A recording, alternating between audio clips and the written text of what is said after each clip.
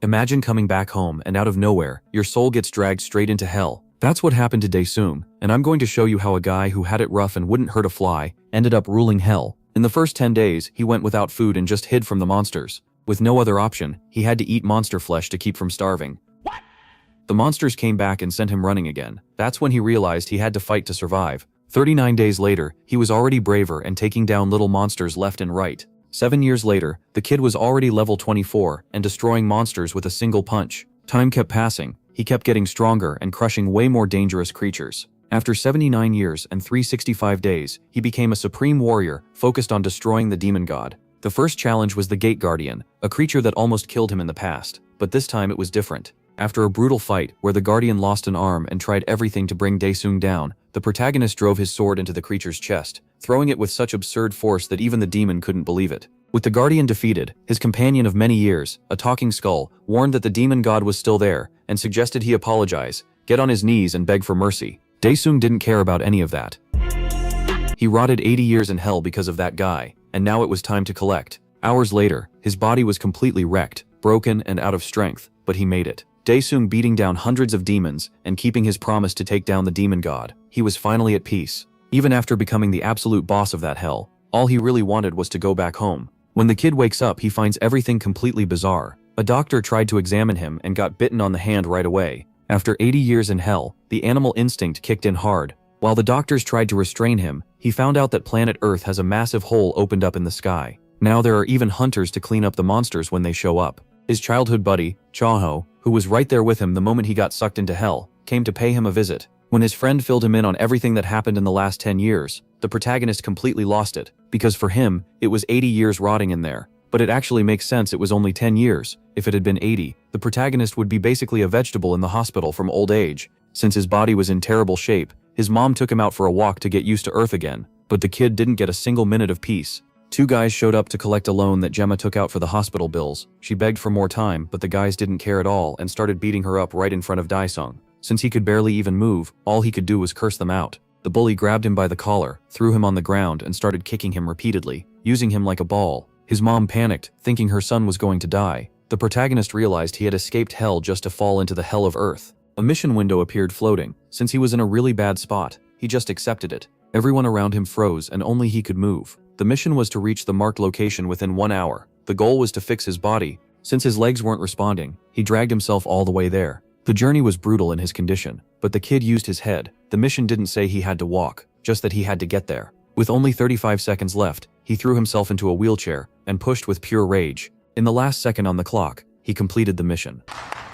The reward was a healing potion. He didn't even think twice, and downed it in one shot. The pain disappeared and his strength got a boost. When time unpaused, the bullies were completely lost, looking for the kid. Security showed up and kicked those guys out. Daesung vanished without anyone noticing. That night at the hospital, he had one goal. He needed to get his body back in shape fast before those idiots came back. The answer came instantly. Out of nowhere, he was teleported to a bizarre dimension. There he got a bundle of missions to heal his body, 100%. There was a mission to train his punches, a mission to run 10 kilometers, a mission to do 1,000 push-ups, sweating blood to get back to 100%. 10 days passed, and the progress bar got stuck at 55%. The protagonist got furious because he was already dead tired. Then mission 10 dropped. A real fight. A portal opened up shooting lightning everywhere. A giant monster stands in front of Daesung. It roars the second it appears. The huge beast rushes straight at him and swings hard. He blocks as best he can, thinking a few more hits like that will turn his bones to powder. Pinned down by the pressure, he jumps at the monster and tries to take control of the fight.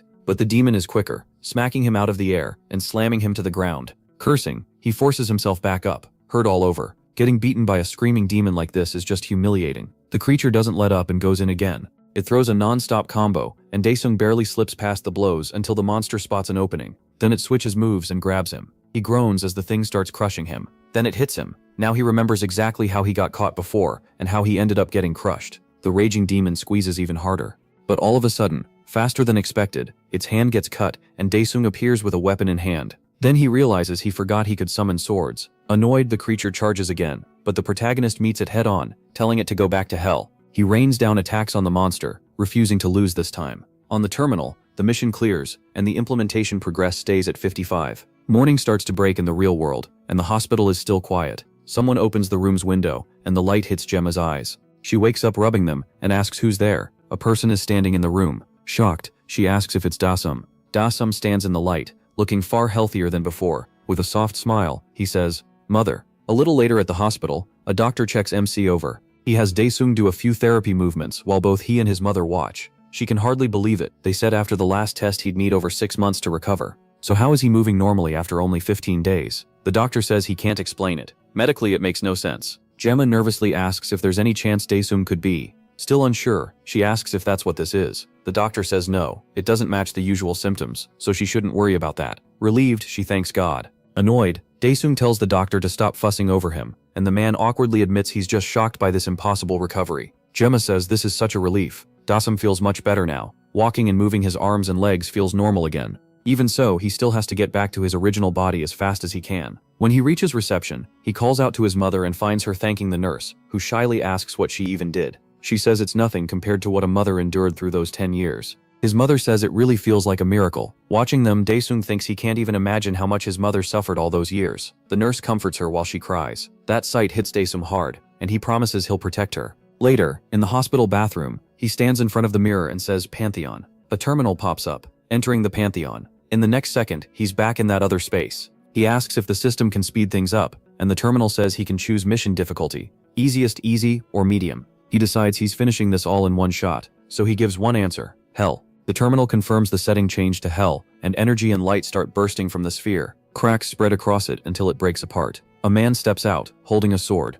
Daesung scratches his ear, and jokes that it's not loud at all. The man stares back with a nasty grin. Then he finally understands what's happening, and blurts out, "Oh come on, no way, this is..." He quickly realizes, the terminal labels the target as the absolute ruler, Han Daesung, a doppelganger, and says he has to defeat it. Daesung now faces his opponent in another dimension. The boy says this must be something he got from the absolute ruler of Hell. The copy charges with a greatsword. The protagonist is caught off guard, and barely blocks the strike. His eyes turn red. The original Han blocks it too. The copy pulls away, throwing up sparks that make Han shield his face. Now he's clearly getting mad. The enemy rushes again, not giving him a second to respond. It's another overhead slash, and Han is already braced for it. He blocks again, but realizes something about this fight feels wrong. The copy looks like he's enjoying it. A storm of attacks follows, forcing Han to defend every single one. But one strike finally gets through and wounds him. Frustrated, Han realizes he can't keep up with the copy's power or speed, and the longer this goes, the worse it gets for him. The copy gets ready to strike with his hand, and it looks like Han won't avoid it. With an open palm, the double unleashes a heavy blow. In the impact zone, smoke fills the air, and Han is crouched inside it. Our hero uses the sword stuck in the ground to pull himself up, coughing. Covered in wounds, he jokes that the fake feels more real than the original, and that's not exactly good news. His eyes glow red, as he says this fight ends right here. Then he activates a power called naturalization, wrapping it around his body. The copy gets ready to keep going. Suddenly, a blinding flash bursts out like a tiny sun. The enemy charges once more. His downward strike cuts through what turns out to be an illusion, and when it misses, he turns to find the real target. But Han appears right where the fake image was. Closing in, he asks where the copy was looking, as he plants a hand on his face. Then he drives the other Daesung's head into the ground. Keeping him pinned, he forces the copy's face to stay turned toward him. Now he grabs his greatsword for the finishing blow, while the copy throws up an arm to block. But the strike misses. The other MC slips away by twisting his neck. A black blur flashes behind the original, and it's the imposter, using his speed to create distance and reset. The boy gives a cruel smile. Then dark waves start pouring off him, as he uses a sinister power. Han is stunned. His copy can use naturalization too. Gripping the greatsword with both hands, the copy charges. They trade blows again, neither able to break the deadlock. Annoyed, Daesung tells his double to stop being such a pain, but the clash keeps going. Then something changes, and Han looks up. The copy uses that moment to slash him across the back. Furious, Han can't believe he got caught. The other Daesung drags the blade upward through his back, tearing open a huge wound. Cold sweat starts running down his face. The next instant, he's back in the hospital bathroom, shaking, drained, and barely standing. Someone is already knocking at the door. Han can't even move properly, let alone answer. A janitor on the other side asks why the bathroom is locked. Reaching into her pocket, she mutters that this is weird. She pulls out a key to the bathroom and slides it into the lock. Back in the battle, Daesung drops to one knee clutching his wound, thinking he can't go on like this. He's hurt badly, and if he loses now, everything he's done so far will mean nothing. Pressing his shoulder to slow the bleeding, he tells himself he needs some way to beat that other him in hell. Then an answer hits him. The inventory. Back in the hospital, someone calls out, "Mrs. Kim, you were told to go to the 3rd floor," and she stops at once, saying she forgot. The person tells her to hurry, and she grabs her supplies and leaves. Daesung gets lucky. Now the bathroom stays quiet and no one bothers him. Back in the fight, Han knows how bad things are, but he's finally thought of a fix. The terminal announces. A blue portal-like circle opens beside him. He reaches inside. The copy starts dragging his sword forward to attack again, but Daesung tells him to wait and grins, saying the fight isn't over yet. He remembers this is an item he got from a mission reward and saved, and right now it's exactly what he needs. The terminal identifies it as a nutrition tonic that restores 20% of health and stamina. That means 5 of them should get him fully back in the fight. The copy clearly isn't planning to stand around, and attacks while Daesung is drinking. He dodges at the last second and fires back with a punch to the enemy's face, knocking him away. Glancing at his wrist, he decides he's almost ready. He reaches into the inventory again, thinking he can't waste time and should go straight to full recovery, pulling out a whole handful of vials. As he drinks, the copy tries to kick him, but he still dodges while chugging the tonics. He figures that's the 3rd one down, and right then the creature is already back in front of him, attacking again. This time though, Daesung has to block with his weapon. Annoyed, he counts to himself, 4, 5, then he goes right back to exchanging attacks with the monster. He can feel his strength returning, but it still isn't enough. All of a sudden, the enemy changes tactics. It grabs Daesung by the throat and lifts him up, wearing a cruel grin. Then it goes for a killing strike, but the protagonist summons his inventory at that exact second. In the next moment, the sword plunges into the creature's stomach.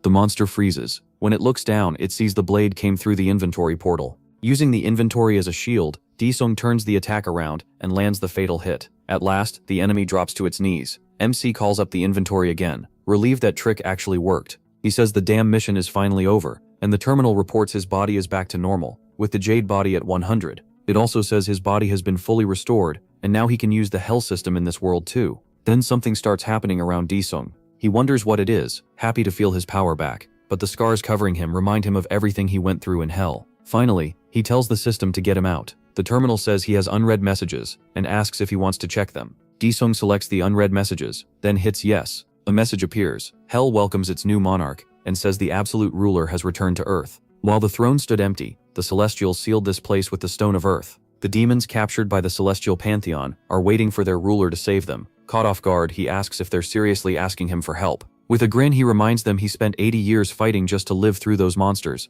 and after all that, he became the monarch. Then he throws out a rude hand sign and tells them all to screw off. Those bastards can go to hell. Shouting now, he orders the system to let him out. Somewhere else, thousands of demons stare at a sphere of energy. Sometime later, at the hospital, Daesung is working out, counting to 50. He does easy push-ups. It seems his full power still hasn't come back. Then the door opens, and the doctor walks in with his mother. Both of them stop, stunned by what they see. The doctor says her son may be an awakened one, and his mother says he wasn't like the others before. He explains there were no signs back then, so he thought Daesung wasn't awakened, but now that's the only explanation. His mother wonders how this could have happened to him. The doctor says that's all he can tell her, but suggests visiting the association. She thanks him for everything. The protagonist finally notices them by the door. Later in the city, he sits in the car thinking about awakened people and the association. He realizes he acted like he didn't notice before because he was focused on the mission, but now it's clear, his mother is hiding something. Looking at ruined parts of the city, he wonders what happened on Earth during the 10 years he was asleep. In a neighborhood farther out, she tells him to go in and wait, saying she'll be back through the next door. He agrees. Inside, someone is taking cash from a drawer. Daesung walks in and spots a girl crouching there, staring at her. He asks who she is. Startled, the girl can only look back in silence. His mother suddenly comes in, saying he needs to eat, then turns to the girl and asks what she's doing. She asks Jisoo where she's been, says she never answered her phone, and tells her how worried she was. Daesung is shocked when he hears that name. Then he notices the empty drawer behind her, and his mother asks in disbelief if she stole again. Jisoo hides her hands in her pockets, trying to cover it up, then walks off without even looking at them. Daesung thinks it shouldn't matter how many years passed. She used to call him Big Brother. He can't believe he failed to recognize his only little sister. She says he looks fine now, but every day had been hell for them. As she passes by, MC just stands there thinking. Their mother calls after her, asking where she's going now. Suddenly someone at the front gate starts yelling for her to open up. Daesung turns that way, serious, while his mother tenses up in fear. The men shout that if she doesn't open in 3 seconds, they'll come in anyway. They keep kicking the door and yelling at her to open it. From inside, he quietly watches it all. Out in the neighborhood, 2 thugs are kicking the gate to Daesung's house, screaming for them to open up. They yell that she really thought she could disappear without a word, while his mother desperately begs her daughter to come over. Still pounding the gate, one man says he knows she's inside and orders her to open it. The other asks if this is the place, curses that she thinks she can hide again, and wonders if they should just break in. But then Jisoo steps outside. She glares at them and says they're making way too much noise. Then she turns and walks off, leaving both men confused. The older one asks who that was, and the other says she's probably the family's daughter. With the door open, they head inside, asking if she's home. One of them likes what he sees. His mother quickly apologizes and says she couldn't contact them because her son was released from the hospital today. She says this is all the money she has right now. A second later, her wallet gets slapped away, and bills scatter everywhere. Dae-sung shouts for his mother. The thug curses at her, saying they didn't come all this way for pocket change, then hits her and throws her down. She lands on the floor, dazed. Seeing that, the protagonist snaps. At the same time, the other thug walks over and stops in shock. Feet. He kneels and asks what happened, but the beaten man can only point ahead. The other looks up at Dae-sung, confused, asking who he is. MC says he wanted to meet these two, and now they came right to his house. The thug angrily asks if he's that useless bastard who couldn't even walk, saying he isn't worth what his mother pays. As he closes in, he asks if the man knows how he survived in hell. The thug calls it nonsense, but Dae-sung grabs him by the face. He says that whenever someone gave him something, he always paid it back. Then he smashes the man's face and says 10 times over, no, hundreds. He keeps beating him, saying he'll repay it all for sure. The thug drops hard and the protagonist tells him to get up. They've still got a long way to go, but the man is already wrecked on the ground. Spotting a wooden box nearby, the other thug gets an idea. He grabs a chair and calls Dae-sung an idiot. Rushing in, he asks if the boy has lost his mind. MC doesn't hesitate. He punches straight through the chair and sends the man crashing into the gate. Then the first thug pulls a knife from his waist. Calling Dae-sung a brat, he shows off the blade and says he's going to cut him. He charges in, waving the knife and yelling for him to face him. The protagonist smoothly catches his wrist and asks if this was the arm. Then he asks if this is the arm that hit his mother, and twists it like it's nothing. The man screams and drops the knife. Clutching his hand, he howls, while the other thug starts to stand again.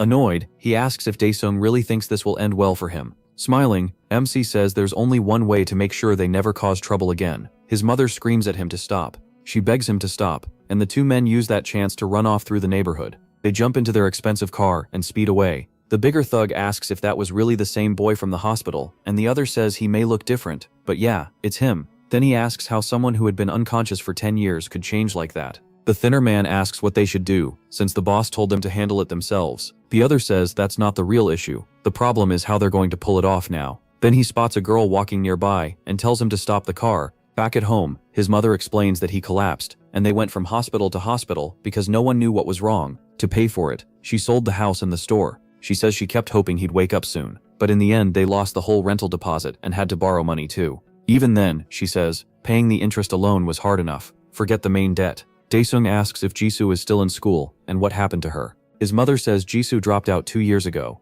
Last year she got hurt while working at a restaurant because she wanted to help. She goes on to say Jisoo worked at a gas station by day and a convenience store at night. Tense, the protagonist says she should have stopped her and sent her back to school, but his mother says she tried. Jisoo was just desperate to survive and help him. Still, nothing got better. Then something happened a few months ago, and now she just wanders around. Hurt by all this, he asks why they didn't just give up on him. His mother tells him never to say that they're family. Dae-sung falls silent, thinking about her words. Then a phone starts ringing. His mother bends down to pick it up. She says it's them, and MC asks for the phone. Taking it, he says there's still something he needs to finish. Then his face hardens. What? Furious, he starts cursing. Meanwhile, the gangster's car moves through the city. One of them says they picked the wrong person to mess with and should have been more careful. He orders Dae-sung to get 100 million by today and wait for their call, figuring someone with his strength can make that much in a day. He warns him not to try anything if he wants his sister back alive. He clenches the phone in rage. His mother anxiously asks what's going on. He says he's heading out and will be back soon, but she tells him to wait.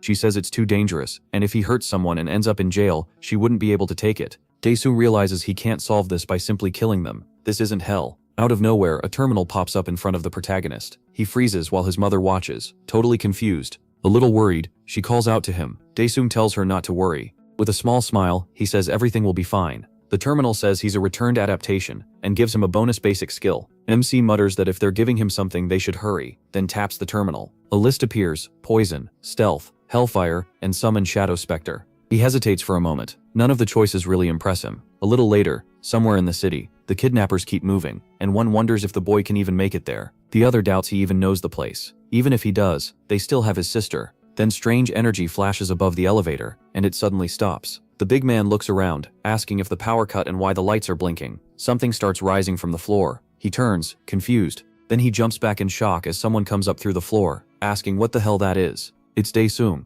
He shows up and asks what he just said. He says they wanted money, so he came to bring it. He picks Summon Shadow Spectre. Dark energy gathers in his hand. Figuring it'll do for now, he activates the skill. A black liquid forms in his palm. He clenches it tight. The liquid drips to the floor. Then something starts taking shape in front of him. Remembering the earlier fight, he tears off a piece of clothing. He orders the shadow to follow the blood and open a way for him. Then he tosses the cloth. A moment later, he's inside the elevator with the kidnappers and his sister. One of the men rushes him in anger. Daesung slips past the hit, grabs his face and drives him down, dropping him instantly. The big guy curses at him. He asks if Daesung isn't awakened. His sister hears that and stares in shock. The protagonist asks what an awakened is. As the elevator opens, the man snaps at him to quit playing dumb. He yells for the others to beat MC down, warning them he's awakened, so they should go all out. Before he can do more, Daesung strikes from behind and throws him to the floor. Another gangster shouts to grab him, and the whole group charges. He steps up. As he advances, the lights flicker and spark. The first guy swings and lands a hit,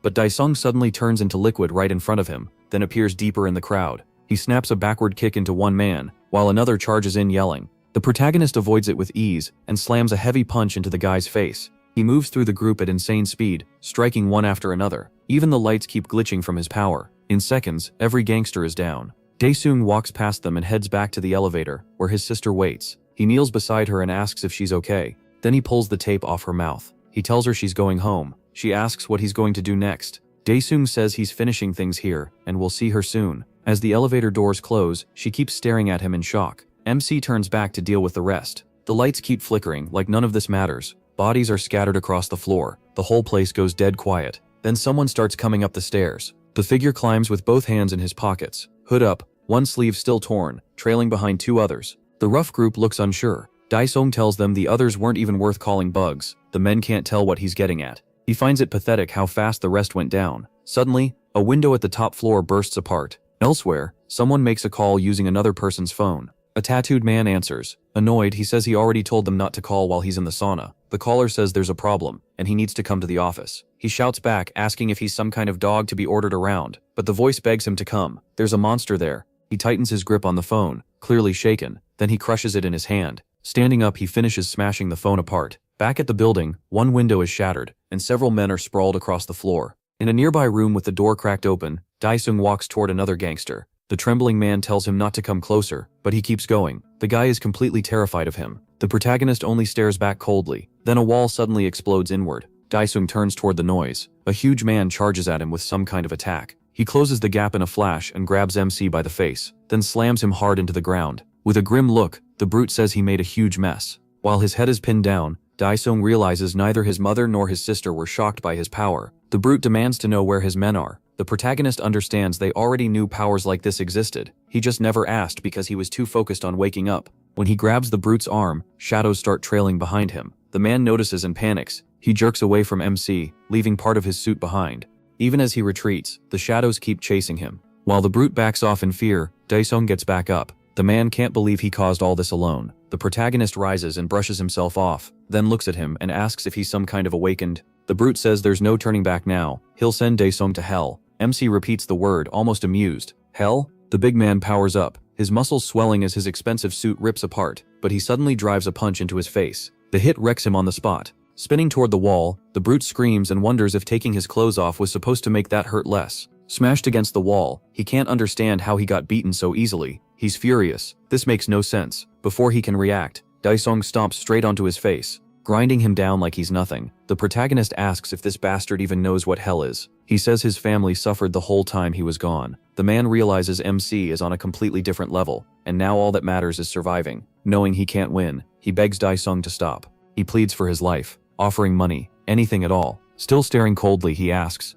"Money? Where is it?" The man points ahead and says it's in the locker. The protagonist looks over and sees it. He asks if the man really means it, and warns him not to lie. Then Daesung walks over. As soon as he goes for the money, the brute bolts. MC watches him run and says he'll die if he doesn't disappear fast. The man screams out an apology. In the parking lot, he jumps into a car. Battered and furious, he curses the kid and swears he'll kill him, child or not. Then Daesung suddenly appears right by his ear and says he forgot one thing, the password. The man stammers, nearly losing himself in fear. He says that part matters. More than that, he warns the man he can visit him anywhere from now on. The brute speeds off screaming. On the rooftop, a portal opens and piles of cash spill out. Seeing it all, Daesung figures it's 532 million won. He wonders how long that kind of money could keep him going, and how many apartments it could buy in Seoul. Later, At a busy phone shop in the city, someone mentions the newest foldable model, priced at 2.99 million won in cash. Daesung picks up a phone and asks, "This one?" The clerk says it's the newest model and really popular with girls, then offers it for 1.99 million won. The protagonist pauses at that one word, girls? The seller adjusts his glasses, worried he pushed too hard, and offers an installment plan if the price feels like too much. But MC says he'll buy it, catching him off guard. Then he adds that he'll take 2, and drops a stack of cash on the counter. The seller lights up immediately. He thanks Daesung over and over. Back home in the quiet neighborhood, he returns with a small shopping bag. Smiling, he sets it on the computer desk. Someone calls that dinner is ready, but Daesung says he has to go out. His mother opens the door, asking where, but he's already gone, leaving her wondering where he went. Later that night in the city, the streets are still full of life. The protagonist arrives at a restaurant. From a table, Chonho waves and calls out that he's over there. Taesung smiles and waves back. Chonho is surprised. Memsi looks nothing like the boy from the hospital. The two enjoy a meal together. They raise their drinks. After a drink, Chonho asks what Taesung plans to do now. He takes a sip and starts with, well, Chonho says they're not dumb high school kids anymore. While the drink seems to hit the protagonist pretty hard. Then MC asks how many apartments 500 million won could buy, and Chonho asks if he actually has that much. He just keeps chewing instead of answering. So Chonho tells him that much would only rent a small place on the edge of Seoul. Taesung asks how much it would take to actually buy an apartment in downtown Seoul. Taking a sip, Chonho says buying one in central Seoul would cost about 2 billion won. He grins and tells the protagonist not to feel too bad. The world changed a lot while he was in a coma. Mimsi just keeps drinking. Even if the alcohol is hitting him a little hard, Chonho says his mom told him something about Taesung. Apparently he awakened. He says he first needs to know what awakened even means. Fired up, Chonho says he only just woke up, so of course he wouldn't know. As the night goes on, Chonho explains that after Taesung fell into a coma, portals started appearing. At first they showed up across the country and were studied and controlled. Then one day, monsters came pouring out of the portals, and those portals started the monsters attacked people. Humans fought back with every weapon they had, but normal arms did nothing, and the damage kept getting worse. Taesung asks if even guns and cannons were useless. Chonho says regular weapons basically don't work, and later they learned only aura weapons, made from monster remains, could hurt them. The people who can use those aura weapons are called awakened. Chonho says he's one too. Looking at his phone, Taesung says that means he's awakened just like him. Chonho notices the foldable phone and asks if he really bought one. The protagonist asks if it isn't cool. The seller said it was top of the line. Smiling, Chonho says that model was probably a recent free giveaway and asks if MC actually paid for it. He realizes he got scammed, and Chonho starts clowning him. Then Chonho gets back on track and says even without an aura weapon, an awakened can still boost their body with power. He explains that physical ability jumps way up, and he heard Taesung beat up the gangsters who came to his house. Annoyed, the protagonist asks if Chonho would lend him money if he wasn't awakened. That catches Chonho off guard. Irritated, he asks what MC is trying to say. He just asks how much he makes. Right then, the space near them starts cracking like glass. Both of them stare at it, worried. A portal begins opening on the spot. Shapes of creatures can be seen inside. People nearby panic, shouting that it's a portal. A huge monster steps out, cracking the ground, and more of them follow. Different monsters march out one after another. It looks like a whole army, pounding wooden weapons in rhythm while people watch from a distance. The crowd freezes in fear. The monsters look like they hype each other up for battle. People scream for everyone to run, but Taesung and Chonho stay behind. Chonho warns that the portal just had a sudden fracture. Han wonders what these things are. They're not like the enemies from hell. He stomps the ground hard enough to crack it, then picks up a chunk. Tossing the rock up, Daesung says he wants to test something, and Chonho has no clue what he's doing. The protagonist lines up the throw, then launches the fragment with all his strength like a discus. Even that small piece explodes into bits when it hits the creature's arm. Chan grows curious about what kind of monster this is. From the impact, he figures out their skin isn't the problem. They're covered by some kind of barrier. The creature glares angrily at what struck near it. Panicking, Chonho repeats that even guns and cannons can't hurt them. One monster breaks from the group and charges. Lifting its wooden weapon, it swings at the two friends. Chonho thinks they're dead and throws up his arm,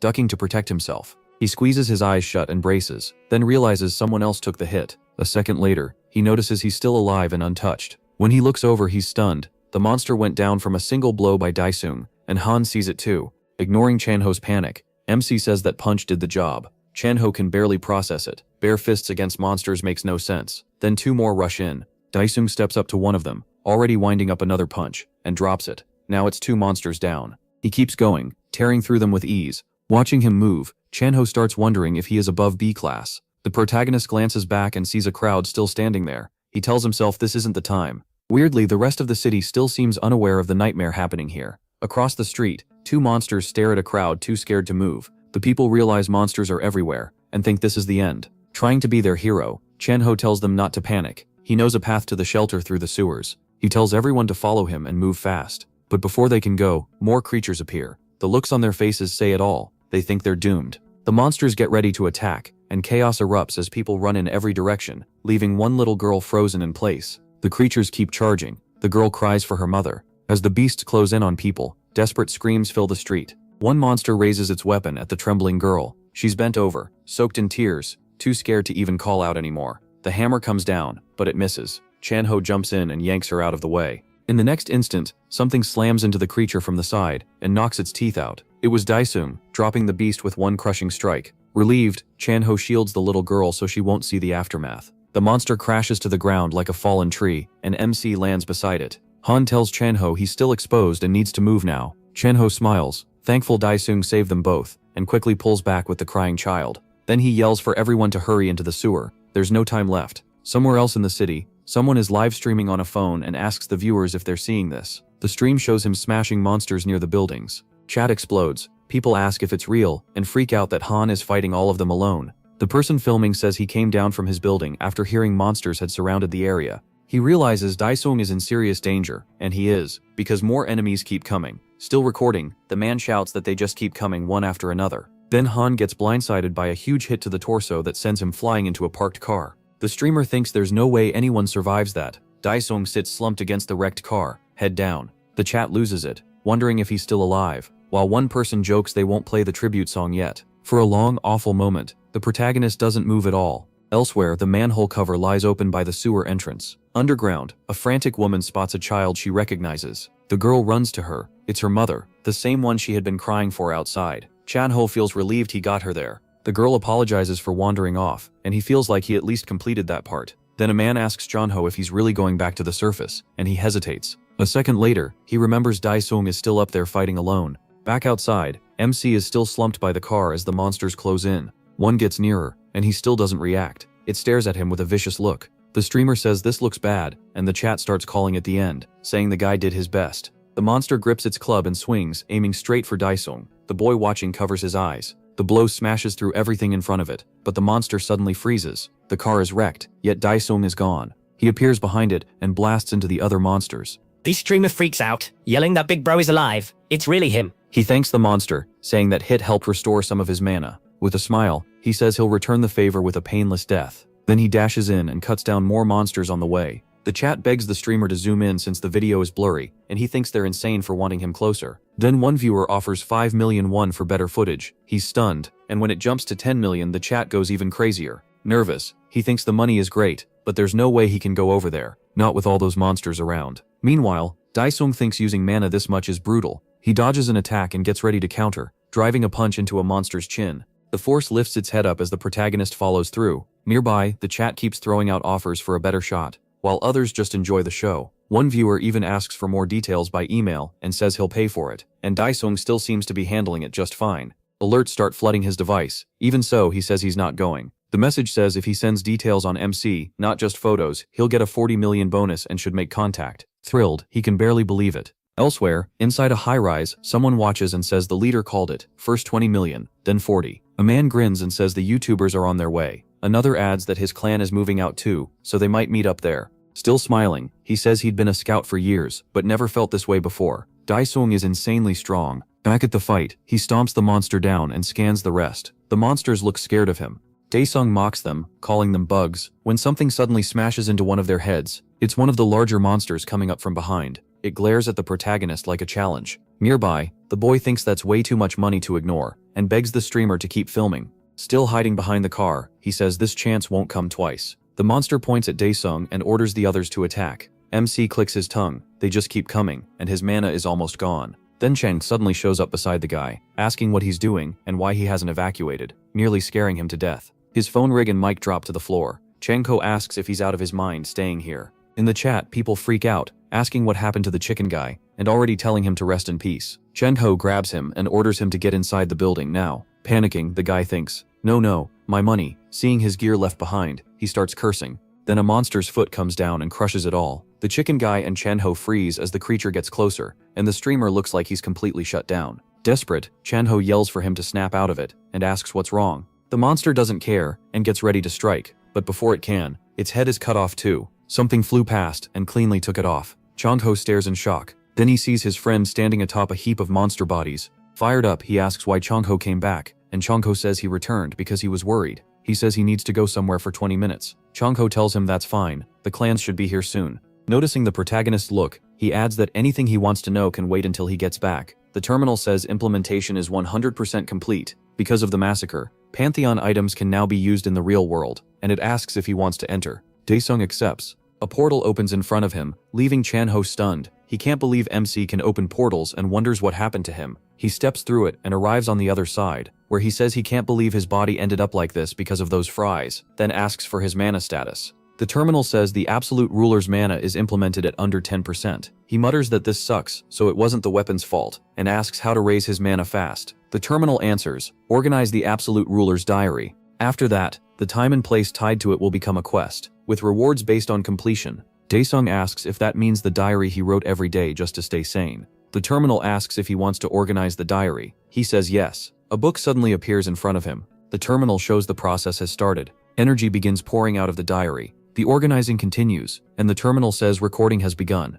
Everything that's happened so far comes rushing back. Then the diary bursts into flames until the recording finally ends. Holding his head, the protagonist says he feels awful and asks to get back to the mana part. He chooses page 16, the Forest of Predators. The terminal reads, page 16, year 5, day 75. Event recreation in progress. He appears in the middle of that place, wrapped in mist. Back in the city, Jondho and the chicken guy head up the stairs. The guy thinks maybe the address he got belongs to Han, and he's glad he recorded it. Then he asks if Chanho knows where Daesung went. Chanho asks why someone offered him money for a picture of MC's face. The guy says nothing. When a loud sound makes them both look up, Chanho says there could be survivors on the roof, so they need to move quietly. The guy keeps climbing. Then his phone starts ringing. He pulls it out to check. It's a message from Junyum, leader of the Seoul clan, saying weekend traffic will delay them, so they need to evacuate the area fast. Worried, he hopes Daesung comes back soon. Meanwhile, in that the terminal says the Forest of Predators has been recreated, but because of a dimensional seal, info on this place can't be shown.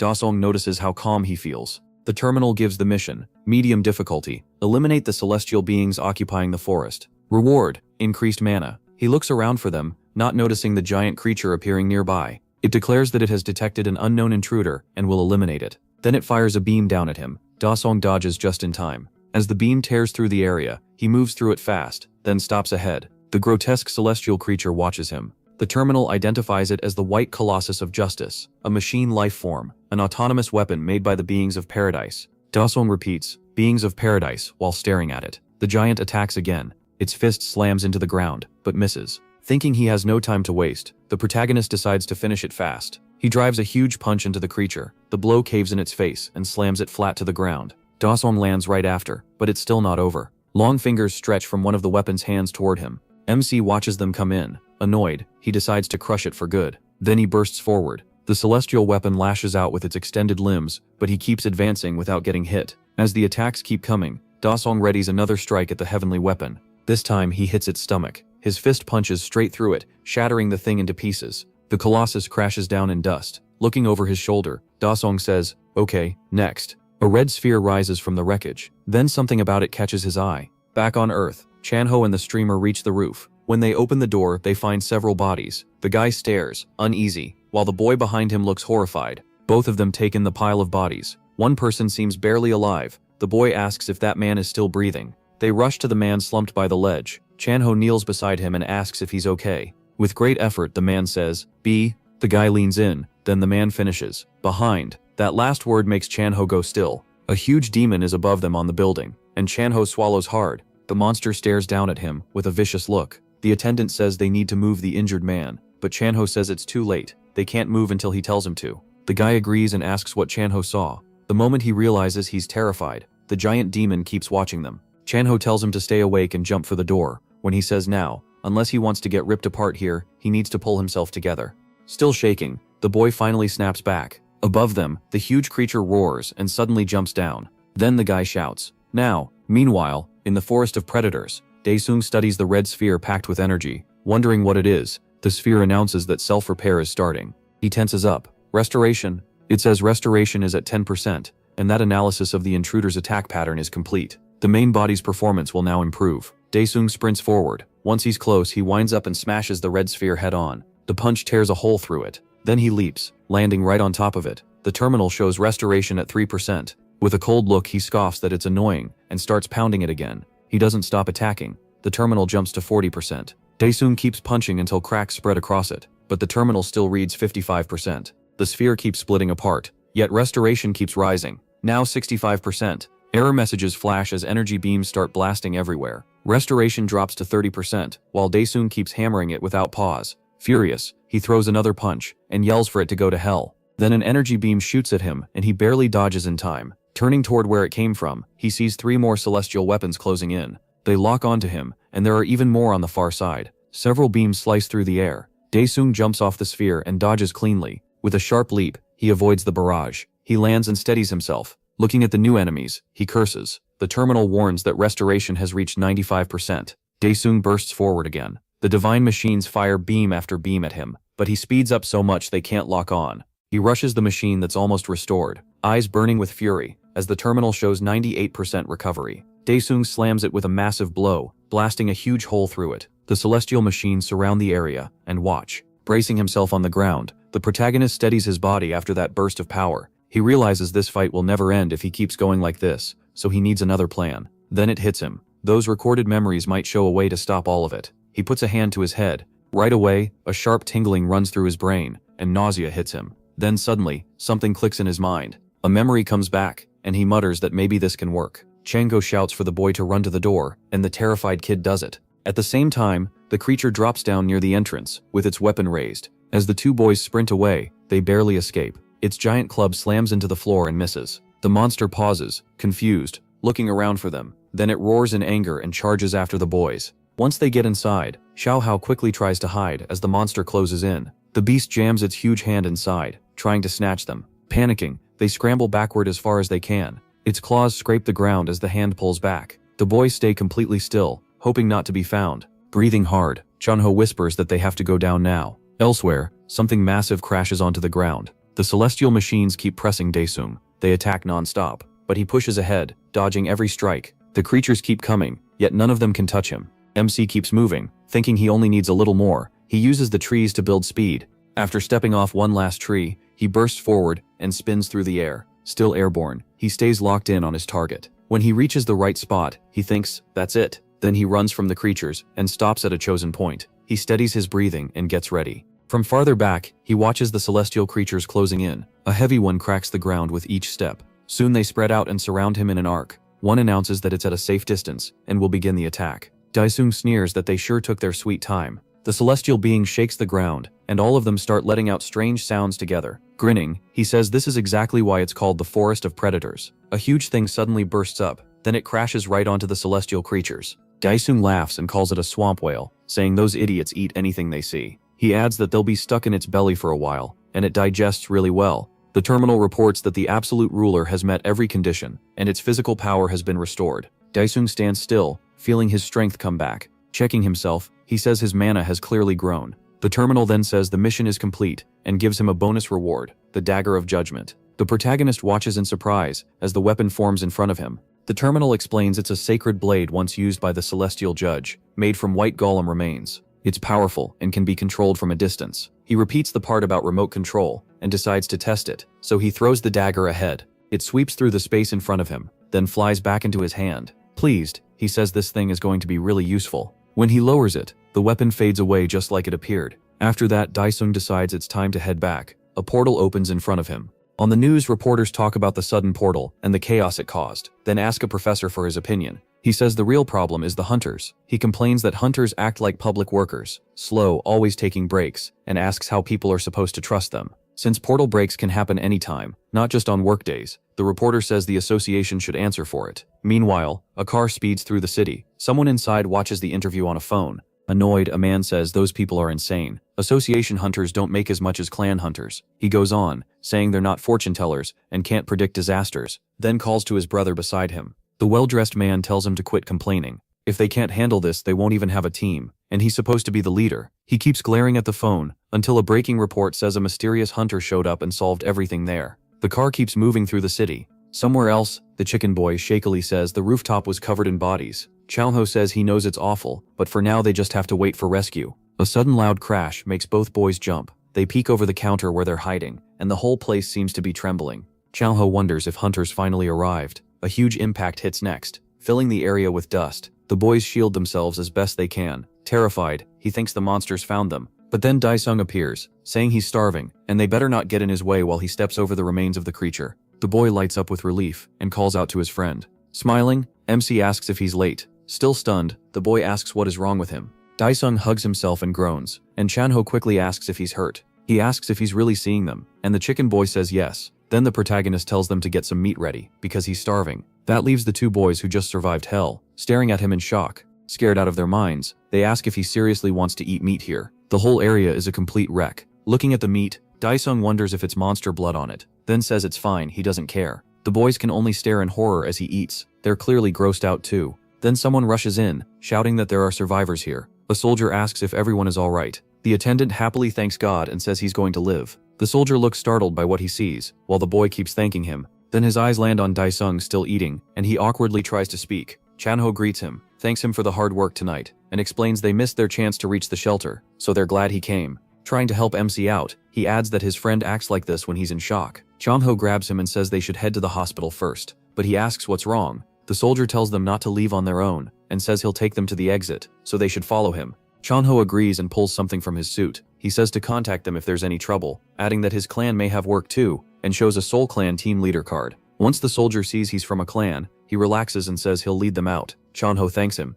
Later, the military fills the area. The two hunters from the car arrive as well. The leader stares and blurts out, "What the hell is that?" He yells at the younger man, calling him an idiot, and saying if he has time to throw up, he has time to check for survivors. The boy quickly apologizes. Then he says he's a hunter and should follow the soldier, and the soldier agrees. The leader thanks God and mutters about what kind of kid that was, just as savage and strong as the monsters. Later, a car moves through the city. Chanho suggests they stay at his place for the night. Daisung refuses, saying people at home must be worried. Chanho says it's nice that he cares, but if they see him like this, they'll be completely shocked. The protagonist looks down at himself, covered in blood. Then he says he'll call his mom and his friend, and after they clean up, they can get some chicken. Sometime later, in a tall building, Daisung looks surprised. His friend tells him to wash up and come back, while he orders chicken. A while later, the food is laid out. MC stares at it and asks what all this is. Chanho says it's been 4 months since he had meat, so he should eat as much as he wants today. Daisung asks if Chanho really made a lot of money, and if that means he's a hunter. Thinking back to their earlier talk, Chanho says that's right. He adds that these days people say hunters aren't much better than scammers. Then he asks if he is thinking about becoming one. The protagonist just makes a sound with his mouth full. Chanho takes that as a yes and says if he goes to the association, he'll probably rank above B. If things go well, Chanho says he could even make rank A. Daisung asks what rank B and rank A even mean, so Chanho explains that it's the hunter ranking system. A rank B can join a big association or clan and make around 3,000, while rank A gets even more. Curious, MC asks if there's anything above A, and Chanho says yes. There's only Chanho jokes, asking if Daisung plans to become the 6th S rank, then says he's kidding. Still, he warns him not to expect too much. Reaching rank A would already be huge, especially in Korea. Then he asks one last time if he really wants to become a hunter. He says yes, and Chanho tells him to trust him. Raising a toast, he says he'll make the protagonist great. MC thinks to himself, become a hunter. Meanwhile, in another high-rise, inside a fancier room, someone eats an expensive meal and says, "So, a crazy debtor." He tells the other man to keep talking while he eats, then says they'll try again. Repeating the words, he asks if that crazy debtor really destroyed the man's whole organization. The other man quietly says yes. Wiping his mouth, the man says that if it's true, it's pathetic, and asks why. If that's the case, he even bothered coming here to report it. The man tries to answer, but stammers, terrified, finally saying he has nowhere else to go. This is Lee Sok, a general of the Hongna clan. He says it would be stupid for a gangster to run to the police, right? The frightened man quickly agrees. Lee Sok asks why he's been shaking this whole time. Then he asks if it's because of the gangster lying dead on the floor. That man is dead, and pieces of his body are gone. The gangster shakes even harder at the sight. Lee keeps a hand on his shoulder, and calmly watches. Terrified, the gangster begs him not to kill him. Lee says that's fine. They only need the money they came to collect. The man can only stammer. Lee says the robbed office doesn't matter since they must have hidden cash somewhere, but the man swears he doesn't know because he was in the back. Panicking, he insists that's the truth, and begs to be believed. Lee just studies him in silence. Then he smiles and says he believes him, making the gangster light up. Sweating and stumbling over his words, the man thanks him. Lee says he's thankful too, and suddenly crushes the man's head with his energy. He does it without any emotion. Blood bursts out from the body. Soaked in it, Lee steps back. Then he looks at a paper on his desk. Picking it up, he tells someone to deal with that guy. The photo on the document is Dae-sung. Lee adds that it should be handled properly. A person waiting in the corner answers yes. Sometime later, he reaches the Korean Hunter Association. The building carries the KSH initials. He's just arriving there for his awakening test, and Chanho tells him the staff will guide him from there. Dae-sung says okay. Chanho reminds him to speak politely, or people will think he's nuts, and the protagonist agrees while getting another warning not to mess anything up. Chanho says he's heading back to work, and tells him to text once the results are out. Seeing how proud his friend looks, MC admits he's nervous. Still, he heads into the building with confidence. Outside, he notices a few staff members smoking and having drinks. There are also other people who seem to be here for testing. On the way in, he passes a man grumbling that this is humiliating. Dae-sung thinks Chanho was right. This could make good money, but it's a pain. Inside, he makes it to lab room 3. Quite a few people are waiting there. He checks his slip and sees he's number 9. Hunters really are popular, but being 9th means the wait shouldn't be too bad. Then his phone rings. It's a text from his mom asking if he's still with Chanho, and when he's coming home since her back hurts and she needs to rest. He decides not to tell her the truth. Instead, he says he's still at his friend's place and will shower before heading home. His mom asks if he ate, then tells him to come back and eat, since his sister went out to buy lunch. Glad to hear that, he plans to head home as soon as he can. Then the door opens, and a woman in heels steps out. She calls for the next person, number 9. Inside, an old man is yelling that he's not crazy and that he's obviously awakened. A staff member apologizes, saying the meter gave no value, and the old man snaps. What? He rants that he's said over and over the meter is garbage, asking if this is really how the association works. Now, people at the front complain that he's hurting their ears and tell him to leave because others are waiting. The old man keeps arguing that all his hair fell out overnight. If that's not an awakening side effect, then what is? He's sure he awakened. At the doorway, people try not to laugh. Dae-sung wonders why this had to happen right when it's his turn. Everyone's waiting on him. The miserable old man says he won't leave and will complain straight to the branch manager. Then someone suddenly grabs him by the head and growls, "Hey you!" Pulling the hand away, the man asks who thinks they can do that. Dae-sung glares at him and asks if he can't see all the people waiting behind him. The man nearly wets himself from fear. Shaking, he says the meter has to be broken because he's sure he awakened. He asks if he's really that sure. A man in a suit says they can test it with him since he's awakened. He walks over to the machine and places his hand on the sphere. Energy starts to gather. He holds it there as the machine activates. Soon the sphere glows green. The man says green means rank C, so the machine is clearly working fine. The old man goes stiff and can only mutter,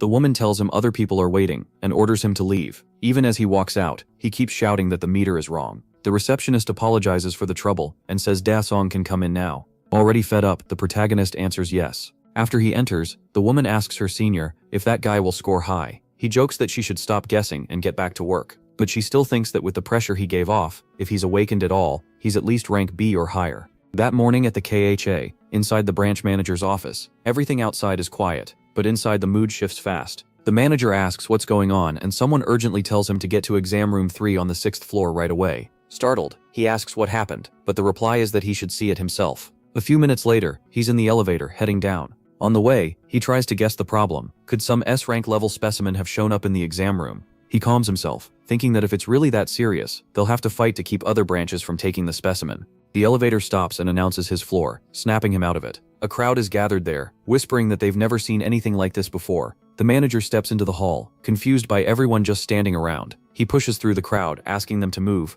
Then he gets close enough and is stunned. One glass measuring orb is shattered and still smoking. Looking around, he sees 2 more are broken too. The suited man can only mutter, "What the hell?" A nervous employee rushes over, fixing his tie, and the manager demands to know what happened. Both of them look toward Dae-sung as the younger worker starts explaining. He says that MC put his hand on the crystal ball, while MC stays quiet. At first, the crystal's color started shifting strangely, and Han asks if that's normal, as mist and changing colors swirl inside it. An employee says that part can happen sometimes, but this was different. Then cracks spread across the crystal. The young worker panics because he has no idea what's happening, and Dae-sung is just as confused. A second later, it explodes, and smoke blasts through the room, frightening everyone outside. They quickly open the door to clear the smoke. A researcher coughs behind her hand, while Han stands in front of the shattered crystal, and another nearby one is broken too. One worker is left sitting on the floor in shock, and Dae-sung just stares at the wrecked crystals. The younger employee asks him if he's okay. Han says nothing, just sweats. The manager asks if the meter malfunctioned.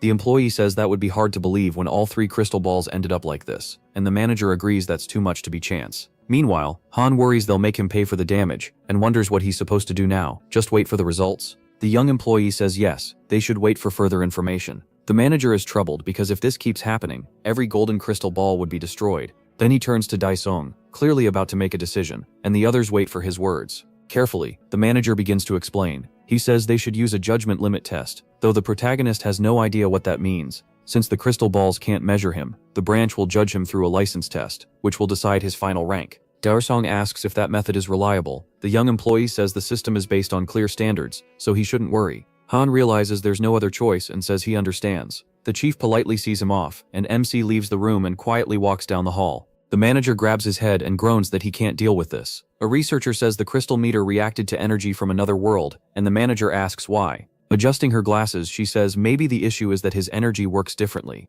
Han's otherworldly power may be interfering with the crystal's function, which is why the orbs exploded. Right in the middle of her explanation, another employee sneezes. He quickly apologizes, but the researcher gets annoyed at the interruption. The manager asks if that means Daesung is SS class, and she says yes, that's likely. The young employee agrees, saying the world really does feel unreal these days. But the woman corrects him. He isn't SS class, he's beyond that. At the same time, the crystal shards crackle with lightning. Later, out on the street, the protagonist tells someone about the test result, and the reply is just, limits? The person on the call thinks that's weird and asks if the meter froze, but Han says no. He explains that the meter broke. The caller asks if he messed with it, then quickly takes it back, saying it shouldn't break that easily. Daesung says he didn't, and when he's asked if he just put his hand on it like they told him to, he says yes, the thing still broke. The caller says they should have realized that 5 minutes ago, then adds that if MC wants a high rank, the only path now is doing well on the test. He pauses and flatly says he doesn't care about getting a high rank. The person says they get it, tells him to get home safe, and hangs up after promising to send the exam date later. He stays there for a second, thinking over everything he just heard. It's been a long day, and somehow it still isn't over. Then something makes him turn. A bright flash appears near the top of a building under construction. A sniper has locked onto him and fires. Watching from above, the assassin thinks he doesn't look that tough. To her, strength means nothing. One bullet is enough to bring down any awakened person. Her finger tightens on the trigger as she keeps him in her scope. Then she suddenly freezes. She realizes she might be in trouble and wonders if he spotted her. That shouldn't be possible. No active hunter has ever found her before, so there's no way someone this pathetic looking could. Staring right at her, Daesung tells her to look over there. Annoyed, he corrects himself. No, right here. She can't believe it. Not only did he notice her, he's speaking to her from the street. Her first thought is to run, but a voice suddenly echoes in her head, ordering her to shoot, and it scares her. Shaken, she pulls the trigger. The shot flies straight at Daesung, while he keeps looking her way. Then an explosion erupts where he stands, kicking up a cloud of dust. The assassin lights up, thinking she got him, but the next second, she sees something impossible. Daesung is still standing there with a crater around him. She panics. That wasn't a normal round. It was an aura bullet. Below, the protagonist keeps staring at her. Terrified, she wonders what he is, and decides she has to escape now. She drops everything and runs. Then something suddenly flies at her and smashes into her legs. She cries out and crashes to the ground, unable to move. In the next instant, Daesung is already up there, looking down at her. The assassin stares at him in fear. He apologizes but points out that her bullet hit him right there, just not hard enough to kill him. The weapon stuck in her starts fading as she reaches for another hidden one. She scrambles up with the gun already drawn. Trembling, she asks if he really said he's fine after taking an aura bullet. Then she asks where he even came from. Daesung answers that he came from hell, and she blurts out, "What?" He repeats it. His name is Han, the 1100th, and he came from hell. Calling him a monster, she screams that he's insane and opens fire. Several shots hit him as she keeps yelling for him to die. Her voice echoes from the rooftop, screaming for him to drop dead. She doesn't stop until the gun is empty. Smoke covers the spot where Daesung was standing. Heart racing, she wonders if that finally killed him, but he suddenly appears behind her and asks, "Die from that?" She's stunned. She was sure he was finished. Then a massive shadow spills out around them. Horrified, she asks what the hell that thing is. In one quick move, Daesung grabs her and slams her into the wall. He pins her there while she feels just how strong he is. And behind her, a terrifying shadow creature covered in hands and eyes rises behind her. It mutters broken words, play, hate, disgust, and other twisted fragments. Desperate, she asks again what that thing is. The creature grabs her and her body starts going into shock. Daesung asks if she's really about to pass out without saying anything. Then he notices some items on the ground. As he bends down, he says he doesn't want to kill her. He checks inside the guitar case and finds more evidence. There's a file, along with photos of him, his sister, and his mother. He lets the bullets fall to the ground and flicks one at the girl's head, forcing her awake. As reality hits her again, she screams in despair. Daesung tells her to answer him, warning that if she screams or talks nonsense again, he'll kill her. He looks down at the photos of his family. Then he asks who sent her. She thinks she can't mention the Habma clan, so her mind jumps to that gangster instead. Since he was reported missing, she figures he wouldn't know, so she says Kim Song-hun, and he asks who that is. She claims he's from the private loan group the protagonist wrecked, and says he stole 500 million from that guy's vault. MC asks if she means the 500 million, and she thinks she can use that lie if she gets out alive. So she tells him to let her go, and she'll tell him where that man is. Instead, he throws a bullet at her, so hard it punches through her shoulder and leaves a huge hole. She screams, cursing and asking why. Barely able to speak, she insists she already told him. Daesung says no assassin gives up real information that easily, and if she lied even once, he'll kill her. She panics, thinking that attack was way too fast, and she has no idea what to do now. At last, the protagonist asks one final time, who ordered this? She thinks the mission already failed, and even if she survives this, she remembers that man blowing up his own subordinate's head. The Habma clan psycho will kill her either way, so no matter where she goes, she's dead. If death is coming anyway, she tells him he can ask 1,000 times, but her answer won't change. Daesung wonders if she's trying some kind of self-destruction move. She screams at the bizarre monster to go to hell, but suddenly a hole is blasted through her, and her hand is destroyed too. She jerks in shock, then starts coughing, badly wounded. Daesung tells her to stay away from him because he's already sick of hell. The woman drops to the ground. MC walks toward her, saying that in the end, he still didn't learn who was behind it. Now he just has to get rid of the body. He says he hates using this item because it leaves a bad feeling. Checking his journal, he reads the keyword, memory of death. He flips through page after page until he finds what he wants. That should handle it. He calls on the Pantheon, and a portal opens in front of him. He recalls hearing that most of this area is shut down because of the portal fracture, but this should still be the better way to deal with it. Outside, it's just another unfinished building. Inside, Daesung leaves what's left of the assassin covered up. The one hand still sticks out from under the tarp. He steps through the portal and returns to the Pantheon. At the terminal, a message says the demons of Pandemonium celebrate the Absolute Ruler's second return. Then it asks what date and place he wants to recreate. Daesung answers, page 134, where the Prison of Souls was recorded. The Prison of Souls was the main weapon of the Ghost King, one of the 15 rulers allied with the demon god. He defeated that being once, and this artifact can pull from death because it carries his blood. When he first reached the Prison of Souls, he thought the fights would get easier, but his summon was too weak to use it right. The terminal shows page 134, year 37, day 98, and asks if he wants to recreate it in the Pantheon. Unlike on Earth, this can be used here to dispose of bodies, so he orders the recreation. Daesung confirms the command. The terminal marks the location as the River of Death and begins the process. Everything around him starts shifting. A moment later, he stands in a barren land. That place is the Souls. Drift all through the area. He remembers that the Ghost King's land lies across the river, and there used to be a boat to cross it, but now there's nothing, not even planks, and swimming is impossible. The moment your body touches the water, death would eat it away. The terminal shows the mission goal: defeat the celestial beings occupying the river. Reward: 50 implementation of the Prison of Souls. Suddenly, a voice announces they have found an unknown intruder and are waiting for approval to remove him. Daesung watches them and asks what they are. Up close, they look like white insects. The terminal identifies them as autonomous weapons, mechanical life forms made by celestial beings. Then the creatures announce that elimination has been approved. The celestial monsters rush Daesung. Launching some kind, he slips past them easily, and the attack hits a tree behind him. The spot it struck starts corroding. The protagonist wonders if killing them might earn him a boat. He summons his savage dagger and waits for the huge insect to rush him. Then he bursts forward, charging the giant creature to strike. His blade punches through its shell, cutting down through its body. One of them is split clean in two. It crashes to the ground as Daesung resets his stance. Then several purple shots come at him from every side, leaving almost no easy escape. Daesung thinks they're like poison bullets, and dodging them won't help much, so he gathers his energy as the barrage closes in. The spheres slam into a shield around him, and he stands there without a scratch. He says picking them off one by one is a pain. Since one of them doesn't want to come down, he tells it to get down here. Then he unleashes a heavy attack that shatters everything around him. The creature tries to hold on, but the whole area shakes, and the next moment it starts falling. Thinking this is his chance, Daesung charges in and tears through them, striking back at each celestial creature. Then he smashes their cores. He even catches one of those energy spheres with his bare hand and crushes it like it's nothing. The terminal shows the mission is complete, and the Prison of Souls is now at 50%. Then it says the rewards have been given to the Absolute Ruler. He just watches the terminal shut down. A flame of energy appears in front of him, and something starts to form inside it. The terminal says he got the blessing of the worm armor that blocks death energy and lowers physical damage. Reading that, he realizes he'll be protected from death energy. Then a prompt asks if he wants to equip it now, warning that putting it on again later will take willpower. Daesung pauses,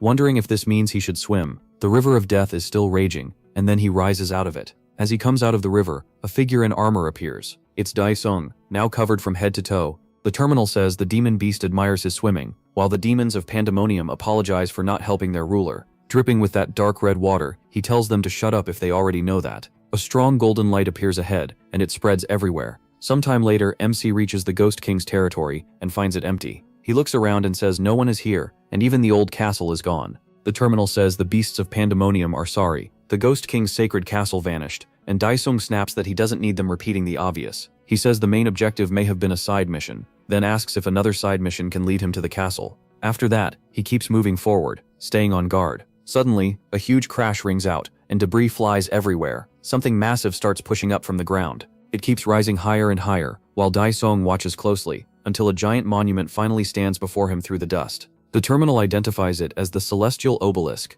built by celestial beings with divine stones to capture wandering ghosts in the 9 heavens. A holy light appears at the top, and fiery energy shoots from the gate. Daesung asks if entering it will trigger the next quest. The terminal confirms this is Mission 2, destroy the celestial creatures made by the obelisk to earn 100% completion of the Prison of Souls, plus a rune and contribution points. Then a strange creature appears. The armored being locks eyes, and he stares back, wondering what it is. The creature glares at him in rage, and Daesung guesses it might be the general commander. Since it's in the demon category, he doubts it's hostile. At the same time, a whole group of those creatures rushes at him. The protagonist yells for the bastards to stop, and releases his power on the spot. The demons freeze and watch him, while the terminal says the demon beasts beg forgiveness for betraying their comrades. The creatures roar back in challenge, then charge the King of Hell again. Daesung attacks first, striking 2 of them head-on. He notices they don't seem to have cores inside, and wonders if the pillar is the reason.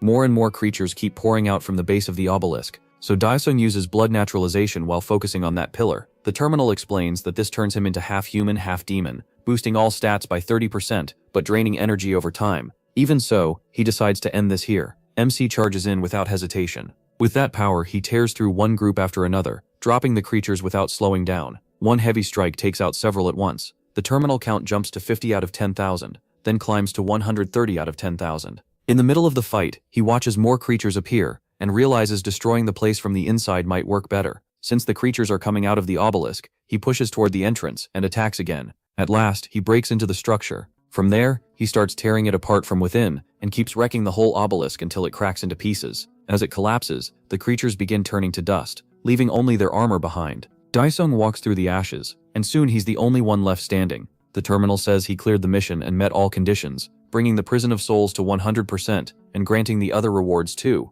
2 glowing spheres appear before him. Daesung guesses one is the reward and the other is for implementation, so he decides to check them first. Then he gives the command, collect. The spheres react at once, and one of them flies toward his chest. The terminal says the reward is the Soul Prison artifact, which turns the dead into ghosts. It comes with a skill to imprison souls. Store a dead target's soul in the artifact. Bring that soul back as a commanded soldier, and share part of the commander's memories. Right now, he has 0 out of 20 souls. Daesung says the main point was to gather bodies and information, but there aren't many slots, so that must be why he got another reward too. He gives the command again, collect, and the red sphere reacts. A message appears, asking if he wants to carve the expansion rune onto the soul prison. He orders it to collect, and the 2 spheres merge. The soul limit jumps to 100. He keeps holding the artifact for a moment, then tightens his grip, and it disappears. At last, a message says the soul prison has been collected. He says he got what he came for, then wonders where to go next. Noticing something ahead, he asks what that is. The terminal says the demons feel a chill from a bright but evil aura and beg their ruler to be careful.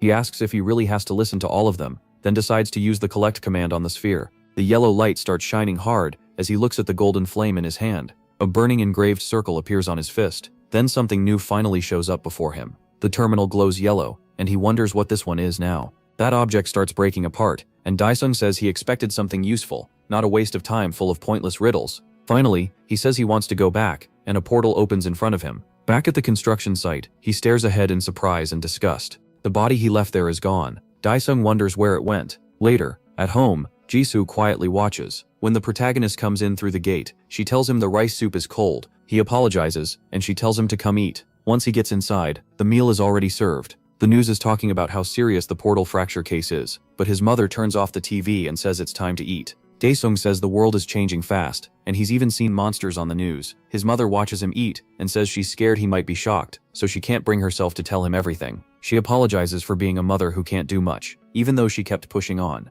Daesung tells her it's okay. He says he's just thankful she survived in a world like this. She looks surprised by that, while Jisung keeps eating like she doesn't care. MC wonders what this weird mood is about. Then he asks if there's anything his mother or Jisung want. Jusu asks why. Does he want to buy them something nice? His mother asks if he wants more soup, and he says yes. Jusu points out that's a double serving. Elsewhere, at the Seoul clan, someone asks what's happening, and another says they were on their way underground, asking if this is about the licensing exam. On the phone, someone compares it to training in the mountain cave, but Chenho says it's nothing like that, and asks if they really want to go back there. Daesung says he found a bug, but it vanished in an instant. On the other end, his friend asks what he means by bug, and he thinks about how the body disappeared without a trace. Still, he says that while he's gone, he wants his friend to look after his family, and Chenho agrees. The protagonist thinks he also needs to make sure he doesn't get caught. After hanging up, Chenho wonders what Daesung is planning. Elsewhere, someone reports that the body was thrown away, but the target must be dangerous if he made a B-rank assassin look weak, and asks how they should handle him.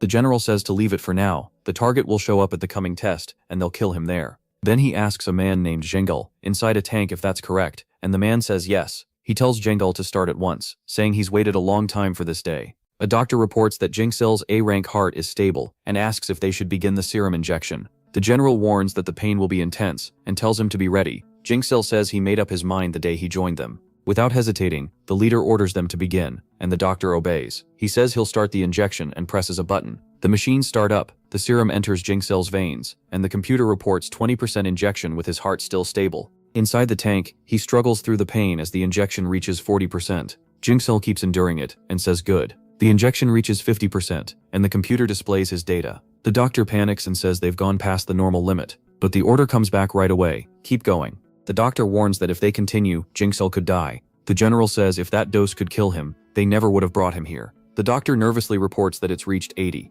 As the level keeps rising, the man in the tank then the injection maxes out at 100, and he's still screaming. A moment later, the monitor shows his heart has stopped. His body goes completely still in the tank. The whole room goes quiet. The doctor says his heart stopped. He's dead. But the general raises a finger, telling everyone to stay quiet. Then something changes inside the tank, and the doctor catches it on the monitor too. Out of nowhere, the man's heart starts beating again. The doctor can't make sense of it. Jin opens his eyes inside the tank, and the doctor blurts out that it's impossible. With one punch, Jin shatters the thick glass and forces his way out on his own. Once outside, he roars. His boss looks very pleased. Standing in the middle of the room with power pouring off him, Jin gets told he almost let them down, but still did well, and the general says he's already looking about 10 days ahead. Meanwhile, Daesung gets a message from Chenho asking if he's still only using the test gear. Mo Xiao thinks he can handle weak equipment with his body, but there's something he wants to test first, so he picks up a twig. He swings it a few times and taps his arm with it, then realizes he was right. Armor doesn't show up in the real world, unlike weapons.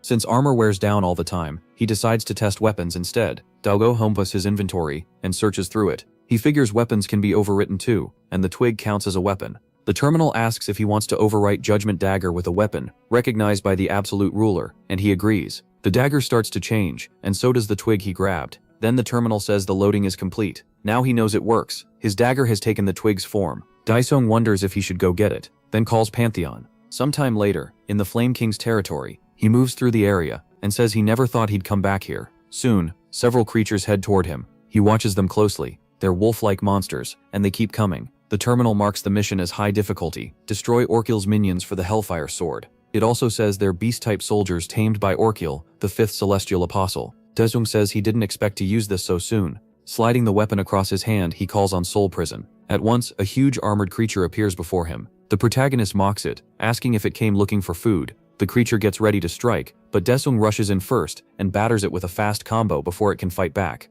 As it drops, he throws his dagger ahead. One of the beasts glares at him with furious energy. Then something tears through the monsters, hitting them one after another. One of them clearly feels the impact, and the dagger keeps moving, cutting through as many of them as it can. The terminal says 33 soldiers were absorbed. After that, the weapon flies back to him. Daesung looks over the battlefield and orders the fallen soldiers to rise. His enemies still charge in without caring, until a shadowy hand suddenly grabs one by the face. One of the dead soldiers rises under Daesung's command, and more start appearing behind it. With a clenched hand, he crushes the creature's head, making the rest even angrier. Meanwhile, more of he tells them to move. At once they rush the enemy, and just like that, a full-scale battle breaks out. While it starts, Daesung flicks a lighter, then lights a cigarette, and watches the fight. Caught off guard, he spits and wonders how Chenho even knew about this stuff. Up ahead, the battle turns chaotic. The clash goes on, and one of Daesung's soldiers seems to be losing badly. He smiles and says they're fresh bugs, but that still doesn't mean he can relax. An enemy charges at him in a rage, but something comes after it. Right before it reaches him, it gets seized. Then he explains that as long as the stigma stays on the body, they can keep regenerating forever. His soldier yanks the creature back and closes in to attack. Daesung says the undead don't feel fear or hesitate because of death. The terminal shows he's collected 12 soul stones out of 1,000. The protagonist says this won't do if he leaves it all to them, he'll be here all night. Mission progress is only at 50, so he thinks maybe it needs one or more unfinished missions. He slams the ground to build momentum and launches into the sky with huge force, thinking wiping out thousands of them in 2 hours isn't even that hard. From high above, the army below looks like ants. Looking down on them, he thinks the best part is that this would look pretty awesome. Then he dives at them like a meteor, closing the distance fast. He keeps dropping at full speed until he's almost right on top of them. He crashes into the middle of the army like a blazing comet and slams down with all that stored power. The creatures snarl at him, just as white light floods the area. A massive explosion erupts from the impact point. Back in the human world, at the Soul Clan headquarters, a monster gets stabbed through the stomach. It howls from the hit as someone pivots and slices upward from bottom to top. The terminal announces that all targets have been eliminated. The creature starts fading away while the woman finishes with her sword raised. This is Shin Cho-young from The Disappearing. The terminal says she is leaving the hunting simulation and thanks her for her work. A man in a suit, the head of the Soul Clan department, asks the captain how she can enjoy this. Clan leader Hwang Jong says it's not bad. He explains that she gets nervous in real fights and acts before thinking, so this training is good for her, especially with 10 days left. He says they should raise the training by 2 levels, because if they want to beat the Mad Dogs, they first have to beat. The department head cuts in, asking if he means John Jin of the Habma clan. The leader says yes. Without him, no one would likely beat Shin Cho's score. She's rank B, while Jun Jin is rank A. Jun annoyed says no, it's more about what the Habma clan is planning. The man says come on, and asks if that clan wasn't banned from the rookie test for a year after that incident. The chief says that's exactly why they've gotten dirtier. They're desperate to make up for this year's gap. His subordinate says that in the end, Shin Cho and Jun Jin will dominate the first part of the test, and the stage will belong to those two. The chief agrees, unless some other monster shows up. The terminal says the demons of Pandemonium admire the absolute ruler's amazing skill and are grateful, even tossing in a thumbs up. Then it shows only 1 soulstone remains. Daesung wonders if there's a mute option while still smoking. One surviving creature groans under him. It looks at him with fear and anger, but MC hits it and tells it to shut up while he keeps smoking his cigarette. Standing on a pile of bodies, he tells it to stay quiet. The terminal says the cleanup is done and the mission is complete, rewarding him with conquest points and 50 implementation for the Hellfire Sword. Then spheres of energy start rising from the dead creatures. The same thing happens across nearly all of them, and every orb moves toward Daesung, merging into one single sphere. The terminal tells him to offer the soul orb at the altar. He wonders what altar it means. He hasn't seen anything like that. He reaches toward the orb and thinks he'd better not have to waste time searching for it. Then a structure suddenly rises from the ground. It looks like the altar is forming, and Daesung notices the huge thing appearing out of nowhere. Surprised, he says it looks nicer than he expected. The terminal says the creatures of Pandemonium shake their heads at the absolute ruler's words. The protagonist flicks the rest of his cigarette onto the pile of monsters. The terminal announces the second mission, offer the soul stone at the altar, and prove himself to the Snake Guardian. When he gets there, he places the stone into the altar. The stone immediately reacts, and the spheres on the pillars begin giving off the same energy. Then something gigantic appears before him. Daesung just stares at it, and a giant serpent reveals itself, locking eyes with him. It keeps its gaze on MC, and he stares right back. The terminal explains that this guardian is the snake favored by Orkyul, the 5th celestial apostle. To claim the celestial item, he has to answer her question. Daesung is thrown off and goes, "What?" He complains that everything was going smoothly, and now suddenly there's a quiz. He says they're trying. Then he tells the snake to ask already, because he's got a special answer ready. The beast finally speaks, but it's in a language he can't understand. Annoyed and shocked, he asks if she's kidding when something suddenly flies out and strikes one of the snake's eyes. The serpent screams in pain. Daesung snaps, asking how she dares try to sell him drugs. The terminal says blood naturalization has activated. It will drain his life over time and boost his stats by 300. With a quick motion, he attacks again, and his weapon pierces the serpent's other eye. The dagger returns to his hand, and he charges straight in. He leaps up to the height of her head and says they were so nice to him that maybe they started thinking he'd gone soft. He adds that they should use whatever they've got, calling them evil bastards. Daesung keeps attacking without stopping. Furious, he yells at the snake. Standing on top of her, the monster writhes under the hits, then suddenly starts to swell. A second later, its head explodes. Daesung drops back to the ground, as pieces of the snake scatter everywhere. He mutters that it smells like fish, then notices something odd. He says this trick was way too obvious, so of course he saw it coming. Where the head used to be, something starts changing, and a new one begins growing back. He realizes it might be exactly what he thought, and soon the giant serpent is fully restored. This time, it's even more enraged. Daesung says that kind of cheap move won't work on him. He squares up and tells the monster to come at him. The protagonist watches the raging beast, and the snake lunges straight at him. Already ready for it, he waits for the bite. Then he jams his arm between its huge teeth, steps on its tongue and forces his way into its mouth. Inside, he spots something shining brightly and says this really is the flame of regeneration. Right then, the giant snake snaps its jaws shut around him. The serpent rises after swallowing him. The terminal says the demons of pandemonium despair and cover their eyes. But almost right away, the monster starts acting strange. Then it opens its mouth and spits out something glowing. Daesung bursts out from inside it and lands safely. He catches something massive that slams into the ground, then stands up holding a huge sword. The terminal says he got the Hellfire sword, but at 50% implementation it can't work at full power, so some skills are sealed. Daesung says 50% is still enough to kill this thing. Now it can't use regeneration anymore. The enraged serpent charges him again, and he readies the new sword. Set on ending this, he says this has gone far enough, and lifts the weapon as power surges through it. Then he brings it down in one brutal clean strike. The blade tears a hole through the monster, and the blow is so strong it cuts the creature clean in half. Daesung looks over what he did, while the terminal announces the mission is complete. He gets the serpent's blood, 20,000 conquest points, and the Hellfire sword reaches 100%. Suddenly, the chains wrapped around the sword snap apart, and MC looks at the completed weapon with satisfaction. The terminal explains, this is the Hellfire sword, and the trials were meant to prove he truly wanted it, by enduring the burning pain for a set time. He figures that means one last step is needed to fully understand the blade, the trial of scorching hell. Then the terminal shows 239 hours left, adding that it won't kill him, but the pain will continue. Daesung realizes he'd have to endure the burning for almost 240 more hours, 10 days. As flames swallow everything around him, he thinks for a moment, then decides he doesn't need to suffer through this trial at all. He asks if Flame King has become a dog that can't even recognize its master. The terminal still shows 239 hours and 54 minutes left, but Daesung tells it to get that countdown out of his face before he slices it up and burns it to ash. At once, the terminal changes the remaining time to 0. The flames begin to die down, and a voice calls out to its lord. It begs forgiveness for not knowing who he was, until hearing his voice. He tells him it's fine, it has been a long time, King of Flames. A bright light shines through the smoke, and Daesung says he made sure not to go to Pandemonium. Pandemonium is where souls that die in hell end up. It's an endless void like sinking into a dark sea with no bottom. The terminal says the demons cried, pounded on the walls of darkness, and begged their ruler to free them. The King of Flames says that after his lord disappeared, he kept waiting for him through the storms of time. Daesung asks if he resents him, but the king says no. If it was his lord's choice, he accepts it gladly. What truly angered him was everything that happened after his lord vanished. Confused, the protagonist asks what happened. The king explains that one day, a strange enemy came from the edge of the dimension. They attacked when the demonic beasts were weakened by the gap left behind by their monarch, and overran hell. On top of that, they sealed hell's time and space.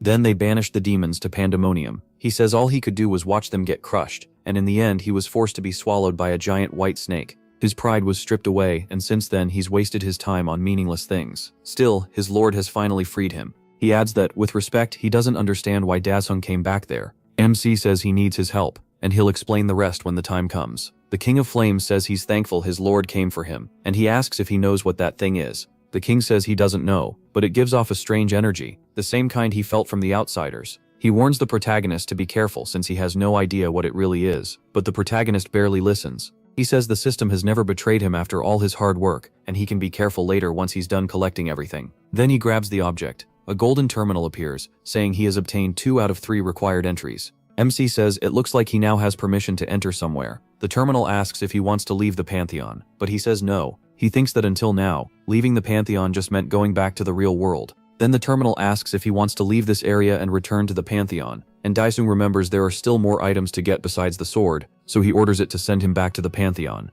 Back in the human world, one person says the massacre video is blowing up, and another says that was bound to happen. It was no joke. They ask if the manager saw it too, and he says of course he did. Chanho thinks there's no way he can admit Daesung is his friend. That would be way too embarrassing. Then a man walks over and asks if he can speak with team leader Chanho for a moment. Chanho asks what brought the director there. The director tells him to take a break and come smoke. A little later, out on the terrace, the director says Chanho never mentioned he was at the scene and asks if he found anything. Tensing up, Chanho wonders what answer the man wants. If he says Daesung is his friend, the director will do anything to recruit him. So he says that if he knew anything, he would have reported it. And the director asks if that's really all. What a waste. He says if Chanho had known something, they could have brought him into the clan. Chanho decides to keep acting clueless. He agrees. then says it's only been 7 days since the license test, and asks how Cho is doing. The director goes quiet for a moment, and Chonho asks if something's wrong. The man says no, he's just worried she's pushing herself too hard. Elsewhere, with 7 days left before the test, Chaobei keeps training hard.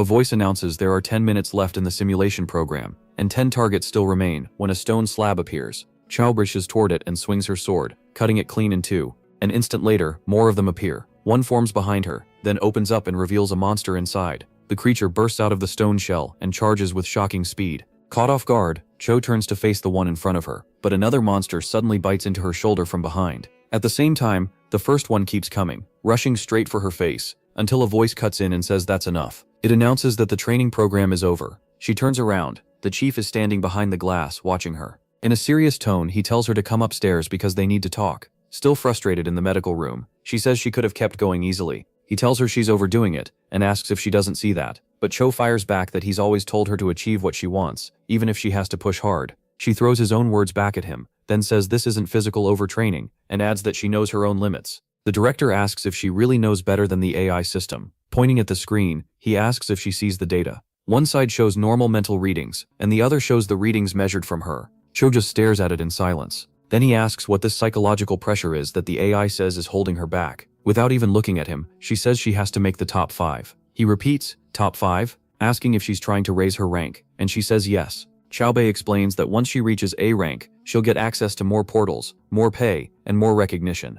Then she cuts herself off, crushing the bottle in her hand, and says it's not about money or fame. Biting her lip, she says she wants to kill every monster left in this world. With 5 days left before the license test, someone opens a door. It's the general of the Hama clan. He walks through the area in silence, until he reaches a huge metal door. He pauses there briefly, then scans his finger to unlock it. The door opens at once. Covering his nose, he says he didn't expect the guy to hold up this well in a place like this. He adds that they can change the quarantine room, especially the ventilation. The lights react to some kind of energy, and he says they can fix the lighting too. Then he asks if that's right. Inside, someone is greedily tearing into a carcass. The general calls out his name, Jinkiel. He says Jinkiel looks fine, and even seems to like the food. He tells him to eat well and rest, so the medicine can do its job. After all, he'll be the star of the coming license test. With 3 days left, the terminal shows his mission is complete. In a frozen area, our hero watches with his sword in hand. The King of Flames asks if his lord is finally coming back. Daesun confirms it, and now there's only 1 day left before the license exam.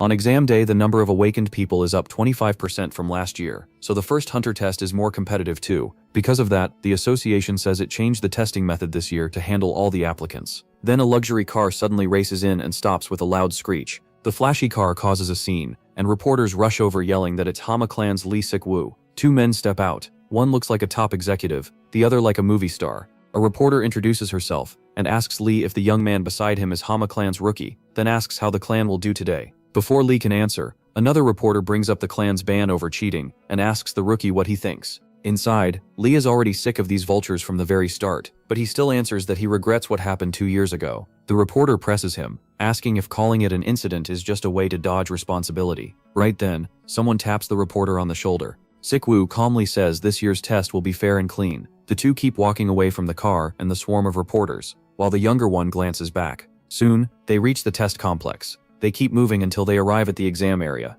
Annoyed, the Hama clan rookie says he shouldn't have ignored what those people were saying outside. Lee warns him by name. The other just says he was kidding and won't do anything. Lee says having fun is fine, but he needs to stay in control, especially if something gets exposed because that would cause a lot of trouble. Then a man walks up behind them saying he'd like to know what kind of trouble they mean, catching both off guard. Sai-woo looks back slightly to see who got that close without being noticed. It's Captain Hwang Jun-young, and it's been a long time since the three last met. Lee jokes about his outfit, saying he looks like a gorilla in disguise, and Hwang says it's because of the reporters. Hwang adds that at least he doesn't have to act fake for cameras, like some people do, and the comment clearly hits the younger man. Then he notices something unusual. He studies Lee's companion and senses an aura that's steady, powerful, and perfectly controlled. With a tip of his hat, Hwang thinks the young man made a very smart move. Sik-woo catches that right away, and points out that the captain is already focused on the rookie before the exam even starts. Zhao Young apologizes, but says he's worried he may have to report that rookie again, like he did 2 years ago, and hopes it doesn't happen. Lee answers coldly that it won't, then the two walk off, leaving the captain watching them. Irritated, Jen notices the old man is still staring at him, and asks Lee if that guy has a problem. Lee calmly says he gets why He Xiao feels that way, but reminds him the old man isn't their target. Jen replies that first they need to find the real target. A woman passes them while talking on her phone, heading the other way. Jinkiel watches her closely, and his expression shifts. Sikwoots explains that she's Shincho Young, a strong fighter from the Soul Clan, but Jinkiel barely cares. He just thinks beating her would be easy. Lee tells him strength isn't the point. What matters is that the clan and that old man are working together. But instead of backing off, the rookie gets even more excited, and says she'd be fun to break. From a distance, Huang senses something is off, and wonders what Lee is planning this time. But whatever it is, that young woman won't fall for it. Then something else suddenly grabs the captain's attention. Our hero arrives at the complex too, walking down the same hall with a heavy aura around him. Chao Young is deeply shaken by his arrival. Huang keeps staring even after the young man passes, almost frozen in place. Now standing in front of him, Shine calls out to the old man, as Dai Sung walks away. She calls him again, but he still seems stuck under the boy's presence. Clearly rattled, Huang finally speaks without looking away, and tells her to be careful. The sudden warning confuses her. She thinks he's talking about the Homai team boys, and says she won't let her guard down. But Huang says he doesn't mean those two. Still watching the boy walk off, he says he's talking about him, and the young man has no idea they're even discussing him. Someone apologizes for not coming in person, because work piled up. Hearing the clothes will be returned later, they say to just use them well, since they'd end up as rags anyway. A voice alert announces that the hunter license test will begin soon, and all participants must take the provided gear and head to the exam room. Han pauses in front of a machine like a vending unit. The screen tells him to place his finger for a scan so he can collect what's inside. He does what the machine asks, and a box with his name pops out. He checks the contents and finds protective clothing inside. Meanwhile, at the exam room, the participants gather outside waiting, and one of them says they're finally taking the test. An older man proudly puts on his special suit, feeling all the struggle was worth it to get here, and rise above the people who look down on him. He's especially mad at the bastard who dared touch his head, and he swears he'll act if he sees him again. Just as he thinks that, someone suddenly places a hand on his head again, startling him. Furious, he starts turning around to see who did it. A young man wearing number 14 stares him down with a strong aura and tells him to move. Sweating hard, the bald man thinks it's better not to react. While that's happening, Daesung arrives wearing number 104. He notices the man slumped by the wall with his head down. Excited, the young fighter lets out his own aura and says the games can begin. Elsewhere in the exam building, Seo waits with the other applicants for the start. The young man from the Homai clan looks, while our hero is lost in thought. A lot of people have gathered there, and then the lights in the hall slowly switch on until the place is fully bright. Circles of energy appear in front of everyone. The crowd stares, wondering what they are, when a mic check sound suddenly echoes through the room. A man introduces himself as the supervisor, greets everyone, wishes them luck, and says he'll get right to it. He explains that this year's gate has 3 floors, and each one leads to a different environment with its own goal. One person asks what he means by 3 floors, while another says he's never seen portals split up like this before.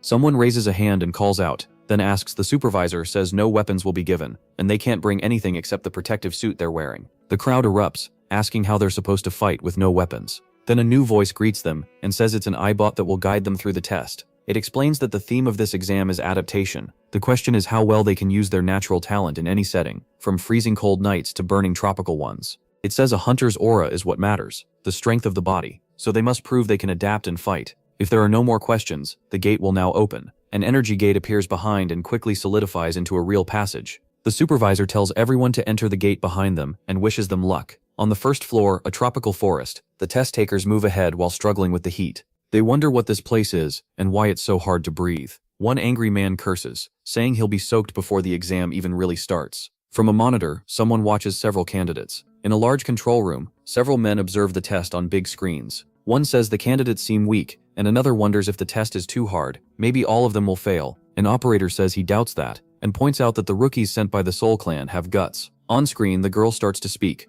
She tells herself to calm down fast, so she can use as little energy as possible. The clan director thinks Cho is doing really well. Back in the control room, they say the Hobma clan also came well prepared this time. Jim is impressed and thinks this is insane. The clan general hears people praising how ready the Hobma clan looks, and gets interested. That makes him excited, thinking the old man got fired up just from seeing it. Then he notices the Soul Clan director staring at something behind him in surprise, and thinks he shouldn't be that amazed. Captain Huang is impressed, wondering who this calm guy is. He quietly watches the screen, then something catches his eye, and he focuses on that boy. On the monitor, Arthur General is shocked. He hasn't even broken a sweat. He also can't sense his aura, and wonders how he's hiding it. Our hero thinks he wanted a drink, but good thing he already drank back at the terminal. His status shows no abnormal effects from the environment. By the exam rules, getting caught means instant elimination, but if nobody notices, then there's no issue. Around him, people complain, asking when this will start because they're dying out here. Then the bracelets on their wrists light up, and a voice announces that all candidates have been confirmed. Now it will reveal the first stage conditions for those selected. They need to kill 20 swamp orcs. The moment he hears that, our hero takes off. One candidate curses and says he won't lose. He charges ahead, breathing hard, until a rock trips him up. He slams face first into the ground. Spotting water ahead, he mutters that it's a swamp. Still, he's thrilled and asks if that's really water. Maybe he can finally survive. He crawls toward it on his knees and reaches in to scoop some up, but instantly realizes it isn't water. A sticky worm grabs him. It uses slime that looks like swamp water to lure prey. The bot announces that candidate 94 has been eliminated, and emergency protection is starting. The creature suddenly swells, and its head bursts, sending the man out into a forest clearing. He's lowered safely to the ground, as the bot says protection will stay active until the recovery team arrives. Elsewhere, another candidate keeps moving. Our hero keeps making his way through the forest. He glances aside and thinks it still doesn't seem to be there, so he picks up the pace. The rescue team reaches the eliminated candidate and starts recovery. Then their communicator beeps. He checks it and sees that candidate 104, Handasun, is being tracked. The rescuer is surprised, wondering about number 104. At last he finds a swamp orc, and it spots him too. He says that's a shame. He wanted to smash its skull with a rock. The orc glares at him. Looking at the huge rock overhead, he asks if the monster agrees, calling it a pig. The creature roars in rage and rushes him, but then that giant rock drops above it. Daesun punches it to send it flying. The boulder breaks apart and every piece slams into the orc. A huge crash echoes through the forest, blasting debris everywhere. As our hero stands there, someone watches him from hiding. The man thinks this is candidate 104. When he was told to track him, he thought whoever gave that order was crazy. Looking at the corpse, our hero counts this as his 6th kill, while the hidden watcher admits he's no weaker than a rookie from a major clan. Daesung says hunting them one by one is too slow. He didn't want to spend mana this early, but he has no choice, so he summons the shadow specters and gives them an arena. Another part of the tropical forest, deep in the jungle, some orcs sense something. They ready their weapons, but after waiting, they're confused because they still see nothing. One tells the other to hold on and be patient if he wants a good meal. Then something starts dripping down on them, and more of it keeps falling. One of the orcs finally notices something, and our hero appears behind them. Daesung says he's starving, after digging through the ground. He gets what they mean, but still doesn't fully get it. One orc says the food came to them on its own, and another agrees. The protagonist counts them and realizes there are probably more than 20. Then he asks what exactly they're trying to say. The Flame King tells his lord they see him as food, and asks for the command. Looking at the group, Daesung says they're hilarious. Then he finally gives the order, burn them all. Elsewhere, someone moves through the forest. Xiaobei uses her aura opening skill and forms a protective field around herself. As she advances, she casts Expand Search and spreads her aura to find targets. The next second, she finds one. She quickly changes direction, rushes toward a tree, and kicks off it hard. An orc is launched into the air, and the girl appears with aura and sword ready. She figures that at this rate she can clear the first floor in an hour. The orc gets back up and tries to run. Seeing that, she moves in to finish it and charges, calling out fourth. But someone beats her to it and cuts the monster's head off first. She turns back in shock and sees that guy from the Habma clan, wearing a scary look. The orc drops dead. As Jun stares at her, she realizes it really is the guy from Habma. With a satisfied look, he says, 5. Annoyed, she says that's just like the Habma clan stealing other people's prey. He fires back that they're in a competition, so nothing belongs to her. Then he calls her dumber than an orc. Xiaobei snaps that if all he can do is steal kills, he'll only be good for cheap entertainment. Anne asks if having a filthy mouth is some clan tradition. Jim shoots back, asking if her clan started a tradition of being idiots 2 years ago. The two glare at each other. He wonders if he should kill her. She's even worse than he thought, but he decides to wait until at least the second part on the second floor. Jim keeps staring her down while she mocks him. Then she turns and walks off. As she leaves, she flips him off and tells him to go play by himself. Idiot. Furious, he thinks he's going to kill her. Overflowing with rage and power, he rushes at her. Then a huge crash erupts nearby. He stops, while the girl is still facing away. He looks confused, not understanding what just happened. She seems just as surprised. Both of them look around for the source, and then a giant fire explosion erupts nearby.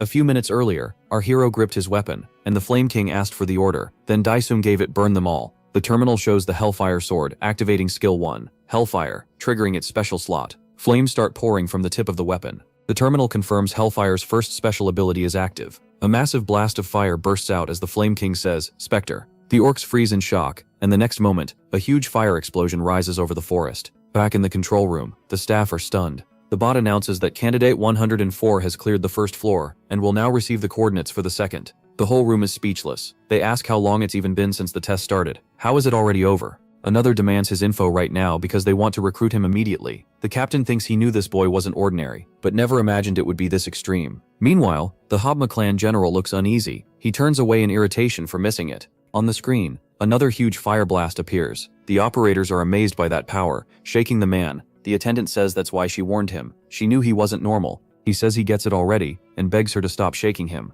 Another staffer stammers, asking if this is even real, then says okay fine, but they still wonder why old Ginseng is there. He walks over and picks up an orc axe, standing among the dead monsters with the weapon in hand. He notices one is still alive. He runs over to the orc and gets ready to strike. Then he keeps hacking at it, counting 1, 2, 3, while saying this is delicious. Excited, he calls it his 11th kill, and says following that trash number 104 was a great idea. The operators are stunned, asking if this cowardly move counts as cheating. Another says he's not sure, the test is about adaptation. But someone points out that old man is a normal person who couldn't even pass the awakening test, so how did he get into this exam? The girl explains that Han Dasan broke several measuring spheres that day, and someone asks what she means by Han Dasan. She gets mad, while the other person apologizes and asks her to explain. She says the rumor is that after breaking the sphere, he asked them to erase the result. The man asks what happened next, and then says he heard a flood of complaint reports were sent to the association, probably because of that. He flicks the girl on the forehead, and tells her to say something that actually makes sense. Then he adds that no amount of complaints would be enough. An older man walks in and apologizes for interrupting. The three bow and ask why the branch manager is here. The manager says he was the one who approved that person, shocking the staff. One of them asks how he could lock Silla walks. The manager explains that 3 nights ago, they caught him trying to sneak through the portal with bombs strapped to his body. A woman asks if he was trying to kill himself because he isn't awakened. The manager says no. He explains that the man lost his entire family in a portal break years ago, so this is likely revenge. Everyone falls silent. One says that if the system accepted motives like that, the whole thing could fall apart. The other two start whispering, and he nervously asks if he said something wrong. The manager cuts it off. Either way, this should have been absolutely impossible. But he caused that incident the other day. He got his pay cut for 3 months, yet he doesn't mind. He feels like he found a real gem. The operators wonder why the monitors are glitching, and try to contact support. Then our hero appears on the main screen. A little later at the test site, 2 men in suits show up. A communication device suddenly flies off. The general says the control room must be in chaos by now, while the other man picks up the communicator. He asks if candidate 104 was supposed to be taken out on the 2nd or 3rd floor. The general answers that was before Jin's opponent moved ahead of him. The man asks what he means by taken out, saying that sounds pretty sinister. The general brushes it off, saying he only wanted to test his potential with a little challenge. To that guy, a little challenge sounds insane. Somewhere else, another person gets a message. It orders him to inject mutation pools into the monsters on the floor. The lackey sighs, saying it's a shame. Number 104 really had talent, but he pushed too hard against what the Habma clan director arranged. So the man fires his weapon. The shot hits a creature directly. A massive roar echoes through the forest. That sound grabs He figures the portal to the 2nd floor must be close. The Habma clan general thinks it would be better if he died during this challenge. The creature starts mutating and goes wild. Rock shards burst everywhere, and the monster ends up wrapped in stone. It turns into a floating swamp ghoul that can make mist. The creature roars and uses its power. Thick fog starts spreading. The soldier thinks he needs to report this fast and ask for a lot more money. He pulls out a hidden communicator from behind the tree, but it suddenly blows up in his hand, releasing smoke. He realizes it's a paralyzing gas. His weapon drops to the ground. He crouches there, coughing in the smoke. Then the giant creature appears right behind him. Our hero keeps moving through the forest. He realizes he's going in circles, passing the same place again and again. He checks his gear and notices a dead body. He wonders if that death was really an accident. He can't believe the test organizers would set this up. Suddenly he senses something behind him and realizes he let his guard down. A swarm of rocks shoots toward him. He spins and blocks the attack with skill. Still, one projectile slips through and nearly reaches his face. It's a different kind of shot. The instant it lands, it explodes. Daisung does his best to guard against the blast. At first he thinks it's fire absorption, but then he realizes it feels more like mana absorption. Either way, he can't use the power he used on the orcs. It's still on cooldown for 1 hour and 27 minutes, and that thing clearly won't wait. The monster starts creating those projectiles again, and launches them all at our hero, who blocks with his weapon. He keeps cutting and dodging every shot the creature throws. Then he moves in and charges. He leaves the projectiles behind, deciding this is getting old, and going straight for the main body. He rushes through the barrage and closes in on the huge stone golem. The monster releases smoke as it waits. Daisung gets ready to strike. The creature prepares its own attack too. He lands a direct hit on the giant golem, but gets struck at the same time. The damage he dealt seems minor.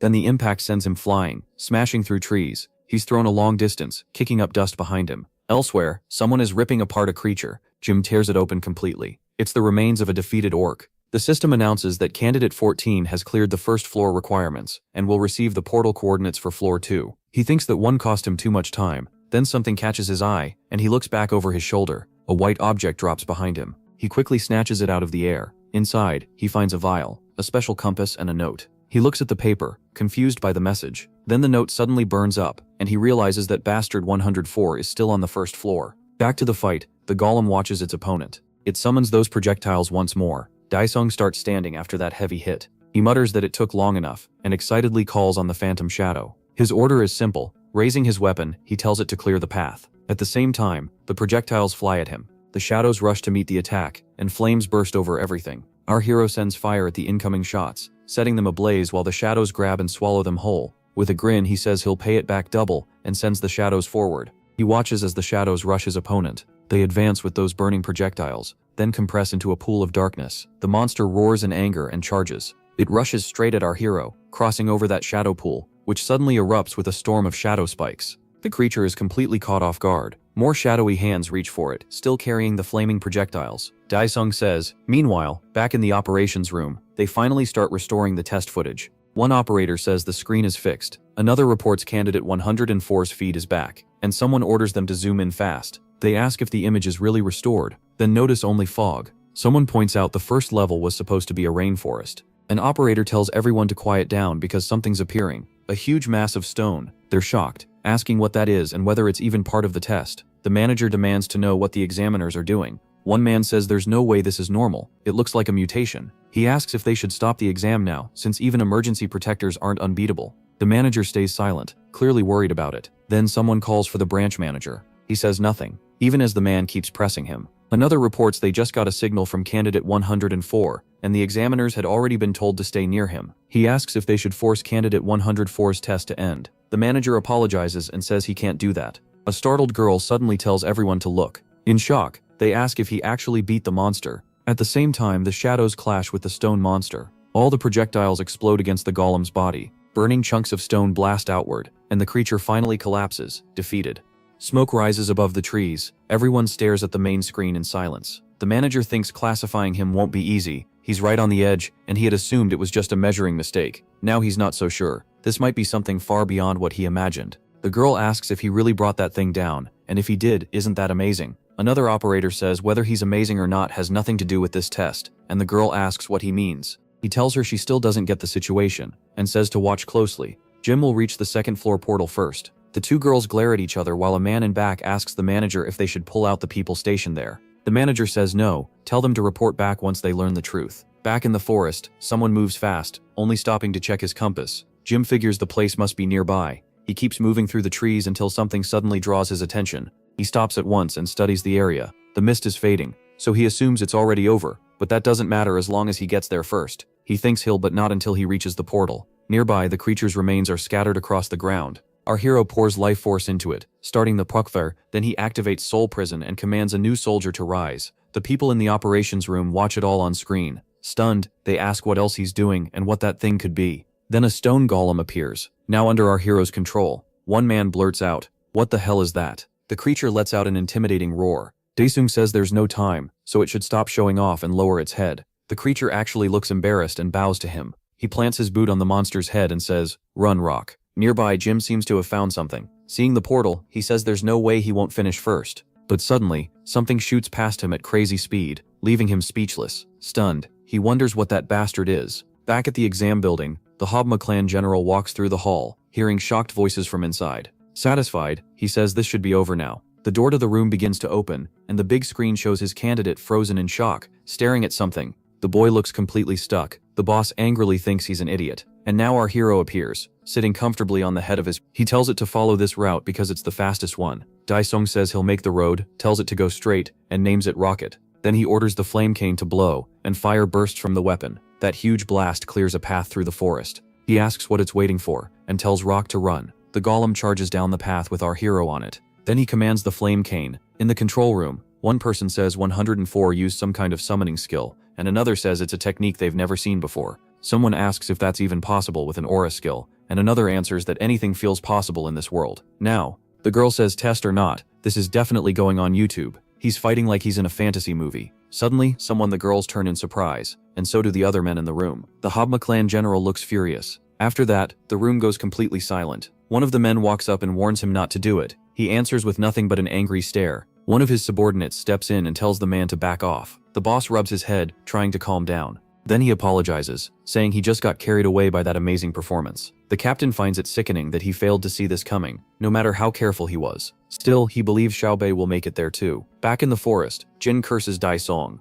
Then he glances back and spots someone else rushing his way. Caught off guard, he turns for a better look. It's Cho, coming straight at him. She's moving so fast that he starts running too. Meanwhile, our hero arrives in a freezing zone. He grumbles that the first floor was hot and the second is cold, so much for creativity. Then he looks at the golem and says, "Nice work, Rockhead." After that, he dismisses his soldier. A second later, his bracelet starts to glow. The bot appears and congratulates candidate 104 for reaching the second floor. He checks the portal, sees no one else, and asks if he can begin. The bot explains that the top 5 start from different portals, then begins laying out the second floor's rules. Excited, it points to the mountain and says he has to reach the top of the snowy peak. Daisung starts forward as the little bot wishes him luck. He figures the distance is about 5 kilometers. Then Amisi begins climbing the huge mountain. As he climbs with drones following him, he thinks this is getting boring. Watching them rise beside him, he thinks he can't use those anymore. A sound from below makes him look down, and he spots someone at the bottom of the mountain. He remembers hearing that even C or D ranks can make money as carriers, but they're still awakened. Jim curses the test for dropping everyone in different starting spots. He's so annoyed he can barely stand it, and until he cuts that bastard down, he won't be satisfied. Then something grabs his attention. From a distance, he asks who else is there. He spots an old man struggling through the cold, complaining that he can't even feel his fingertips. Jim stares at him seriously. His first thought is that this pest showed up too. The desperate old man slaps his own face. He says he can't give up. He has to think about his family, who died without even getting to scream. Then he yells that it's not even that cold. Right after that, an avalanche slams into him. He starts screaming for someone to save him. With a cruel grin, Jang tells him to go die, and curses him as he sends the old man to hell. Suddenly the screen cuts to disconnected. The operators panic, asking what happened. Another says the drone feed is dead, and a third says everything seems to be down. Lee Seokjae takes it all in quietly. He thinks it's finally started, and hopes Jinchel won't fail him again. The snow keeps pouring down on the mountain. More people show up, and one of them asks if they really have to climb all the way up. His partner stays confident, and says what's the problem? They're the strongest combo here. Out of nowhere, someone drops in and stomps the guy who was giving a thumbs up. His partner freezes in shock, but before he can react, the attacker grabs him by the head too. With a furious roar, he overwhelms both of them. Wild with excitement, Jin says the Orc Champion Vial works great, and now anyone in his way dies. Meanwhile, Xiaobei keeps climbing. She thinks the hunter network is unstable. Then she wonders if all electronics just stopped working. Nearby, a drone starts shorting out. Daisong notices and decides it's broken. He says great, now he can take it slow. Then he suddenly lets go of the mountain. At the same time, he calls up another skill, the armor of the destroyer dragon Valark. He starts dropping, and he keeps falling fast. Nearby, Xiaobei notices something strange. She wonders what that huge surge is. In the next moment, our hero appears in the air with wings. Stunned, she wonders if candidate 104 is flying with aura. Daisong shoots past her at high speed. Far below, Jin is still tearing through the other candidates. The guy on the ground is already a mess. Then something catches Jin's eye. He looks up and sees our hero flying overhead with his wings spread. Jin curses and wonders if that bastard used some kind of harpy ampule. He drops his victim right away. Then he runs after Daisung, yelling for number 104 to wait. Back in the operations room, someone orders the test to stop immediately. The captain glares at the local manager. He demands to know if the awakened candidate's safety isn't the top priority. The manager tells Captain Huang Jun to wait a little longer. They'll investigate as soon as they can. Lee Sok laughs and mocks that, saying if people who want to be hunters can't handle this much risk, can they really be called hunters? Then he turns to the branch manager and asks if he's wrong. Under all that pressure, the manager can only cough. Furious, Huang asks the young man if he caused this. Smiling, the boy says maybe weak hunters just shouldn't become hunters at all. The manager and the rest of the staff can only watch in tense silence. Huang explodes in anger, calling him a little snake. The young man just says the old man should retire. Back in the test, our hero reaches the mountain peak. Seeing the gate, he asks if he can finish now. Then he heads straight for the door. Xiaobei keeps climbing, still pushing forward. Jim is climbing too. Then from under a pile of snow, a hand sticks out. Someone starts dragging himself free. Exhausted, the old man crawls out and collapses on the snow. Panting, he thinks he won. He shouts that he won because he's still alive. Then reality hits. It's freezing, and he decides to head back down. The bot begins explaining the third floor. Get ready to be attacked, kill monsters, and collect 1,000 points. Xiaobei scratches her head while the bot wishes her luck. She realizes it's pitch black, and decides to stay careful until her eyes adjust. Suddenly, someone calls her name. Jim shows up full of energy, asking if she saw that guy flying a second ago. She looks at him and says, "John Jinkiel?" He tells her she was lucky to get there before him. She clearly doesn't care much about him. Instead, she tells him to keep it down and go his own way, calling him an orc. That instantly gets under Jim's skin. The girl remembers someone's warning, to be careful around Dasim. She thinks 104 cleared both the first and second floors incredibly fast. Then she checks her bracelet, and it shows an aura reactor error. Before she can react, something suddenly she's stunned by the hit. With a twisted look, Jim says he wanted to use that on 104 first, but she's the unlucky one instead. He enjoys her fear, while she struggles to call John Jinkiel a dog. On the terminal, it says the first special skill is active, Fire Cannon. It's not very strong, but it tracks its target. He fires at several creatures, then he orders the Fire King to finish them fast, and it obeys. He keeps shooting, taking the monsters down one after another. Looking at the pile of bodies, our hero says the Fire King was too slow with those idiots. Then he asks why his points still aren't going up. He turns and leaves it behind. Before anything else, he says they need to wipe out everything in sight. In the operations room, the manager asks over the phone if the network is still down. Lee thinks mixing the hook component's pulse with the ampule was a pretty solid idea. Pleased with how things are going, he quietly apologizes to Huang. Even if Shin-Sho survived, he figures she's probably half blind or crippled by now. Back in the test area, someone's life force drips onto the ground. Feeling the hit, Sho demands to know what he's doing in the middle of the test. He mocks her, saying she's softer than he expected, and asks if she even used her aura shield. But in the middle of his taunting, things change. Xiaobei is suddenly right on top of him, attacking. Her strike lands clean. He scrambles to steady himself. Angry, he starts shouting what the hell, but when he looks up, she's gone. He laughs and sneers that Captain Huang must have taught her hide and seek. Hidden nearby, Xiaobei tries to treat her wounds. As she uses her power, she thinks she has to heal fast. Then Jim suddenly appears like a monster, and says he found her. She instantly takes off her coat and throws it in his face, catching him off guard.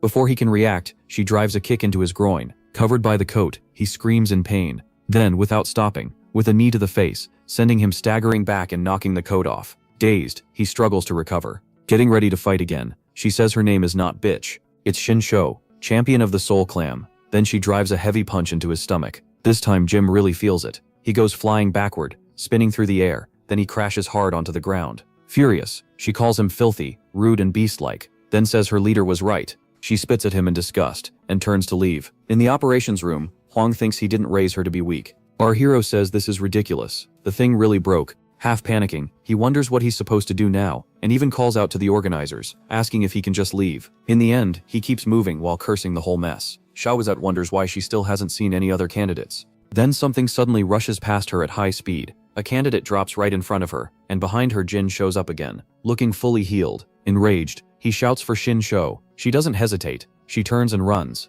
As she escapes, she wonders what he did to that guy, and whether he killed the other candidate. Then something suddenly jumps out in front of Sho. It's Jim, staring at her like he's lost his mind. Then he drops down and starts pounding her, while she does everything she can to block the blows. He grabs her by the hair and tells her to scream. After that, he says he'll make her die slowly. Jim keeps beating her without stopping. Every hit is clearly hurting her. Yanking her close, he mocks her. Go ahead and cry for help. Maybe someone will come save her. Then he laughs and reminds her the comms are broken so no one's coming. While he enjoys himself, Xiaobei suddenly drives 2 fingers into his eyes. He jerks back with a scream and lets her go. Covering Xiaobei knows she has to recover fast. She needs to get away. But something starts changing in his eyes. As she crawls off as fast as she can, the man suddenly calls her name. A moment later, he grabs her by the neck again, and growls that the game is over. His eyes glow red with fury as he tells her to die. But then something pulls his attention away. Dae-sung shows up just in time and asks what he thinks he's doing. Thrilled, Jim blurts out that it's number 104, then drops the battered girl to the floor and starts cackling. He greets number 104, saying he's been searching for him. Then he vanishes from sight and thanks him for showing up. In the next instant, Jim is right above him, but he stays calm. He takes a small step, slips past the attack and heads straight to Xiaobei. Jim freezes, confused about how that worked. Kneeling beside Sho, the protagonist says the pain must be brutal, and since she's healing this slowly, the wound was probably deep. He glances back and finds Jim staring at him. With that same wild look, Jim says number 104 seems pretty talented, but Dae-sung ignores him and asks if he did this to her. Jim says she didn't understand her place, so he taught her a lesson, and laughing says MC will end up the same way. He answers with one word, no. Then he asks if this is the one who broke the meter, but Jim just keeps laughing at him. Clapping his hands, he unleashes a storm wave attack. Dae-sung notices his bracelet reacting to it. Jim says he forgot about the emergency shield, but since it's broken, the protagonist is out of luck. Before he can finish, MC rushes in and punches him in the face. Jim is sent flying and skips across the ground. Holding his face, he snarls at Dae-sung. He doesn't let up and fires off fire cannon. Jim panics and tries to block it.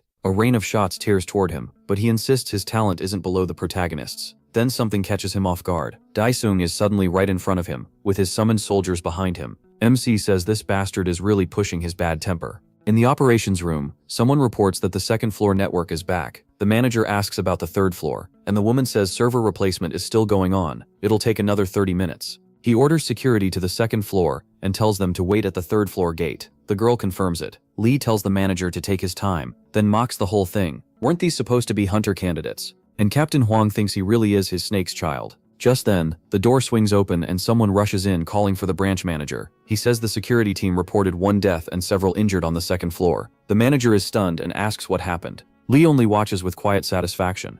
Captain Huang, though, looks uneasy. On TV, the news says the hunter test video feed has been down, and there's been no update for the past hour. Sean-ho realizes that's where his friend is taking the test. He grabs his jacket and runs out, thinking he has to get there now. Back at the test site, something is moving insanely fast. Jim starts running, thinking that person is the devil itself. Then something flashes past him and tears off his leg. Jim screams in agony and crashes to the ground, rolling hard. He can't believe this. Then he remembers he only has 1 regeneration ampule left from the wooden golem. Dae-sung says even bugs from hell can regrow after being cut, so Jim's no different. Jim screams at him in pure fear. Back in the control room, someone says the system is restored, and another tells them to call security. Shocked, Lee stares at the screen and asks what's going on. Everyone sees Jim on his knees in front of Dae-sung. He begs for his life, saying he has no regeneration amples left, and asking to be forgiven. The protagonist repeats, regeneration amples, then says that's a problem. He'll have to cut him in half and see if he multiplies. Jim panics, realizing an ampule won't save him if he's split in 2. MC also notices the camera is working again. Seeing that, he decides he'll let Jim go if he answers 3 questions honestly. Jim looks shocked and asks if he means it. Then Dae-sung flicks his weapon up and holds it over his head. He warns that 1 lie means getting cut in half. Jim is terrified of him. Dae-sung starts with the first question. Did you do all of this at the test site? The general of the Habma clan grows nervous, and Captain Huang tenses up too. On the screen, Jim is frozen, not sure what to say. He presses him. Was he the one who ruined the test? Jim stammers, trying to think fast. Dae-sung mocks him for thinking so hard, and asks if he should just slice him in half first. Maybe that'd be more fun. Jim breaks and screams that yes, he did it all. Every bit of it was him. The protagonist thinks over the answer, while Jim stays stiff on the floor. In a hard voice, Dae-sung asks who ordered him to do it. That's question 2. Jim thinks he might live through this. So he says the leader of the Habma clan ordered him to weaken the other clans, and he only followed orders. MC asks, Habma? In the operations room, people turn to General Lee, and ask if what John Jin said is true. They ask if he's really the leader of the Habma clan, and someone calls him Lee Suk-woo. Annoyed, Lee thinks John Jin is a dog. He shouts that the bastard caused all this and is trying to pin it on him, then orders everyone to grab him now. But someone calls out to leader Lee Suk-woo. The manager says they'll hear his explanation through the Hunter Inspection Agency. Lee curses, knowing he can't fix this from here. After straightening himself, he says fine, they'll appear before the inspection agency when called. People whisper that Lee Suk-woo actually bowed his head, wondering what's happening. Sometime later at the test site, Lee walks along, cursing Jang Jin for turning on the man who raised him. He says he'll grind him up like rat meat. One of his men calls out to him and asks if he really had to bow that low. He stops in place. Lee calls him an idiot and says if he'd said even one wrong thing, Shuang would have gone for his head. Nearby, someone clenches a fist in anger. It's Huang, watching all of this with fury. The manager thanks him for putting up with the association, but Huang says that's not why he held back. He turns to leave, thinking they're all trash. On the phone, the manager says the full security team has been sent in, and the test is over. He orders emergency protection activated, and the injured moved out. Inside the test site, Dae-sung says Jim waits nervously for the next question. He asks if he has any points left. Jim asks what he means. He thinks if he lies, he gets cut in half, and even if he still has 1 point, he might get cut in half anyway. No matter what he says, the bot suddenly announces that Han Da-sung placed first, and the test is over, thanking everyone for their work. Da-sung says it ended pretty suddenly. He even gives a dry little congratulations. After all, he's an amazing S-class hunter. Then, in the very next second, Arznui, just like he said, cuts him in half. Da-sung says Jim still had a point left, so why couldn't he answer properly? Then something around Sho catches his eye. He looks over and sees green energy covering her. Back on the snowy mountain peak, the security team reaches the portal and orders the injured to be taken out first. Inside the 3rd floor, they report another injured person and call for a stretcher. On the Hunter Association board, people are saying the Habma clan should be broken up, and that 104 did well, among other comments. Someone snaps a notebook shut, while the old man closes his eyes and thinks. A woman walks up and tells the president all 10 clans have arrived. He thinks about the person who came to the association today, just so he could see him, and lets out a tired "my god." She says that even with just what he showed on the first floor, Han Da-sung already looks S-class. The old man asks if he's the first monster since Lee Chang. Pointing at a document, he says, "Secretary, mail this to Han Da-sung." Then he adds that no matter what, they have to bring him into their association. The woman answers, "Yes, sir." Outside the building, several cars are lined up. Inside, the place is packed and noisy. One man asks how the test ended, and another says the video came back. The Habma clan is finished, and no one knows if Jim acted alone. Then the bot announces the passing rules changed because of the incident. Admission will be based on the order candidates cleared the first floor.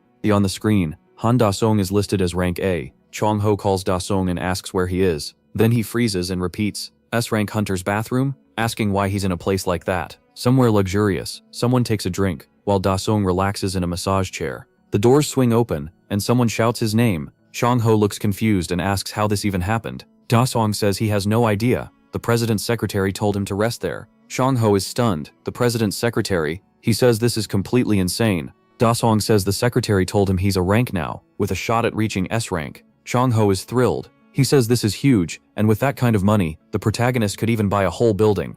MC looks pretty pleased with that. Then Shen Kaho says there's chaos outside, since everyone thinks he could become S-rank. In the lobby, people argue over him. One says to bring him into their clan, another wants the contract ready, and someone else wonders if he's world-class already. Then the elevator reaches the first floor. People notice someone coming, and realize it's from the association. Everyone rushes over. A bunch of cameras start flashing at the old man. He loudly says he passed the hunter license test. The crowd keeps snapping pictures, congratulating him, pushing for interviews and asking his name. He introduces himself as Da-sung. That makes everyone freeze. They ask if he's Han Da-sung. Questions start flying. They ask about the incident, the fire on the first floor, and what caused the broadcast problem. Then someone says Da-sung looks different. On the big screen, the old man is listed as Han Da-sung, with a rank shown at the borderline. Elsewhere, the rescued candidates are losing it. One says he's done, and would rather become a farmer, while others curse Jim. A guard reports they searched all the way to the third floor, but still couldn't find Jim. He answers a call and says yes, they'll close the portal for now.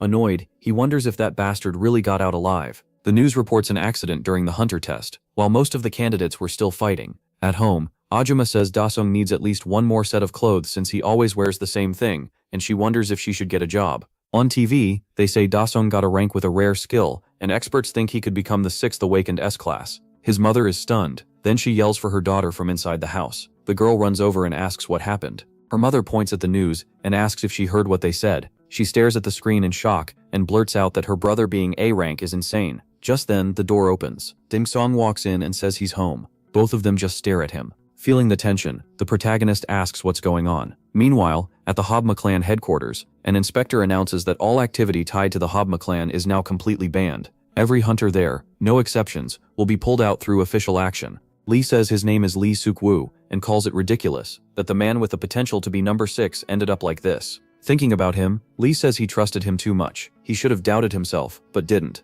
Jim won't be the one to bring him down. Only he can do that. The inspector tells the clan leader to come with him to the investigation office. Lee starts laughing. Then he slams his hand onto the table. He says this kind of thing happens when you take on dangerous work, then asks if they're dragging him in just because he was connected to Jim. As his aura starts rising, the inspector asks if he plans to come quietly. Lee turns to manager Kim Song-soo and asks if he knows how he got that position. He says the promising 6th-ranked Lee Suk became clan leader after the old leader died mysteriously, and there's proof he was tied to that death. Lee asks what they expected, sending 2 rabbits into a snake pit. He adds that Park lost his judgment the moment he got old. The inspector shouts for Jung-woo to get ready. The other inspector tells the manager he never said any of that. Then he warns that if they don't want to die to that bastard, they need to kill him first. Lee says his position was never something he got for free. Both sides get ready to fight. But out of nowhere, the other inspector drives a sword into his own manager. Stunned, the manager calls out to Jong-woo. The man struggles to answer, insisting it wasn't him. Lee mocks them, saying the inspector side has plenty of problems too if they're killing each other.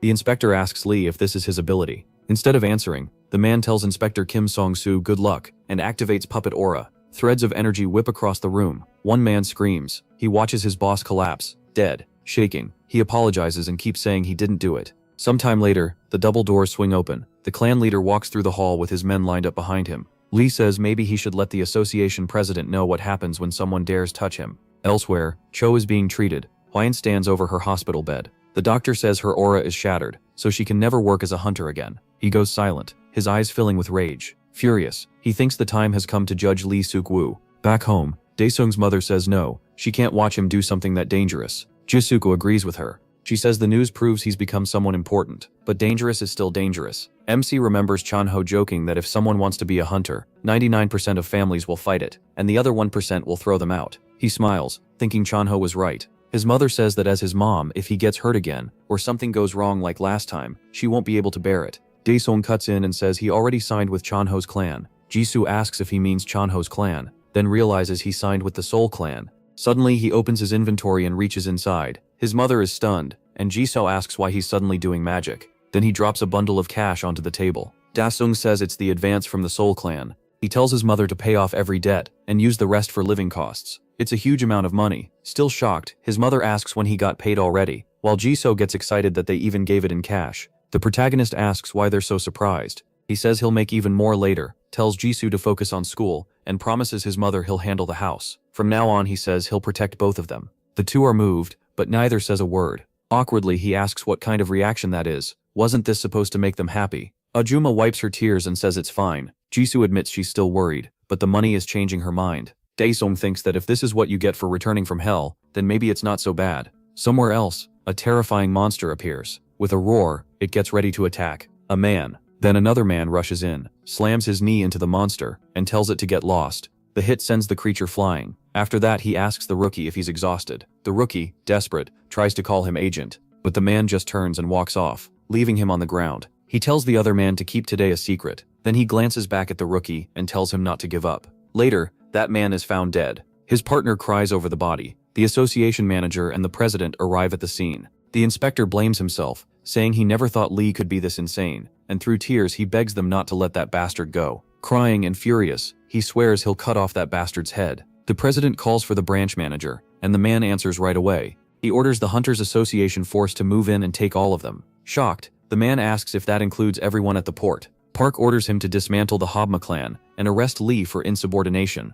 Later, at Daesung's house, someone groans about all the noise and wonders why it's so loud, while the phone shows 101 messages. MC, looking half asleep with dark circles under his eyes, checks the screen. He wonders why he's getting so much annoying spam. One message tells him to call back as soon as he wakes up. A little later, outside the house, Daesung calls Seon-chan and asks what happened. Seon-chan says he won the bid for a C-rank portal, which instantly gets him excited. To the protagonist, that means one thing now: money. All he has to do is go in and clean it out. Elsewhere, security vehicles race toward their target. At the Habma clan headquarters, the cars stop and officers pile out. They head straight for the clan building. Under A-rank awakened Kim Kai-hong, the team quickly forms up. Sion Man orders Hunter Team First Assault and the 2nd Cavalry Regiment forward. He says if they resist, subdue them like anyone else, and if awakened fighters get in the way, they can be killed. Kin gives the order to move. The assault team closes in on the building and pushes inside, but the leaders suddenly stop in the main hall. Bodies are everywhere, and some are still breathing.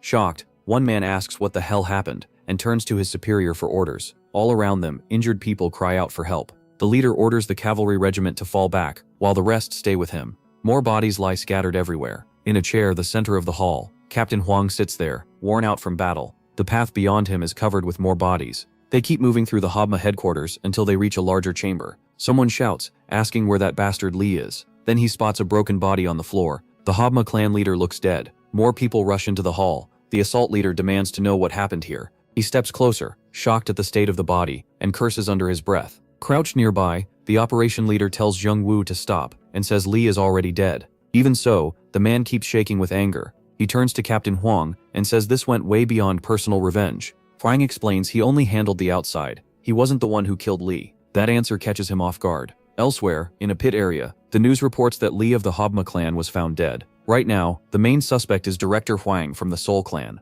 More awakened members of Habma were found dead too, and drugs were recovered at the scene. The old man swears, asking why nobody is answering him. He thinks he built the Dorman clan himself because no one would take him, and if this keeps up he'll starve before he ever sees a monster.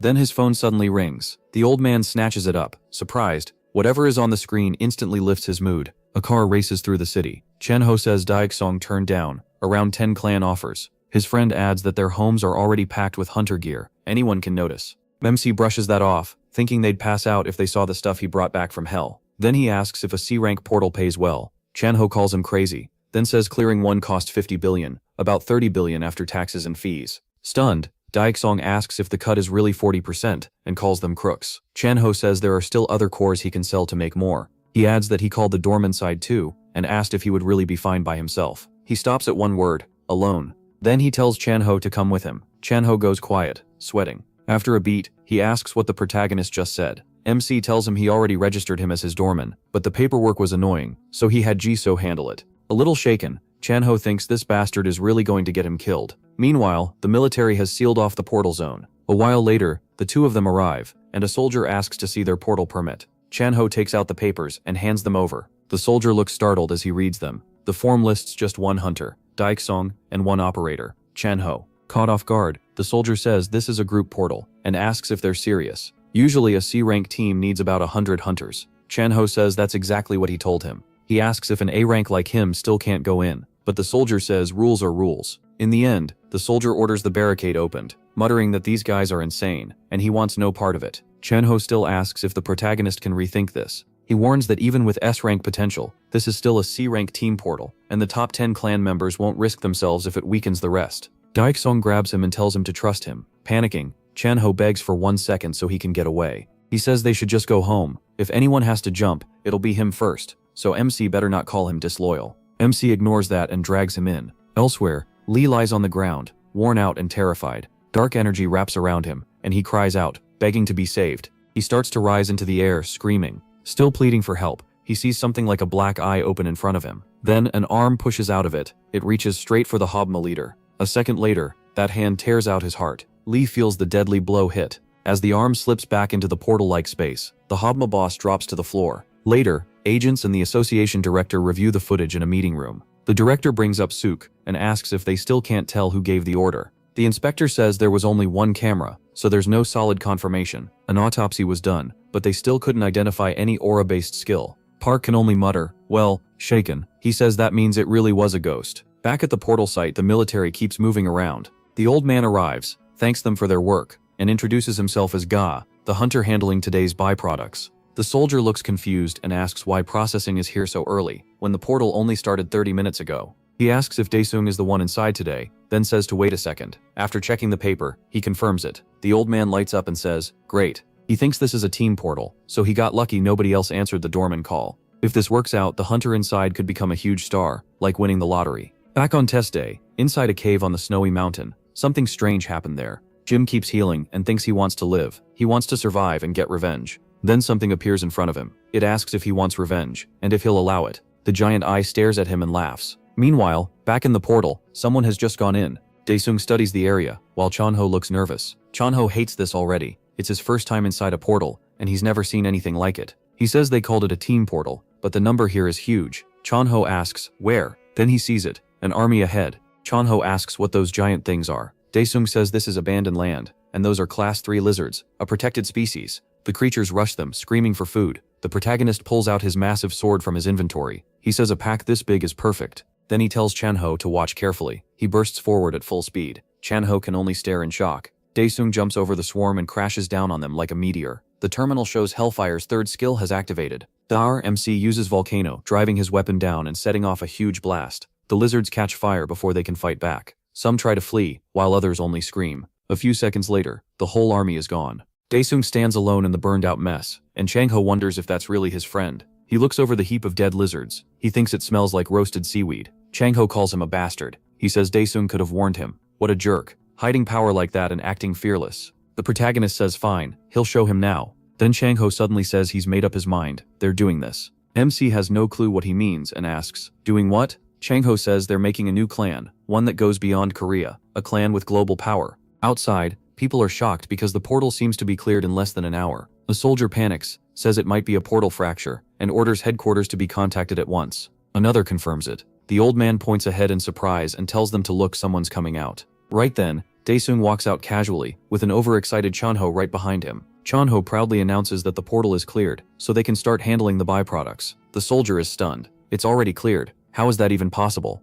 The old man hands over a Dorman clan card and says he's the hunter who took the test with him last time. He explains that he's handling the byproducts today, and Daesung notices the man has the same name as him. Changho asks what kind of Dorman clan this is, if he's the only one here. The old man says he started the Dorman clan himself, so this won't take long. Changho gets curious when he hears the man's name is also the protagonist. The old man says he'll change his name later, so it won't be a problem. He says he'll reinvent himself, so the name MC won't matter. From now on, call him Lee the 1,100th, and come visit again. Chang visit again. Changvo then tells MC to go with him. Later, in a high-rise building, a man shows them an apartment, praising the view, the interior, and the materials. They check out the fancy luxury place. Excited, Jisoo calls her mom and says every room has its own bathroom. Ajuma asks the agent how much the apartment costs. He says the property is valued at 17 billion, and the current asking price is 18 billion won. She freezes at 18 billion, and the realtor says yes. Prices jumped because a Hunter Association office is nearby. He adds that safety matters more than anything now, and he heard her son recently became a successful hunter. Jisoo proudly says her brother is an A rank, almost at S class. Ajuma says she's bragging again, and the agent says he thought Daesung looked familiar. He says he likes the place, and asks if paying in full gets a discount. The man says an A rank can get a special contract, and because hunters help protect people, he can knock off about 2 million. It's pricey because an S rank lives there too. The protagonist asks how low it would go if he were S class. The man laughs and says if he were S class, it'd be around 10 million as a deposit. Both women are left speechless. Daesung figures that means he could buy the place for 8 billion. Later that night in the city, everything seems normal. A woman glances back, worried that someone is following her. She starts walking faster. Then she bumps into someone. Startled, she asks who he is. The strange figure tells. He says she was chosen, so she should be thankful. The woman is horrified when she sees him clearly. Sometime later, at the National Police Agency, inside the autopsy unit, someone says this woman died the same way as Suk, only this one was in Seoul. She's the 10th victim. One officer says they can't delay a public investigation any longer. Another thinks only an awakened person could have done this. He says just when portal disasters seem to calm down, now they have a serial killer. One investigator asks the boss to let him take the case, promising he'll catch the killer. For now, the boss says they have no choice but to assume it's the same one who killed Suk. Still, he refuses and says their main focus should remain tracking portals for headquarters. He adds that they'll release the case to the public and get full support from the investigation agency.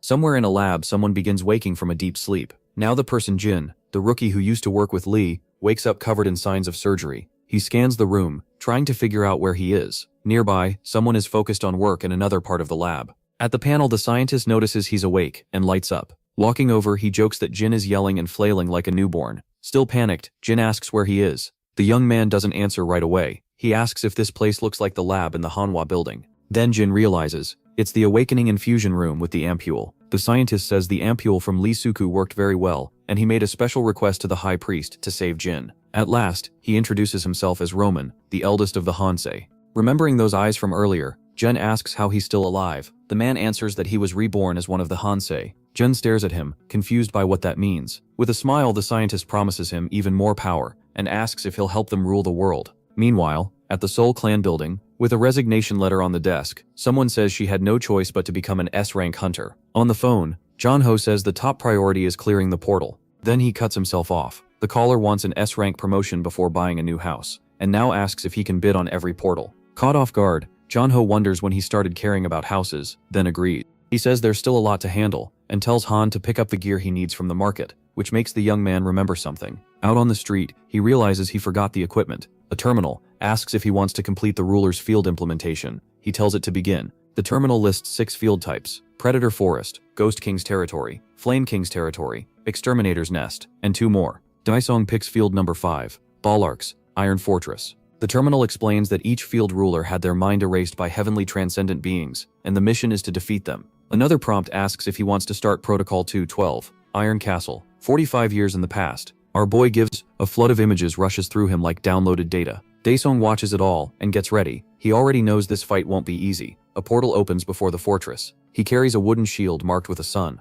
In his other hand is a strong curved blade, like a scimitar. Daesung enters the map, clearly unhappy with this gear. Frustrated, he mutters that they made him weaker for this mission. Back at the Hunters Association, newspapers are full of alarming reports about someone who caused major trouble there. The branch chief tells a worker to send official notices to every clan and post one on the Hunters bulletin board. Then someone walks in asking for the manager. The 2 men turn to the newcomer and wait. The messenger reports that a team failed to clear a B-rank portal with the Ocean Clan. An employee says that clan is one of Korea's 4 major clans, tied to Baikai Rin, and known for ranked awakened members. The messenger explains the monsters didn't match Baek's aura-type skill, so the team needs support from another S-rank hunter. The chief notes that if the portal isn't cleared within 12 hours, fractures begin. At least the request came from Baek Hairin himself. Using Hairin's name, the manager orders them to locate S-rank Lee Chung-shik and Seo Dong-chul and ask for their help. The young man wonders who would ever turn down a request from Baek, Korea's top healer hunter. The messenger says one person might, River Soyeon of the fortress, because the two are rivals. The manager cuts in and says to use air transport if needed.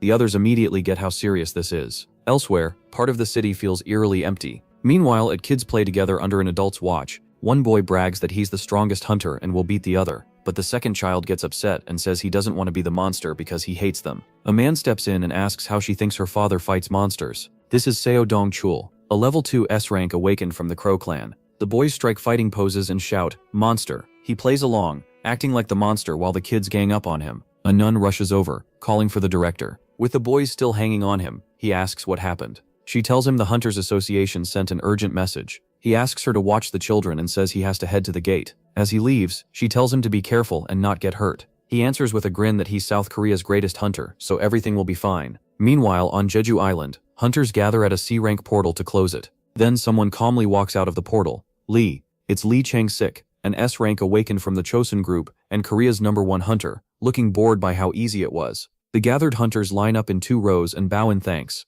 His apprentice tells him the association sent an official request in Baek Hairin's name, asking for help with another portal. He wonders why a hunter that strong would need backup. As a helicopter passes overhead, Lee remembers that the young woman was very beautiful. Elsewhere, someone stands over an active portal. Hen. He has no idea what's about to come out. A horned creature slowly begins to emerge. Once it's fully out, the beast kneels on its weapon, and Daesung spots it from below the stairs. The enemy then releases a power that covers its whole body. Difficulty unknown. Description: defeat the gatekeeper. Time limit none. Objective: eliminate the enemy. Reward conquest points and tank implementation. Han knows that in his current state, a direct fight means certain defeat. For this mission he only has Priest Odie's sword and the Great Ice Giant's shield, so he sits down and starts thinking of any way to win with that setup. He tries to remember the creature's weakness, but nothing comes back. Then he stares at his weapons, searching for an answer. Suddenly, an idea hits him: the ice shield. He looks back at the warrior dragon still waiting for him. In the next second, he quietly says, "Eureka." Somewhere else in the city, guards seal off the entrance to a B-rank portal and keep reporters behind the tape. A reporter says the Ocean Clan is preparing a second assault, after failing the first one. 2 guards get annoyed, wondering how these vultures always find out so fast. The crowd watches the Ocean Clan arrive with Baek, and asks the woman for an update. Baek Hairin, an S-rank hunter of the Ocean Clan, stands before them as reporters throw questions at her about the failed raid, and even her dating life. The crowd is totally charmed, praising both her looks and her skill. She walks up to a reporter, and politely asks to borrow his microphone, leaving him stunned. Then she explains that they will stop the B-rank breach with help from Korea's 2 best hunters. The reporters murmur, wondering who could outrank their favorite, and a couple names come up. She confirms it. The 1st and 2nd ranked hunters in South Korea, Lee Chang-sik and Seo Dong-chul, are joining them. People are still trying to figure out how those 2 got there so fast. Lee praises her for standing firm even after the first failure, but privately thinks she loves attention, and probably leaked the news herself. Cheerfully, she walks over and tells the 2 men they should head in together. The reporters scramble to send the update, while one writes a flashy headline about the B-rank breach and the Lee So-bak trio.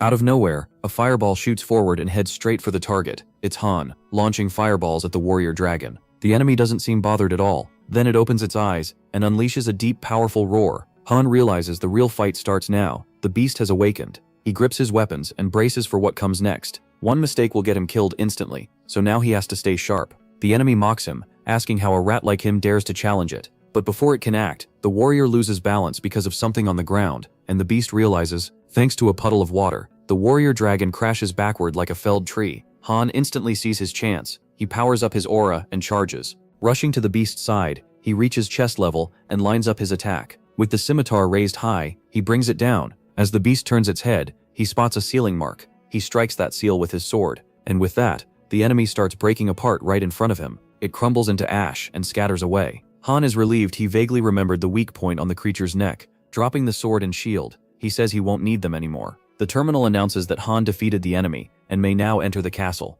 Mission complete, and the implementation reaches 33. Han stops and realizes he needs a weapon before going any farther. Spears are stuck in one of the castle walls nearby. Further in, he spots a floor trap packed with deadly spikes. The terminal updates the mission: go to Balaric's chamber. There's still no time limit, and the reward is conquest points plus 5 extra points. Daesung touches the wall and feels like something is hidden there, so he keeps running his hand along it, searching for a clue. That patience pays off. He finds a brick that moves and pushes it in. Right after that, part of the wall slides away and reveals a secret door. He steps up to it, waits for it to open, and gets ready to go inside. A terminal tells Han this is Baleric's treasure room, and he can use it for 5 minutes. He enters a huge chamber filled with weapons and armor, and the countdown starts, but he already knows what he wants. About a minute and a half passes before he heads straight for his target. On a shelf, 3 different weapons are hanging. The terminal explains that the Black Dragon Slayer sword is deadly against dragons in hell, and all its skills are built for that purpose. Han tells himself it isn't as strong as the Hellfire sword, but without it, he'll lose the moment he enters Baleric's chamber.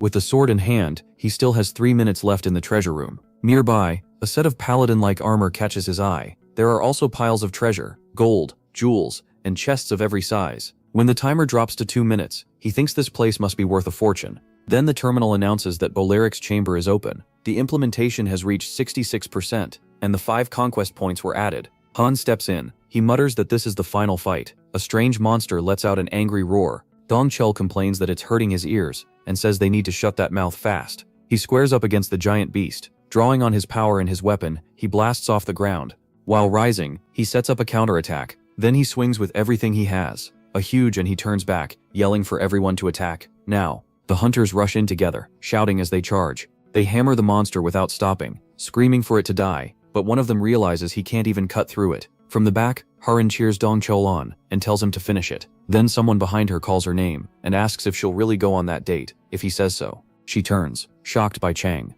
A moment later, she uses her healing aura. Feeling better, he gets up and says, "Nice." She asks what his problem is. He turns to Harin and says it's a gift. The gift is a dangerous monster corpse, a class 2 ogre king. Stunned, she asks if he took down an ogre king by himself. He hugs her and asks if that doesn't make him look cool, but she gets mad and tells him to let go. Someone suddenly yells to avoid Jisoo and bring the injured guy back. Using his power, Dongchul remarks that it's been a while since he had to carry anyone. As he heads back to the fight, he reminds her not to forget that date promise. Then he bursts away and disappears. Confused, she wonders when she ever promised that. Back with our hero, a massive palace stands before him. Daesung realizes he's finally reached the final boss. He tells the system to open the enhancement potions and starts picking from them. Dozens of colorful potions appear in front of him. The terminal says the absolute ruler has 120,000 conquest points and asks if he wants to use the potion. He orders every enhancement potion to be applied. At once they react to his command and boost his strength, agility, power, defense, critical hit, and resilience.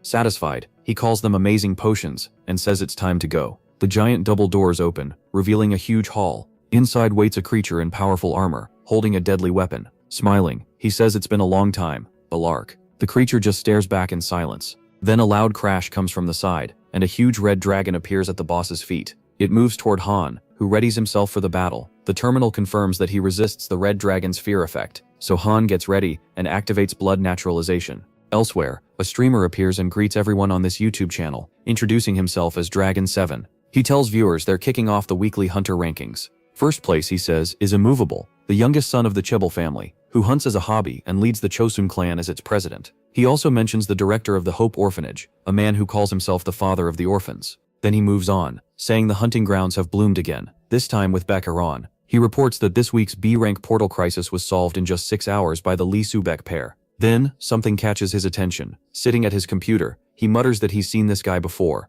A solo clear on a team-type portal sounds impossible, but he still feels like he knows him. Excited, he wonders if it's that older guy from the other day. Sometime later, at the Habma clan, word spreads that the Soul clan leader was arrested, and Daesung cleared a Type C portal alone. Someone notes that portals are being cleared faster and faster. One guy calls out to Jaixie and asks him to go drinking, but Jaixie says he has things to do at home and is heading back instead. The other guy says that's fine, and they can do it another time, and Zhang agrees while staying at his computer. He studies a map marked with glowing red points. Then he says they're running out of options, and he'll need to change the mood. Elsewhere, the huge red dragon breathes flames as it watches our hero. Without warning, it fires a blast at Daesung. He reacts right away and answers with a simple strike that lands cleanly on the dragon. The monster roars, raging and spitting fire, but our hero Daesung says it feels like the old days. It's been a long time since he's been covered in an enemy's life force like this. At last, the huge boss rises and joins the fight. Our hero slips past that heavy attack with ease and barely even has to move. Calmly,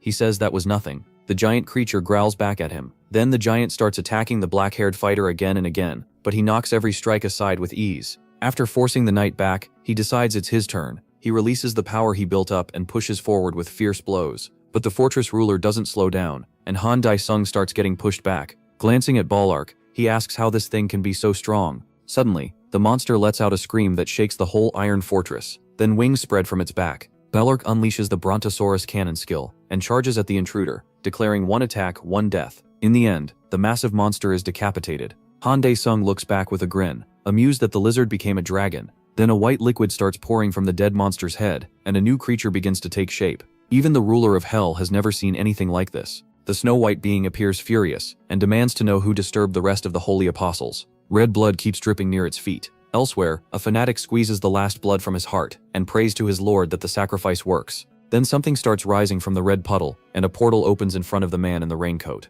Meanwhile, at the Hunters Association, a scientist gets a call at work. He introduces himself as Jake, director of portal search engines. The fanatic reports to his master that the sacrifice with the hearts he collected was a success, and that he used the ones gathered earlier. Hearing that, the man smiles. The scientist says he'll notify the Hunters Association. After that, his underling asks when the ritual should be finished, and the man in red replies that once they have enough scapegoats, he'll end it. Several alerts pop up before Han Dae-sung, warning that an unknown creature entered the system. The system identifies it as a powerful celestial, then starts glitching. He can tell right away that this thing is insanely strong. Another message appears, saying he can now use his own power because the terrain implementation is complete, and it asks if he wants to activate it. The ruler of hell smiles and says the timing couldn't be better. Then enormous energy erupts around Han Dae-sung. Seeing that, the celestial smirks, calling him a tiny bug that thinks it can stop the universe, and orders him to die. A violent explosion tears through Ballark's iron tower. The celestial assumes nothing is left of him, but out of the smoke, a black-haired boy bursts forward with sword in hand.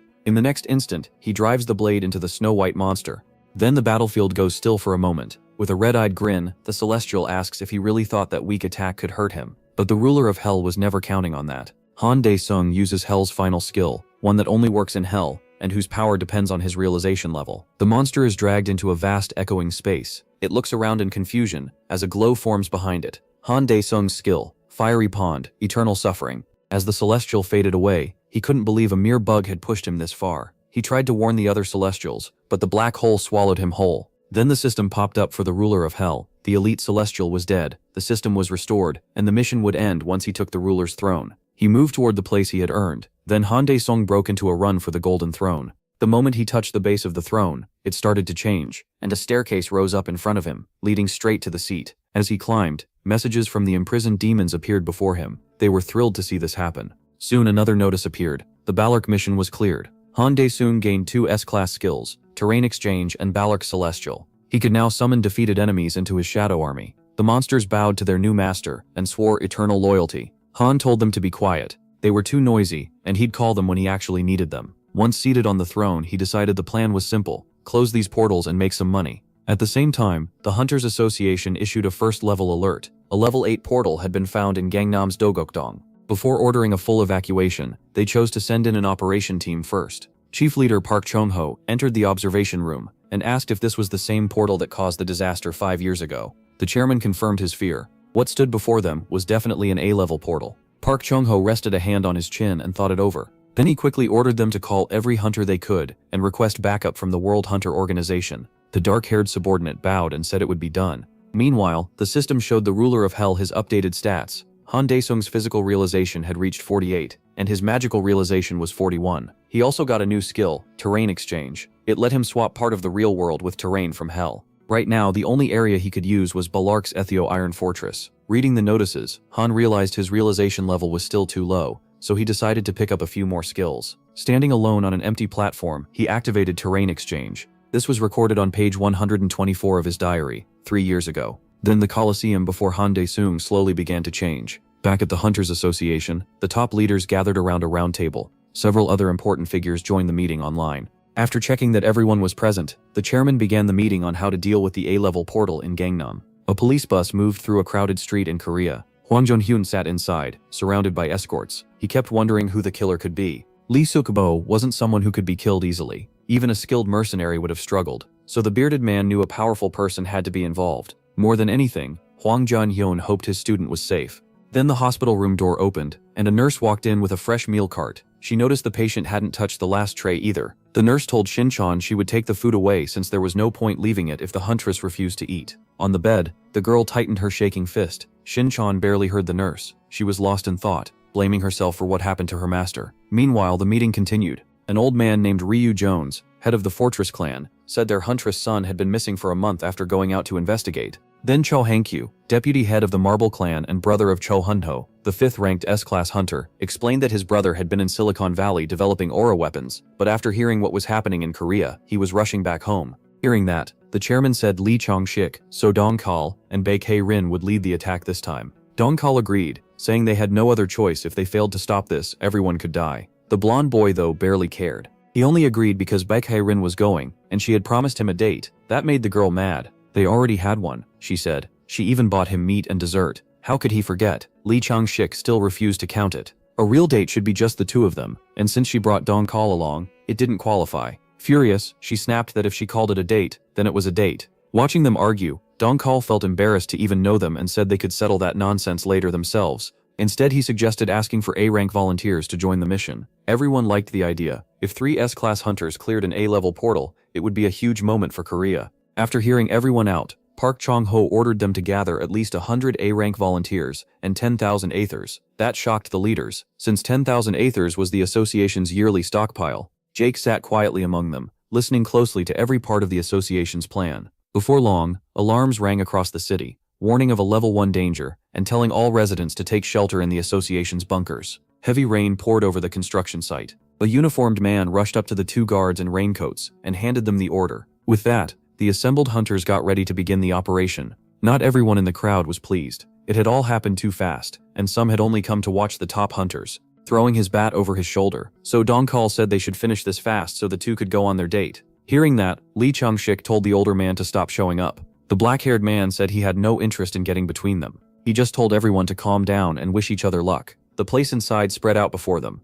Looking back at his squad, So Dong-kal ordered them to check their gear and spread out through the area. Lee Chong-shik told Baek Hae-rin he was going to scout nearby and warned her not to wander off. As soon as he left, the girl contacted the black-haired man and reported that hunter number 1 had gone to investigate. He got annoyed, saying Lee Chong-shik could have sent that through the radio himself. Then he turned to the others, passed along the report, and ordered the hunters to split the main camp into 2 lines. The hunters immediately started carrying out the order. Meanwhile, Chon-ho stood in his office, praying his friend would finally answer the phone, and this time, luck was with him. The dark-haired man picked up and asked what he wanted. Holding back his anger, the guy in the suit asked why he'd ignored his phone for so long when there was an emergency. Instead of answering, Chon-ho heard Han Dae-sung talking to his mother, telling her not to pack so much useless stuff for their new home. Dropping into his chair, Chon-ho asked if he was moving. Han said yes, then asked what had happened. Chon-ho told him an A-level portal had opened in Gangnam, and now the association was calling in every hunter above B rank. Han was surprised something that big had opened so close to his home, but he still didn't get what kind of portal needed that many people. So Chon-ho explained that 5 years ago, this same portal caused cracks in other portals too. Back then, 3 S-class hunters barely managed to close it. Even while hearing that, Han could still be heard telling his mother not to take any kitchen stuff because he'd buy everything new. Then he shut his eyes and wondered if closing this portal would get him promoted. That bold question left Chon-ho speechless. Inside the portal, a pack of blood wolves appeared. They were ranked at danger level 2, and their favorite prey was human blood. Hiding behind a rock, So Dong-kal reported wolves at 12 o'clock, 3 o'clock, and 9 o'clock. Then one of the hunters spotted another pack at 6 o'clock and sent the warning over the radio. The black-haired man's eyes narrowed when he realized their squad was surrounded by blood wolves. Aethers are created when monsters inside a portal are defeated. Right now, they range from E-class to S-class. Humanity was heading toward collapse because of uneven growth, environmental damage, and reckless use of natural resources. Then Aethers appeared. Their special energy helped humanity avoid that destruction. More importantly, if aura weapons are charged with Aether, and that power is infused into an awakened person, their abilities improve by a huge amount. Aura weapons matter for attacking portals, and Aethers matter just as much for strengthening hunters. So Dong-kal grabbed a bottle and told the senior hunters to load up on a feather. At once, the assault team injected themselves with ampules filled with some unknown drug. Their aura spiked hard, and they were ready to fight. The blood wolves charged. Then something like a meteor slammed down in front of them and sent the beasts flying. The hunters realized that Blur was Lee Chang-shik, the top-ranked hunter. As he ran across the battlefield, he hated having to use this power, but he had no choice. In the next second, he unleashed his aura at full range, and a massive wave burst out from his body. The blood wolves froze, drool hanging from their mouths. Then, a white-haired young man darted in front of them and pulled all their attention. so Dong Kal told the girl to guard their rear while Lee Chang-shik drew the monsters away. The team split up at once and moved in different directions. While fleeing the pack, the blonde hunter told the elder to keep running straight. A quick glance back confirmed the wolves were still on him. He fixed his eyes ahead. Then the number 1 hunter saw Dong Kal charging in, fully powered by ether. Seeing his teammate ready, Lee Chang-shik passed the lead to him. A second later, the black-haired hunter launched himself off the ground. He shot into the air and used his lightning attack, the one that can hit huge numbers of enemies at once. His bat slammed into the ground, and a blinding flash burst out. Electric current ripped through the Bloodwolves' bodies. Baekei Rin activated her speed aura. It spread over the allied hunters, boosting them and restoring the energy they had burned through. The team was amazed by how strong the effect was. At the same time, Lee Chang-shik began to slow down, then turned and ran back into the fight. Seeing that fearless move, the other hunters got fired up and followed his lead. Meanwhile, in the ruins of an abandoned city, people were buying small packets filled with something unknown. After the guy in the pink jacket got his dose, the man in the suit called the next person in line. Then his partner rushed out from behind a wall and yelled for everyone to run. Now, that could only mean one thing. The dealers bolted from the scene. One curly-haired man couldn't believe he'd fallen this low. Suddenly, bright police headlights washed over them. A voice from the car ordered everyone to drop their weapons and surrender. If not, they'd be charged with illegal drug trafficking. One black-haired man gripped a crude blade and cursed under his breath. Then the patrol car door cracked open and someone in dark shoes stepped out.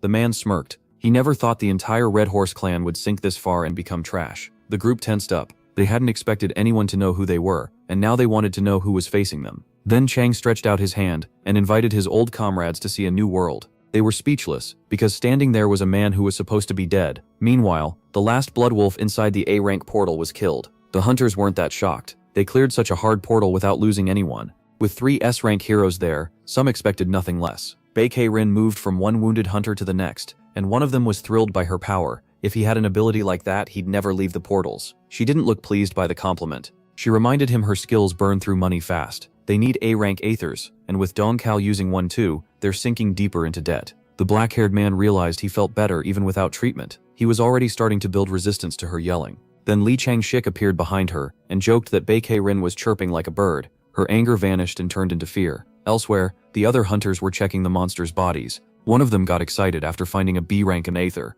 Then his head burst apart. The terrified hunters rushed toward him, but they were too late. The portal boss sat before them, angry and starving. The area around the portal in Dogoktan was still on edge. The military had set up a defense line within 3 kilometers, and hunters from every region gathered in case something went wrong. The news reported that the legendary trio of S-rank hunters was still fighting inside the portal. They also mentioned how quickly they had cleared a B-rank portal before, and a girl asked if that was true. Her co-worker, who was near the danger zone, said it was. Last time they cleared one in 6 hours and 21 minutes, but this operation had already lasted 10 hours. That's why the association was calling in A-rank hunters from everywhere to finish the job. The Hunters Association watched the whole situation closely. The chairman asked a nearby staff member when the International Hunters Association would arrive, but she said there was still no official reply. The black-haired man pointed out that they were stuck in the dark because they had no contact with the team inside. The woman answered that the military and local hunters were already in place, and Cho Han-yeol should arrive in 8 hours. Until then, all they could do was trust the 3 S-rank hunters.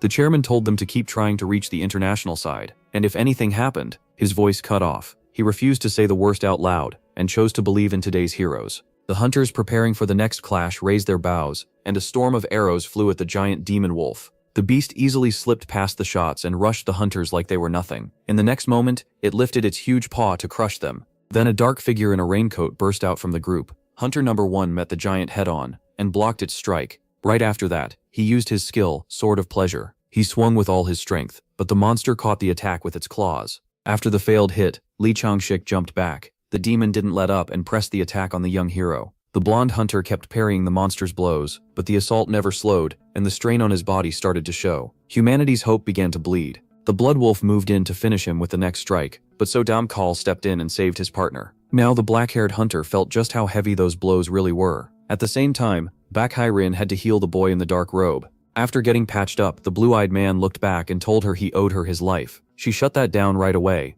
All that mattered was that he could stand again. They still had work to do. Lee Chang-shik took the order from his beloved with a grin, and instantly charged his blade with Athor to the limit. At the same time, So Dom Kal kept fighting the fanged beast alone. Then the blonde hunter came flying in and used his aura skill, Tiger Claws. The rough-looking man glanced at the reckless guy and let out a heavy sigh. A moment later, the hero unleashed his tiger aura and carved the mad wolf again and again in a matter of seconds. After that, the beast crashed to the ground. The hunters who saw it started shouting their hero's name. Standing by the dead blood wolf, the blonde man calmly fixed his hair and pointed out that he hadn't done it alone yet. Somehow all the credit went to him again. Then a terrifying roar hit the hunters' ears, and no one understood what was happening. A horde of the same monsters appeared in the distance. Along with their leader, it was a smaller wolf in metal armor, but the power pouring off it was insane. The hunters panicked. They had barely taken down one, and now there were many more in front of them. Seeing that, the blonde Li Changshan went speechless, but the squad leader stayed calm and ordered everyone to pull themselves together at once.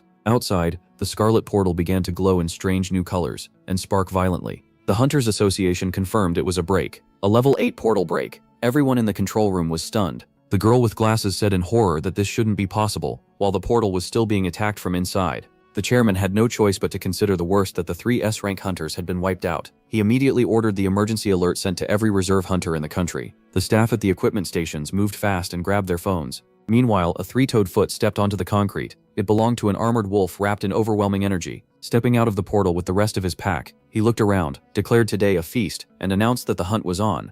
At the reserve hunters' gathering point, Jin approached the newly arrived hunters, checked his tablet, and quickly asked if the Damfancha clan was present. Then 3 rough-looking hunters stepped up. They were all B rank, and the dark-haired guy wondered what kind of strange clan name they were using. Next, he called over the Chandel clan. It was just 2 flashy, very strong B rank guys. Seeing those clowns, the guy with earrings looked ready to cry. Then it was the Daesung clan's turn. A plain-looking guy in a shirt stepped out and introduced himself as Han, the 1100th. He was an A-rank hunter. Jin Kihan was surprised to see such a young guy, since he'd once been told to keep an eye on him. Still, that wasn't important right now. Soon, the person leading the reserve force said they had been gathered for a counterattack to stop the portal from breaking open. Hearing that, the grumpy ruler of Hell muttered that a support team like them wouldn't be going inside the portal, or even standing near it. Then he figured it would be better if Chong Ho contacted him soon. A second later, he remembered he usually never answers calls himself. Suddenly, a loud blast came from the building with the portal. Everyone there froze in surprise. Jin Kihan turned pale, scared to even guess what it meant.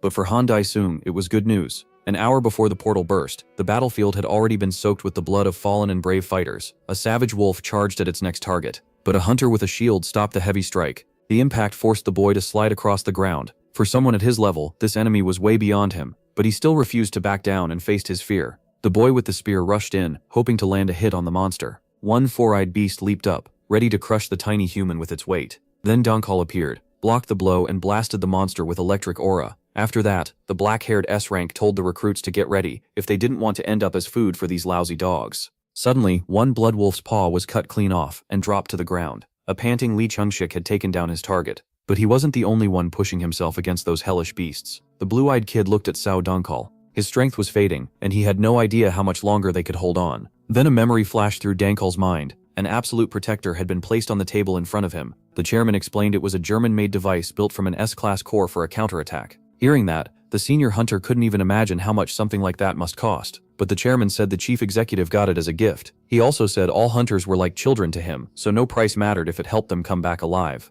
Moved by that, So Dankal asked him to pass along his thanks and promised they would do everything they could. The chairman bowed, said he believed in them, and wished them luck. Back on the battlefield, Dankal decided it was time to use the Absolute Protector. He looked around, asked if everyone was ready, and a few seconds later said he was starting. Setting the white cube on the ground, Dankal activated it. Soon, the cube lit up, and S-class aether began leaking from its sides. Not long after, a protective dome formed over the hunters. The hunters were stunned. Right in front of them was a top-class protector they had only seen used before in the exam. The wild monsters slammed into the dome, but their attacks did nothing against such a high-grade artifact. Dankal couldn't help feeling proud of the device made in Germany. Then the leader of the Blood Wolves appeared in front of the barrier. He kicked off the ground and launched himself at the dome. Then he hit it with a massive blow that warped the barrier's polygon patterns. Seeing that terrifying hit, the fighters got scared. At this rate, the monsters might actually break the protector. But suddenly, the spot that took the hit bounced back like jelly, throwing the wolf and his cloak away from it. Realizing how troublesome this defense was, Vals ground his fangs. Meanwhile, So Dankal and the other hunters laughed at the crazy sight. Then a young man asked the black-haired hunter what they were supposed to do next. Picking his nose, the man said there was no plan, they just had to hold out. So Dankal told the others that when nothing works, the first thing is to stay alive, the ideas can come later. He added that the other S ranks should understand exactly what he meant. Li Changshik and Baekharan, however, had no clue. The other hunters started talking among themselves, worried because they still had no plan. While they talked, a hooded stranger hid among them. The madman who created the portal was watching everything from inside the group, and he didn't like that things had stalled. so he pulled out a strange artifact and decided to change the plan a little. In the next moment, the portal flashed, and cracks spread all across it. People were shaken, and couldn't understand how that was even possible. Through the torn portal, the real world and an abandoned building could be seen. At that sight, the armored wolf smiled and said they still had some sense left. He decided that place would be perfect for his feast. Near the portal, military forces were trying to keep the demonic creatures away from Korea's crowded streets. But suddenly, the blood wolves broke through the line of fire and tore into the soldiers with their claws. Then the armored monster rose above the others and landed on the road. The soldiers opened fire at once, but the metal bullets only buzzed around him like flies. With one swing of his huge weapon, the monster sent the helpless bugs flying in every direction. A moment later, drones began circling above the armored beast. The wolf studied the strange little machines, then decided to wipe them out with his breath. His powerful roar made the flying electronics start failing, and the video feed on the screens cut out. Furious, the chairman slammed his fist on the control panel. Then he turned to the nearest worker and asked where the monster squad was. The shaken employee answered that they were now near Building H. The dark-haired man ordered a high-level satellite screen connected and told them to send reserve units to the portal. Night covered Korea under a bright moon. A quadcopter moved through the dark sky. A kid called 7th Dragon Yongsol greeted his viewers. He was streaming right from the scene, risking his life for the video. From a rooftop, he took control of the drone to capture the best footage and chase his dream of becoming the biggest streamer. After calming himself, he asked the chat to type 1 if they could see the drone feed and 2 if they couldn't.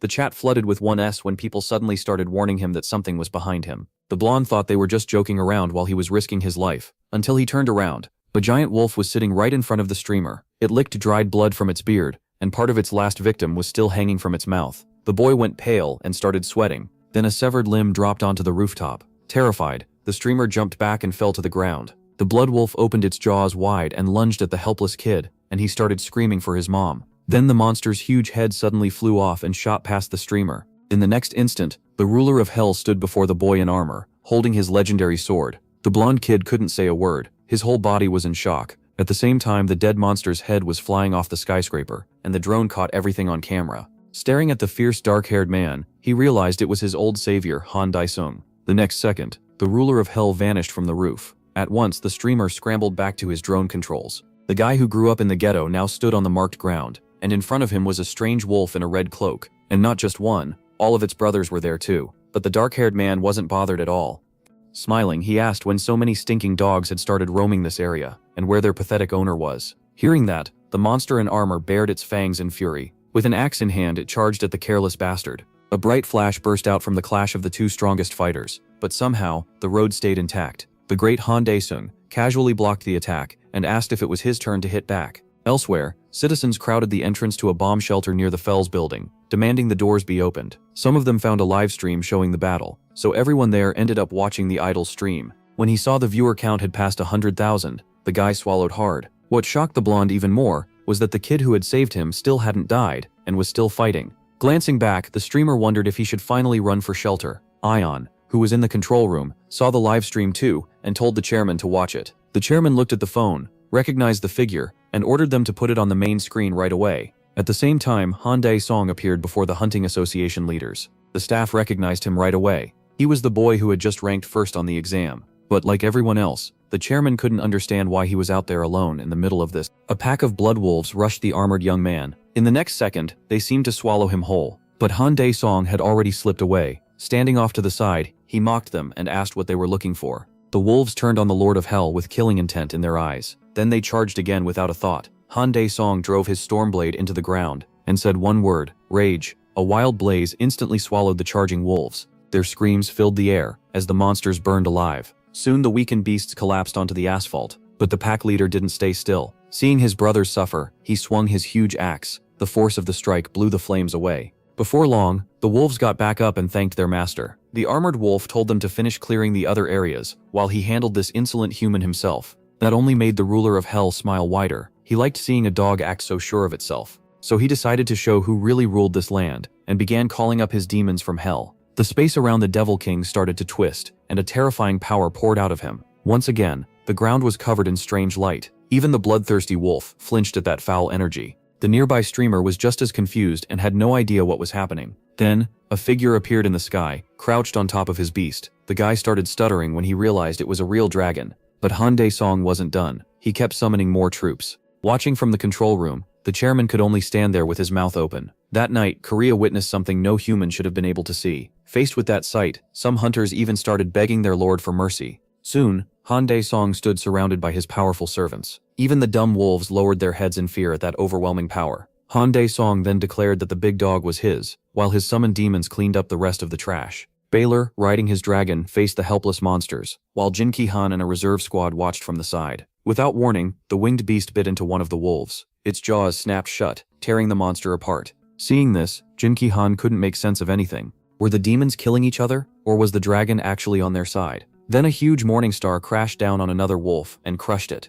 After that, the summoned demon lifted his weapon and kept hunting. The helpless wolves tried to run from the slaughter, but Balor wasn't about to let them go. He couldn't understand how such low creatures dared resist someone as noble as him. The blood wolves could only whine in fear, but the demon showed no mercy. Meanwhile, inside the sealed bomb shelter, everyone stared at their phones and watched the battle above. No one could understand the madness. Monsters were attacking other monsters. At the same time, the doors to the association's control room opened, and Han's friend walked in. Chan, who introduced himself and said he was on the same team as Han Dae-song. The chairman, clearly worked up, thanked him for coming so fast, and asked him to answer their questions at once. First he asked what Chan-Hu could tell them about him. Back in the fight, the armored wolf realized the dark-haired man's power wasn't from this world, and only one question remained. Who was he? Still smiling, Han Dae-song asked the mutt if she really couldn't tell who stood before her. Then he stopped holding back his demonic energy, and slowly walked toward his enemy. The wolf in metal armor declared himself the king of the white wolves. Then he lunged forward, and ordered the arrogant man to bow. The red-cloaked beast unleashed a brilliant strike, so strong the ground split under the ruler of Hell's feet, but Han, the protagonist, blocked it with total ease. Then the dark-haired man asked in a chilling voice, "Are you done?" At that moment, the wolf lost all his confidence, and his instincts screamed at him to run. Han Dae-sung started swinging his sword so fast his movements couldn't be followed. Only after images were left behind. The White Wolf King barely managed to hold the blows back with his axe. While attacking, MC asked, since when an A-rank gate boss had turned into some lousy dog. Then his sword slammed into the ground again. The red-cloaked monster barely dodged the insane attack. Han Dae-sung looked back and asked why the dog was rolling around. The beast stayed silent, too shaken to answer. Lowering his sword, he told the Wolf King to go ahead and try something. Instead, the cowardly king turned and ran from the real monster. Seeing that, the dark-haired man stopped and asked if running was really the best he could do. The terrified wolf kept racing forward, trying to get back to his own territory, because he wasn't ready to face such hellish power. Suddenly, Han Dae-sung appeared beside him, and said a dog shouldn't be jumping around on two legs. The monster pushed himself even faster,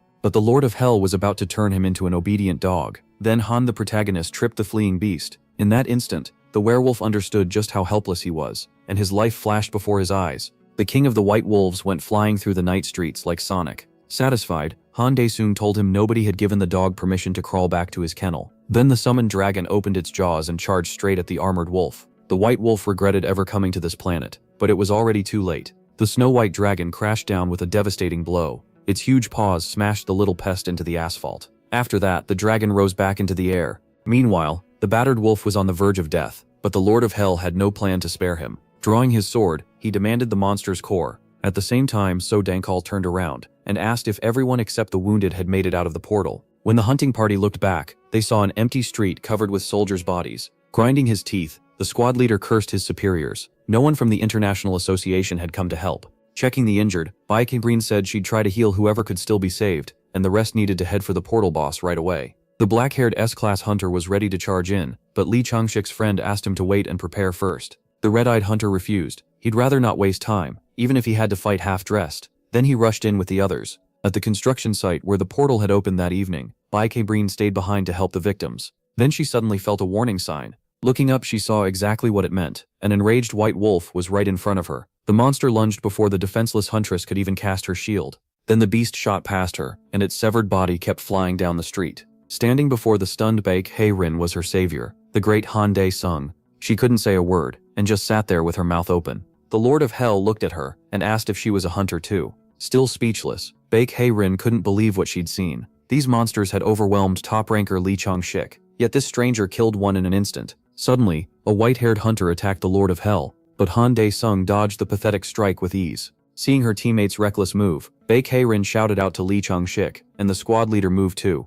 Hearing his allies, the blue-eyed hunter finally realized the figure before him was a man, so he stopped near the group. The top S-class hunter couldn't take his eyes off Han Dae-sung. It It was hard to believe this stranger had dodged a sword strike so easily. Realizing his mistake, the white-haired man quickly apologized. He had attacked because he thought Han Dae-sung was a monster. That answer surprised everyone there. Han Dae-sung then asked why he thought that. Lee Changshik explained that only portal monsters gave off an aura like that, but this stranger felt even stronger than any of them. Hearing that, Han Dae-sung was a little surprised. He hadn't expected a hunter who could sense his demonic energy. After a short exchange, the white-haired man finally introduced himself properly. He was Lee Changshik, CEO of the Chosun clan. With a faint smile, the Lord of Hell gave his name, Han Dae-sung. Not long after, the young hunters gathered in the chairman's office, where he thanked them for their hard work. So Dong-kul quickly pointed out that the chairman's gift saved a lot of hunters. But the blue-eyed man wasn't focused on praise. He wanted to know how the monsters got out. Then Baek Hae-rin carefully asked who Han Dae-sung really was.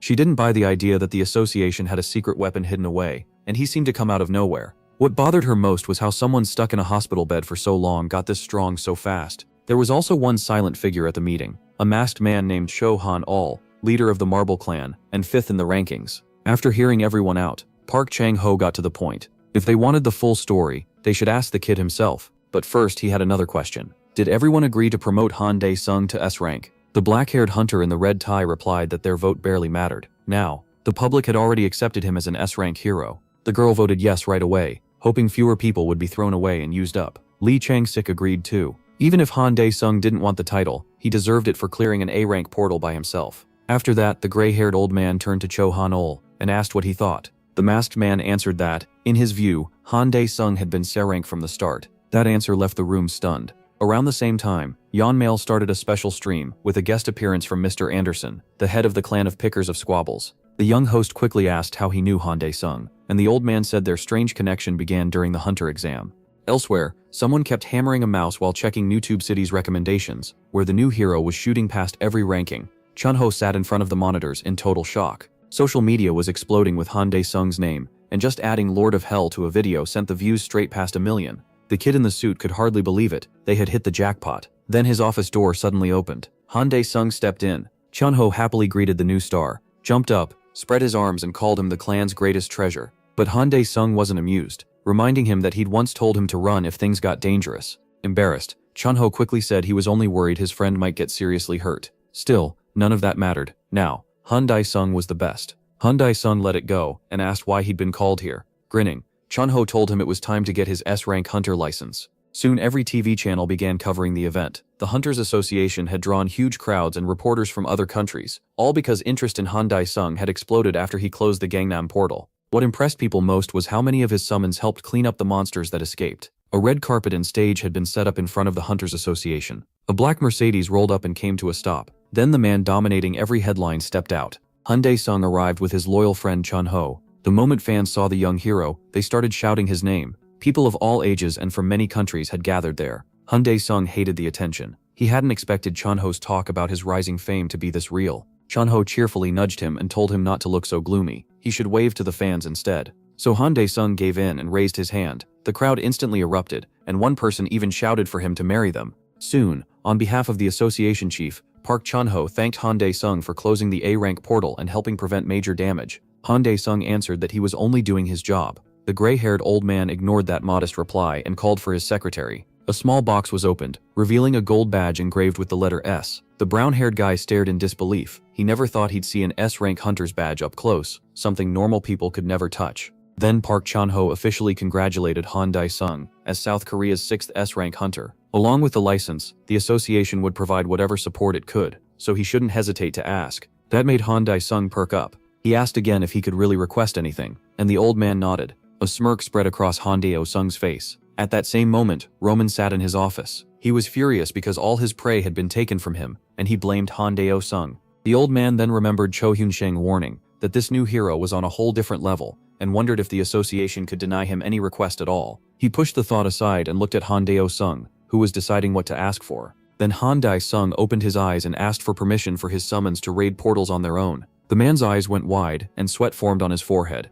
One day, in a house in the capital, someone sat at a gaming computer in an apartment, clicking a mouse. She was watching the news, and every report was about Han Dae-sung. The girl grinned and said his name. This was Inferno, Ryu-seong from the Fortress clan, ranked 5th among hunters. She was sure a chosen one had appeared, someone who could solve her problem. She got up from the desk in pink socks and wandered through the house, humming a favorite tune. A little later, she opened one of the doors and let her father in with a sly smile. The man was stunned. He shot up from his chair, unable to believe it. His daughter Son hadn't left her room in 6 months because of social phobia. But this time, she had a reason. She wanted something. Hearing that, the old man asked, still in shock. Elsewhere, the leader of the Ohiesu clan was furious. With Han Dae-sung slowly taking over all the portals, the rest of the hunters were being left with nothing. And he wasn't the only one upset. A lot of people hated that Han Dae-sung ignored business rules and practically monopolized every portal. After hearing this, the man felt a headache coming on. His worst fear had come true. No one expected the guy to clear dungeons with summons this fast. Ohiesu kept ranting.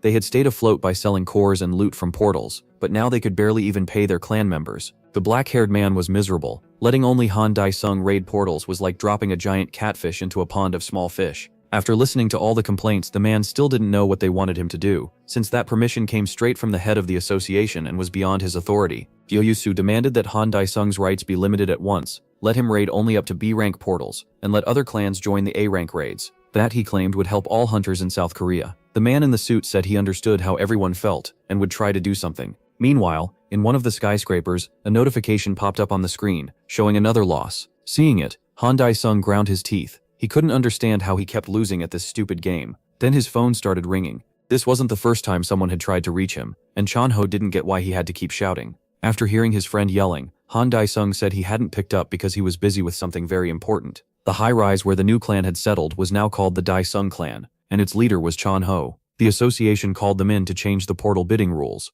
and the black-haired man couldn't tell where this was going at first. The man in the suit explained that from now on, they could only bid on B-rank portals and above. For A-rank gates, they'd have to work with other clans. Changho pointed out that Dae-sung's portal monopoly had pushed small and mid-sized clans into money trouble. Dae-sung didn't mind. By now they'd already made plenty, and had no reason to keep taking low-rank gates. The brown-haired man carefully asked if he was really fine with that. Dae-sung had no reason to be mad. He'd already made a huge pile of money. Changho agreed. Unlike other clans, they didn't need a big team to clear portals, so their costs stayed low and each raid brought real profit. That's how they were able to buy this clan building. After hearing that, Han Dae-sung said they should just focus on clearing the biggest number of valuable portals and leave the smaller ones to everyone else. Looking at him, Changho realized this jerk really did have a sharp business mind. Then the brown-haired man brought up the gear Dae-sung had handed over to sell earlier. He didn't think hunters would buy it, since the gear couldn't be charged with ether. That disappointed the ruler of Hell, who had already counted on that money for more buildings. Still, Changho said not to give up yet. There was a professor named Park Dong-hak, who might be able to modify the equipment so it could be sold. Hearing that, the ruler of Hell repeated the name.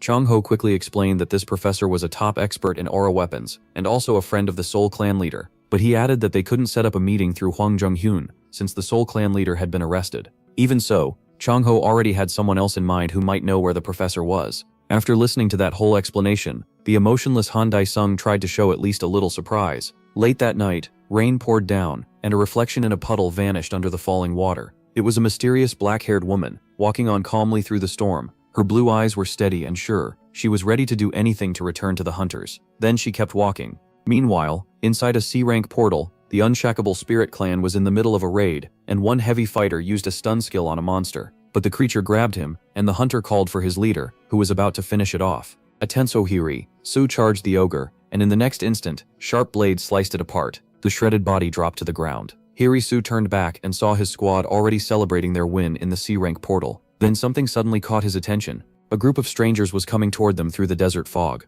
Soon Jong Jinchul stepped forward, mocking the weaklings who had crossed his path, though he had no plan to let them off. A second later he gave the order. A horde of humanoid mutants rushed out from behind the blonde man. The squad froze in confusion, because these weren't hunters, they were monsters. Looking at the twisted faces of the charging creatures, the worried leader of Unshakable Spirit ordered his men to get ready to fight, fear slipping into his voice. The desert turned into a killing field, but the battle ended fast. Soon the defeated leader of Unshakable Spirit was touched by Jong Jinchul with 2 fingers, and in the next moment, he used his transformation power. Right away his face began to warp. When he opened his golden eyes, Jong Jinchul had taken on a new form. He had become the new Ophiuchus, and now ruining this rotten world would be even easier. Meanwhile, the news reported a serious issue. Missing person cases were rising fast. It was already the 12th case this month, and the strangest part was that 10 people had vanished at once. Han Dae-sung's family watched the report with interest. Han Jiso was shocked. What kind of place were they living in, if 10 people could disappear at once? She even joked that maybe it was aliens. Their mother wasn't laughing and told her not to leave the house for now.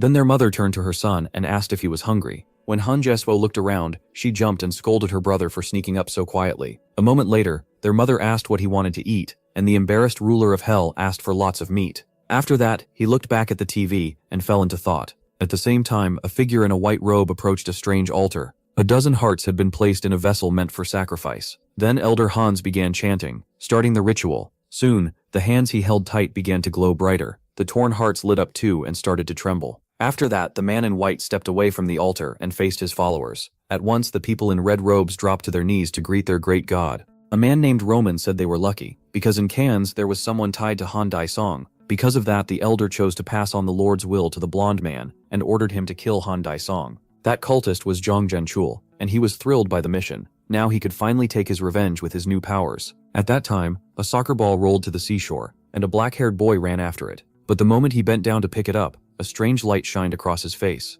The boy looked toward it in surprise and lit up with joy at the sight of a beautiful flower. The adults nearby didn't share his excitement and turned to see what was happening in the water. Out in the sea, a scarlet portal opened and twisted the space around it. Soon, a girl with glasses reported the news to her boss, saying the sea portal was thought to be A rank and that police and the military had already been sent to protect civilians. Straightening his tie, the man replied that a water portal like this could be close to S rank, which made the situation far more serious. Entering the observation room, the chief asked if requests for raid support had been sent to every clan. The woman answered that the top 5 were already taking part in the bidding.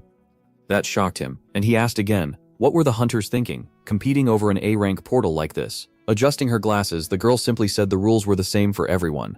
That only confused him more, and sweat formed on his forehead. At that time, in the main building of the Han Daesun clan, the clan leader was baffled, wondering why someone this important had come to see them. Clearly, this was not his day. Sitting across from him was Devalniso Donkal. He formally greeted the clan leader and said he didn't like wasting time, so he would get straight to the point. After hearing that, Chamho said he was fine with it. Smiling with his arms crossed, the red-eyed hunter Pridlajul working together with his Vorinth clan to clear the new portal. The brown-haired man, already overwhelmed, brought his hands to his face and was just about to turn him down politely, when the office door suddenly burst open. Standing there before So Donkal was his old friend in a white jacket, Lee Changshik. Now Jang Ho was completely losing it, because another man ranked first in Korea had just walked into his office. Lee Changshik was glad to see his friend too, but he had one question. What was the man in front of him doing here? So Donkal had said he would sit this one out and let the others handle the portal while he played with the kids, so why had he shown up now? The blonde man didn't waste time arguing with his shameless friend, and instead turned politely to leader Chang Ho, inviting him to join the Shosan clan for the water portal raid.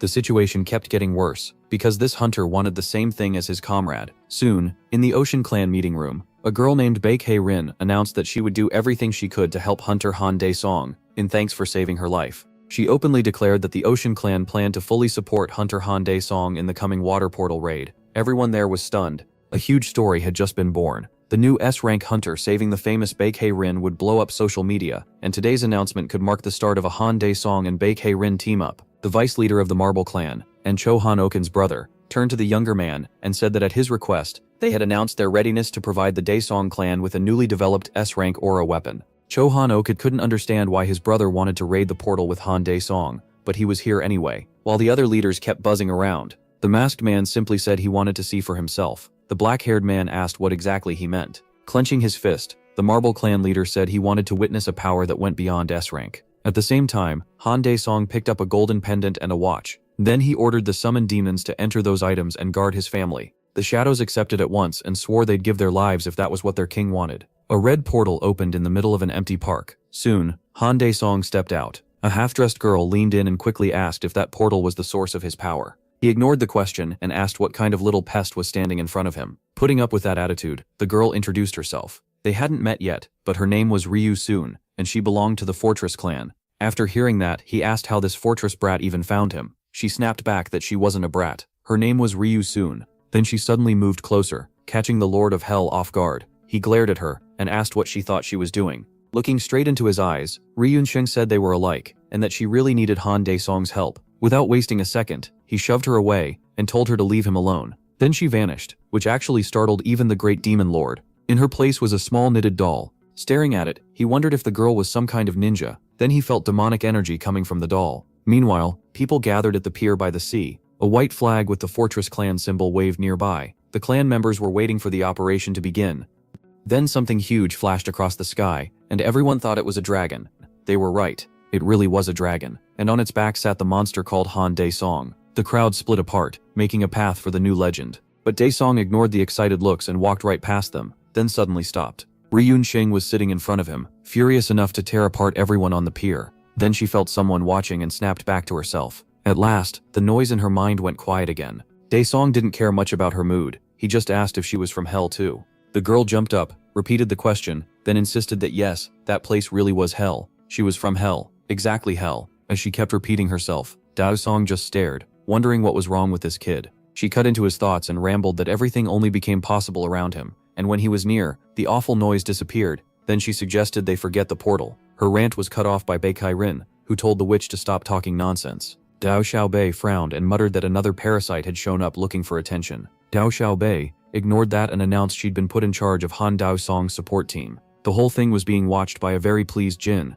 disguised as Oh Hyuk-soo. The ruler of hell noticed that nasty grin and thought that more and more people were trying to use him. The hell witch kept glaring, thinking everyone else was useless, but Baekairin was the worst of them all. Baekairin wasn't happy to see her either. She asked if Ryu-san really thought that wild stare would scare her, especially after she'd already healed the hunters hurt by that curse before. The witch caused plenty of trouble in that raid, vanished without a word, and now came back without even saying thanks. As the Lord of Hell walked off, the two girls practically started a war behind him. He glanced back and asked if they were done fighting yet. The crazy woman lit up, thinking he was on her side. He wasn't, and she was shocked he noticed without even turning around. Soon Dae-song got onto the lead boat with Ryu-san. Then the hunting team moved out. Standing on the boat, the ruler of hell wondered what sin got him stuck with this. Meanwhile, the Inferno Witch enjoyed every second because the voices were finally gone. But she wasn't the only problem Han Dae-song had to deal with. He still didn't know Jin was watching him. Before long, the boats reached their destination. One after another, they entered the portal. Inside the red portal, everything was completely dark. Baekairin knew that invisibility this bad, they were wide open to a surprise attack. So she used one of her light-based detection skills. A glowing orb rose into the air and lit up the area. The hunters were amazed by the universal S-rank huntress's skill, but Baekairin ignored the praise. Something else worried her. Other than the boat engines and the sound of water, there was nothing. The sea was dead silent. Then she warned everyone that something was coming, and told them to get ready. At that same moment, the hunters loaded their cores and prepared to fight. But when they looked into the water, they were confused. The creatures there looked harmless, almost cute. The tense hunters relaxed a little. It almost felt wrong to kill something that adorable. When suddenly one of the boats was launched into the air. The cause was Queen Geiger, a dangerous first-rank species. Baekairin was shocked. It was her first time seeing a free monster like this. And she wasn't the only one. The other hunters had no idea how to fight it either. Then those cute little creatures started pouring out of the monster's mouth. The moment one of them struck a young hunter, everyone realized how badly they'd misjudged the situation. Still, no one died. When the careless hunters got trapped, a flying dagger instantly cut the bindings. The blade soon curved back like a boomerang into its owner's hand. It was Han Dae-song. Seeing him step in, the hunters smiled. He might get them home faster than expected. Then the monster dove under the water, ruining the ruler of hell's hopes. Annoyed, he turned to the brat and said that if she helped him, he'd solve her problem. The girl could barely believe it, and kept asking if he really meant it. He told her he stood by his words, so she needed to stop bouncing around and drag that bastard out from under the water. Ryun-shing happily agreed. At the same time, Baekairin struggled to keep her balance on the boat. Then the ruler of hell spoke over the radio. He told the hunters to handle the fast ones already closing in. She didn't understand at first, so she looked up and her eyes widened as cold sweat ran down her skin. A swarm of vicious insects was heading straight for them. While the hunters fought the hellish creatures with everything they had, the blonde man stood there calmly watching. Then Jin said with a smile that it was time to begin. After that, he activated his stealth power and declared the hunt for hunters open. At the same time, Ryo-san took off her clothes and used a skill called Alluring Scent of Death. Dae-song watched, already expecting something like this. The next second, she jumped overboard. The others were too stunned to even try stopping her, and just like that, she was gone. Meanwhile, inside a cafe, an unknown person slowly climbed the wooden stairs. The girl was already seated at a table, staring out the window. Tianho walked over, pleasantly surprised. He had arrived 10 minutes early, yet she was already there. Adjusting her cap, she said she had only just arrived too. He didn't dwell on it, introduced himself properly, and she did the same. Her name was Shin Chun, from the Soul Clan. While the two talked quietly at the table, the Hell Witch kept sinking deeper into the dark sea. At a certain depth, she stretched out her hands and spread her aura, drawing the monster in. Purple energy filled the water, and then the witch smiled. She had a fish on the hook. A giant monster was already rising from the bottom toward her. Soon, it burst out of the water, and at that same moment, Baekairin ordered everyone to focus on the fight. Then she raised a barrier to block the enemy attacks. At that moment, the black-haired Lord of Hell guessed the monster had swallowed a fake doll instead of Ryuseon, just like she tricked him before. That hardly mattered now. The girl had done her part, so Han Dae-song could finally begin the hunt. He kicked off the boat, spread his demonic wings, and shot straight at the giant monster. Once he got far enough from the boat, the creature fired tentacles with bait at him. He calmly sliced them apart and shut the attack down in an instant. When Queen Giger saw that didn't work, she opened her huge mouth. Then a system notice appeared before the ruler of Hell. It said his unique skills had changed to match how fully he understood his own superiority. Because of that, a locked skill was now open. King's Breath. It released a cloud of flame, and if the enemy couldn't put it out, the fire would keep growing until the cursed target was gone. Seeing his old skill return, the black-haired demon smirked and called out, "King's Breath." A massive stream of pure fire burst from him. It plunged right into the queen's fanged mouth. The monster snapped her jaws shut to keep anything else from getting in. But Han Dae-song said that was already enough, and told her to enjoy the meal, because what he cooked was burning hot. The heat was so awful that Gajera opened her mouth again, smoke pouring out as her body started to swell. A moment later, the monster dropped dead, and the sea shook. Ryuseon watched the inferno in shock. She expected him to be strong, but Han Dae-song still went far beyond that. Now the girl from the Fortress clan hoped the king could finally get rid of that sickening noise for her. Pulling her hand from the water, Ryuseon asked her master to solve her problem. He coolly answered that the battle wasn't over yet, so she had to wait, and he was right. Bang Thohair was still holding up her barrier while she and the hunters fought off the insect-like monsters. Even now, the black-haired woman was still helping the Inferno Witch get what she wanted. Another swarm of flying creatures charged in. Bang Thohair held firm and used shock shield. The other hunters struck with aura-covered weapons and fired at the enemies around them. She turned to her allies and ordered them to focus. At the same time, another boat with unknown people was coming closer. The newly arrived hunters called out to the leader and said they had cleared their side, so they came to help. Hearing that, the girl smiled, thanked them, and told them to cover the 11 o'clock direction. After that, the men exchanged cruel looks. Their boss, Jong Jin-chul, was right beside them under stealth. Now they had their real mission. First, finish off the big S-rank fish, Baek Hai-rin. While the exhausted girl kept her barrier up with the last of her strength, the attacker quietly landed on her boat and moved in from behind. Then he suddenly felt a strange pressure that made him uneasy. Jong Jin-chul instantly turned toward it, and the fear in his eyes came back at once. Only one censored curse filled his mind. Standing before the rat hiding with invisibility was the unreachable Han Dae-song. Then the black-haired man looked at Baek Hai-rin and asked if she still wasn't done. Trying to defend herself, she said they were all doing their best. He stepped onto the deck, asked sharply where that best was, and told her to move back. Watching him pass, Jong Jin-chul forced himself to stay calm. He hadn't been noticed. Maybe this was still his chance to rip Han Dae-song apart. After reaching the hold, the ruler of Hell used Eyes of the Four Pillars of Fate. The skill marked every hostile target within 1 kilometer. Then he called up Hellfire again. A fireball like a meteor dropped from the sky. Its light washed over everyone there. Then the summoned flames split apart and flew in every direction, hitting monsters and people alike. Seeing that, the hunters were shaken by how cruel their new hero seemed. Then one of the nearby boats exploded.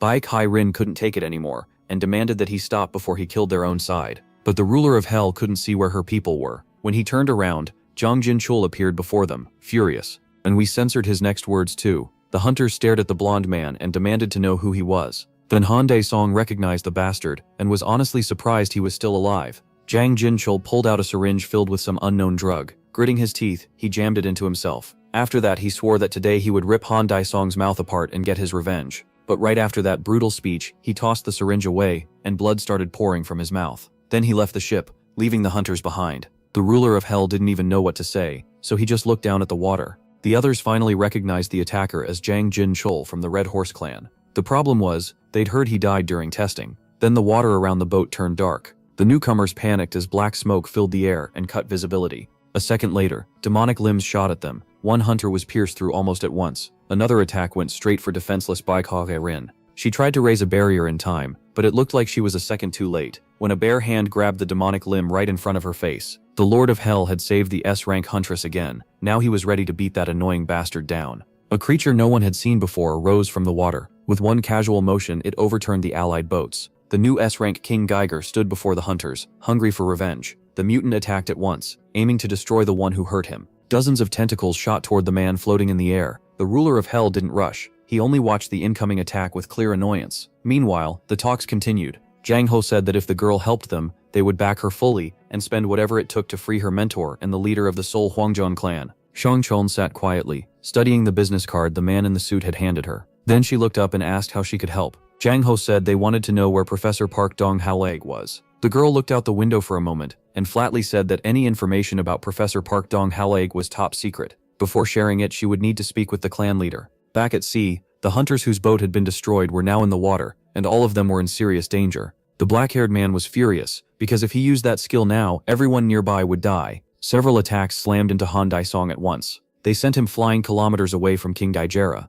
Even so, he stayed on his feet, and more demonic tentacles rushed at him. Soon the ruler of hell was wrapped in sticky limbs. Now the crazed Zhang Jinchul planned to tear the helpless man apart, and wished him a quick death. 3 sharp-tipped tentacles lunged in, ready to pierce his body. Then an explosion tore across the water, and the rising spray blocked the view. The hunters watching the fight waited for Bak Hai-rin to give orders, but she couldn't believe what she'd just seen. Then Han Daisong's voice came from behind the desperate hunters. When she turned, the girl couldn't even tell when the black-haired man had gotten there. But there was no time to think about that. The ruler of hell told his allies that if they wanted to live, they needed to leave right away. Another boat came in to rescue the hunters in the water, while the black-haired man kept his eyes on King Daegu. Then he launched forward on his wings. Another one of his skills was Extreme Rage. It blasted out powerful magical flame and set fire to everything in its path. Han Daisong used it that very second. At the same time, the crazed human-like creature looked around, wondering where Han Daisong had gone. But the moment the monster looked up, another thought hit him. Why was this one man so absurdly strong? Then a crushing blow erased the monster's body completely. As he broke apart into nothing, Zhang Jinchul cursed his enemy and swore he'd keep cursing him even in death. But the ruler of hell stood at a distance, watching the remains burn. He didn't hear a word that bastard said, while everyone else stood frozen in shock. Ryu Xian praised her new master. Then another system notice appeared. It said the power of Han's essence, the operator of measurements, had spread through his body, and Han Daisong gained 2 new skills, stealth and transformation. The ruler of hell kept floating above the water, staring at his hand. At the same time, the system announced that he could now use ethereal aura. But that wasn't what interested the black-haired man most. He was more curious about the unknown entity from Han. The Samik clan had arrived. Several boats moved toward the red portal. The Samik clan's top carriers came with their leader, Anderson. On the deck with him was the famous streamer Yen Gil, who already had 1 million followers. This time, he planned to film a special stream about sea portal transport, something only Anderson could make happen. Then a 100,000 won donation popped up, and even more viewers flooded in since he was the first to cover shipping like this. Back at the Fortress Clan's Thorn Center, Ryu-san was still fighting her demonic energy with everything she had. Then Han Daisong flicked a bit of magic straight at her forehead. She got mad, saying she asked him to get rid of the annoying ghost, not hit her. Han Daisong told her the real problem wasn't a ghost, it was the magic stuck in her head. Now that he had suppressed it, it wouldn't bother her anymore. Holding her forehead, she tearfully asked what he meant by magic. He gave a short answer. It was something like ether, but he had no idea where she got that power. Smiling, she guessed it probably happened when she entered the awakening portal. That instantly caught his attention, and he wanted to hear more. The witch called her master over, wanting to whisper it to him. When he leaned in, Ryu-san said this was top secret information, but she was willing to share it with her master. She explained that sometimes a special portal appears inside monster portals, one that can awaken hidden abilities. Ryun Sheng had wanted that power so badly that she entered it despite the risk. Hearing that, Han Daisong realized a portal like that might even open into hell. Then a system alert appeared. A celestial being had entered the king's domain, and an emergency pandemonium quest had started. Seeing the notice, the demon lord just scratched his head, already sick of these system problems. Without wasting time, he turned and said he was leaving. Ryun Sheng almost stopped him, but only watched him go. Then an idea hit her. A sly grin spread across her face. Elsewhere, in a special prison for hunters, an officer knocked on a locked cell and told prisoner 108 that he had a visitor. Inside the dark room, a black-haired man sat on the wooden floor. He was Huang Zhongye, the former head of the Soul clan. Soon, an officer opened the meeting room door, and a man in prison clothes walked in. The short-haired Shun Choyong greeted her leader warmly. The gloomy big man brightened right away, happy to see his student safe. Later, Shun Choyong left the prison, walking slowly as she thought over their talk. He had told her Park Dong-haek might know how to restore her broken aura reservoir, but since the Red Horse was tied to it too, she needed to think carefully first. Once again, the cursed Red Horse clan was making her life worse. After entering Pandemonium, the Lord of Hell got an alert saying the king had arrived with his servant, but he didn't remember ever earning that title. Then Ryushan popped out from behind him, looking around the strange place with excitement. Startled, Han Daesong spun around and asked how she got in here. She pressed a finger to her lips and sweetly asked him to teach her how to control magic too. Another alert appeared, this time about his servant, Ryushan. Now he could see all her abilities. One skill especially stood out, instant death. It gave her a small chance to kill an enemy in one hit, though if the caster died, just like that, Han Daesong had one more burden to carry. and for the first time someone was calling him teacher. Watching her cheerful face, he guessed that when he put a magic mark on her, he had accidentally registered her as his servant. He scratched his neck, unsure what to do, then remembered there was a bigger problem right now. Suddenly he grabbed Ryu Shun's hand and pulled her along while ordering the system to load the Ghost King's domain. At the king's command, Pandemonium began loading data about the celestial beings' invasion of that domain. The world around them started to break apart and shift. Clinging to his hand, Ryu Shun asked what was happening, but he didn't explain. A bright light swallowed them both, and then Han Dae-song opened his eyes. One look around, and he was completely thrown off. A new alert told Han Dae-song he was trapped in an underground prison where magic was sealed. The quest target was the Ghost Collector, and the reward was 100,000 merit points plus 1 servant skill point. Looking at the shackles on his arms, the ruler of hell realized he was stuck for now. Then Ryu San suddenly appeared in front of him, happy to see her teacher again. The room they landed in was far from pleasant, and the tools on the table made it clear nothing good happened here. Still, the witch seemed weirdly amused by it. Han Dae-song apologized for pulling her away from her fun, and said he needed a favor. Ryu San gladly agreed. Dropping to his knees, he asked if she could remove the cursed shackles. She wondered why he didn't just break them himself. He explained that the shackles sealed his magic. Once she understood, she happily agreed to help her precious teacher. Not long after, he was free. Rubbing his sore wrists, Han Dae-song asked how she did it. Ryu San proudly said her skills were perfect for a place like this. That was when he noticed her stats had gone up. A noise outside the wooden door suddenly cut them off. He told her to stay quiet. The jailer was coming. A huge creature with a ring of keys at its lower back was making its way down the corridor. This was the local jailer, known as the Ghost Collector.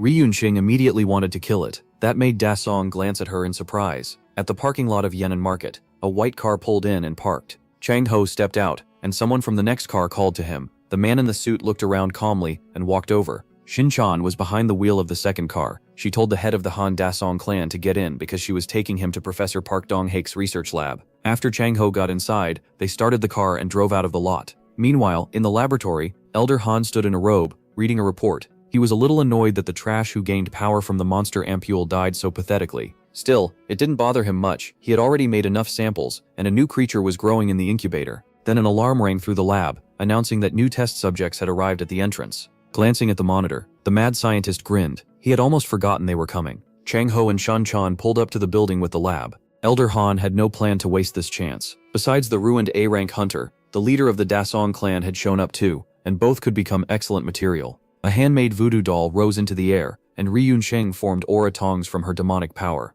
She launched 2 needles, one for weakness, one for paralysis. The moment the aura tongs pierced the doll, the Ghost Collector froze in place. Then more needles followed, bringing exhaustion, unconsciousness, and sleep. The curses weighed the monster down so badly that only its sword kept it from collapsing. Then a weapon filled with aura stabbed through the jailer's chest. As the blade was pulled free, the helpless monster dropped dead. The jailer, who should have been a major obstacle, went down far too easily. A system window appeared, congratulating Han Dae-song for defeating the Ghost Collector. He got the promised 100,000 merit points and 1 servant skill point. The quest was now 33% complete. Ryunqing was pleased. Her guess was right. In this place she really was getting stronger. Han Dae-song didn't comment on that. Instead, he told her to hide more dolls ahead, because the path only got more dangerous from here. Ryunqing was shocked. She had never told him about that skill, so she asked how he knew. Without stopping, he said he had simply checked her status window. After hearing that, she hurried after him. Soon, the forest path led them into a strange maze. A new message pops up. The second area is the Garden Maze Tomb. The goal is simple: escape the maze. But there's a catch. The death energy in this place drains their life, and the only way to get that strength back is by taking down the nature keepers inside. Han pauses and says he's cleared this path before, so getting out won't be hard. Still, something feels off. After thinking for a moment, he turns to Ryunqing and asks for one of her dolls. She doesn't get why, and asks him to explain. Taking the doll, Han says he'll go ahead first and give her a sign when it's safe to move. Ryunqing is touched, thinking he's protecting her by going alone. In truth, Han just wants a moment away from her whining. He explains that the line about the keeper restoring vitality is a trick. Fighting it only wastes time, and that means their life force drains even faster. After a brief pause, Han focuses and lets out a slow breath. Then he bursts forward into the maze. Moving at full speed, he tears straight through the hedge walls. That's how he enters the death tomb. Suddenly, several thorny vines shoot out behind him, trying to skewer the intruder. It doesn't work. They're too slow to catch Han. He already knows touching those thorns slows him down even more, so fighting them is pointless. Running is the only answer. But when he looks at his hands, he realizes he's aging faster than expected. Then another problem appears. A giant monster in a dark cap blocks his path. The creature spots him and raises its tool to strike. as if Han needed this huge brute in his way too. A second later, the monster swings with crushing force, but the old man drops to his knees and slides under the blow, dodging it cleanly. He gets back up at once and keeps running. Now the exit to the cursed maze is right in front of him. Han speeds up and dashes for the way out. But just then, another cap-wearing guard drops in above him, ready to finish him. His sword crashes against the shovel, throwing off sparks. Han manages to block the sneak attack, but he's almost out of time. From the corner of his eye, he spots thorn branches closing in. That's when he realizes he's completely screwed. Moments later, the plant wraps around the helpless old man. Meanwhile, the others park the car and head deeper inside. As they walk through the hidden underground passage, Shangbao points out that this place is really hard to find. Shinchan says she's only been here once herself. After a few short words, they keep moving. Soon they stop in front of a massive elevator. Shangbao asks why a place like this needs such a huge lift. The girl in the cap admits she has no idea, and says it definitely wasn't like this before. A moment later, the metal doors begin to open. An unfamiliar person in a white coat stands before them. He introduces himself as Professor Park Donghaek's assistant, and tells them to call him Java. At the same time, Ryu Xian is crouched down, making little animal shapes out of her aura. Then she hears Han's voice, and the little creations pop apart. Han is annoyed that she didn't answer sooner. He orders her to turn into a doll, and she gets to work right away. Lowering her hands, the witch gathers her power. In the next instant, she vanishes. After transforming, she quickly looks around. Then she feels something huge and insanely powerful behind her. The sudden pressure shocks her. Panicking, Ryu Sing rushes toward the doll to save herself. But the being behind her doesn't attack. It speaks. It's Han. Staring at him, she can't understand what happened to him. Han has no interest in explaining and tells her to follow. Then he slams a massive paw against the ground. A small burst of his aura pours out. The force splits the ground down the middle of the maze. Soon, a dark tunnel opens in front of them, leading into the unknown. But Han didn't create it. A violent rumble shakes the huge underground chamber. Then a horned skull starts rising from below. A few seconds later, the hellish monster fully emerges. At the same time, Han gets a new mission: defeat the Ghost King, infected with a celestial particle. The two of them watch the crazed monster from cover. Han quickly says they're already too late. The demon is being tortured by an unseen voice, ordering it to repent and listen to the doctrine of the highest heavens. Unable to endure it, the monster loses its mind and starts smashing its own head against the floor. Seeing that, Han, still in his guard form, says the Ghost King has already become a full puppet of those heavenly bastards. Killing the body and taking the soul back will be a pain. Then he turns his eyes to his student with clear interest. Without hesitating, he calls up the servant skill list. One skill catches his eye: instant death. It uses 99% of vitality and magic for a small chance to kill the target, but if it fails, the caster dies on the spot. That's exactly what Han wants. He immediately puts 2 points into instant death. A surge of power wraps around the half-dressed witch, and she has no clue what's happening. A notice appears before her. Instant death has leveled up. Its success rate is higher now, and the worst failure no longer means death, just losing consciousness. Han tells Ryu-san to stay quiet, and explains that he just boosted her strongest skill. She's stunned that he can even do that. Looking at her hand, the red-haired witch says she can feel how much stronger she's become. Han now wants her to use that attack on the monster, smashing its head into the ground. But Ryu-san hesitates. The target looks terrifying. Han gives her a thumbs up and tells her it'll work. The witch rises from her knees and folds her arms. Then she takes out a doll and fills it with demonic energy. Watching her, Han silently hopes this works, because if it doesn't, he's in serious trouble. A second later, Ryu-san drives a needle into the doll's head and calls out the skill: instant death. Purple light flares across the monster's skull. Then the giant body drops to the ground. Han is thrilled for a split second that it worked, but then he hears another body hit the floor. Fear flashes in his eyes as he turns. Ryu-shan is lying there in front of him, and that can only mean one thing: it failed. The infected Ghost King regains itself and starts to rise. Seeing that, Han uses every buff he has. Then he pulls his legendary sword from his inventory. The two monsters face each other, both giving off overwhelming power. Han follows up by using another blood neutralization skill. The Ghost King doesn't wait either, and draws its bone sword. The moment Han sees that, he charges in. He's shocked that this bastard called out the blade of sin against him, and he demands the Ghost King die like it's told. Their swords slam together, sending sparks flying across the battlefield. Then Han's weapon is knocked right out of his hands. In the same moment, the bone blade tears into flesh, spraying blood through the dungeon. Even Han is shaken by that result, and his tense expression shows through the mask. But the Ghost King isn't done. It instantly uses a skill called absorbing a living soul. After that, Han's defeated body starts fading away. The great ruler of hell is being devoured by a pathetic insect, and his final words are pure curses. Soon the strongest hunter and the ruler of hell vanishes without a trace. Even so, his angry words still reach the soulless monster from inside the sword. Meanwhile, a black car speeds through the crowded city streets. Adjusting her cap, Shin-chan apologizes to the man in the bathrobe for not warning him that she decided to bring someone else along.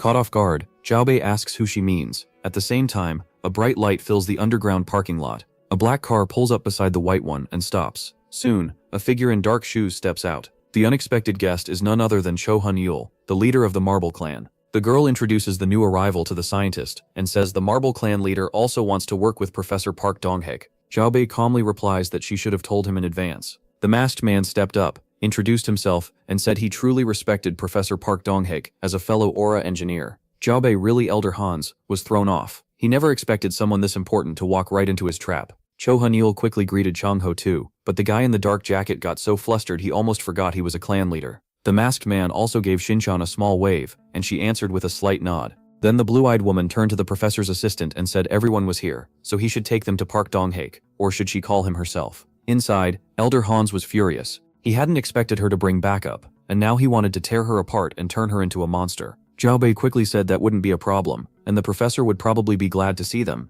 A little later, the man in the white coat led them to the lab and told them to wait a moment for the professor. With that, Xiaobei turned and walked out. The metal doors shut behind him with a heavy clang. Cho Hun-yul barely cared about that. What really bothered him were the jars filled with who knows what. Then Cho Hun-yul interrupted the mood and handed them the aura protectors he had made. He explained that the red bracelets were meant to be worn on the wrist. The gift caught Chao Hum by surprise, and Shinchan quickly thanked the masked man too. The blue-eyed woman added that her leader Huang Jiunion had told her to bring Cho Hun-yul along just in case. Hearing that, Cho Hun grabbed his head. He'd totally forgotten he could ask the Marble Clan leader for help upgrading weapons. All at once, gas started pouring into the lab through the vents. The group looked up in shock as the room rapidly filled. The masked man immediately realized what was happening and warned them it was a trap. That made Shinchan and the guy in the jacket freeze in disbelief. A frantic pounding suddenly echoed from the sealed door. After a hard struggle, the Marble Clan leader managed to break it down. But as Changko came out through the toxic haze, he realized the danger wasn't over.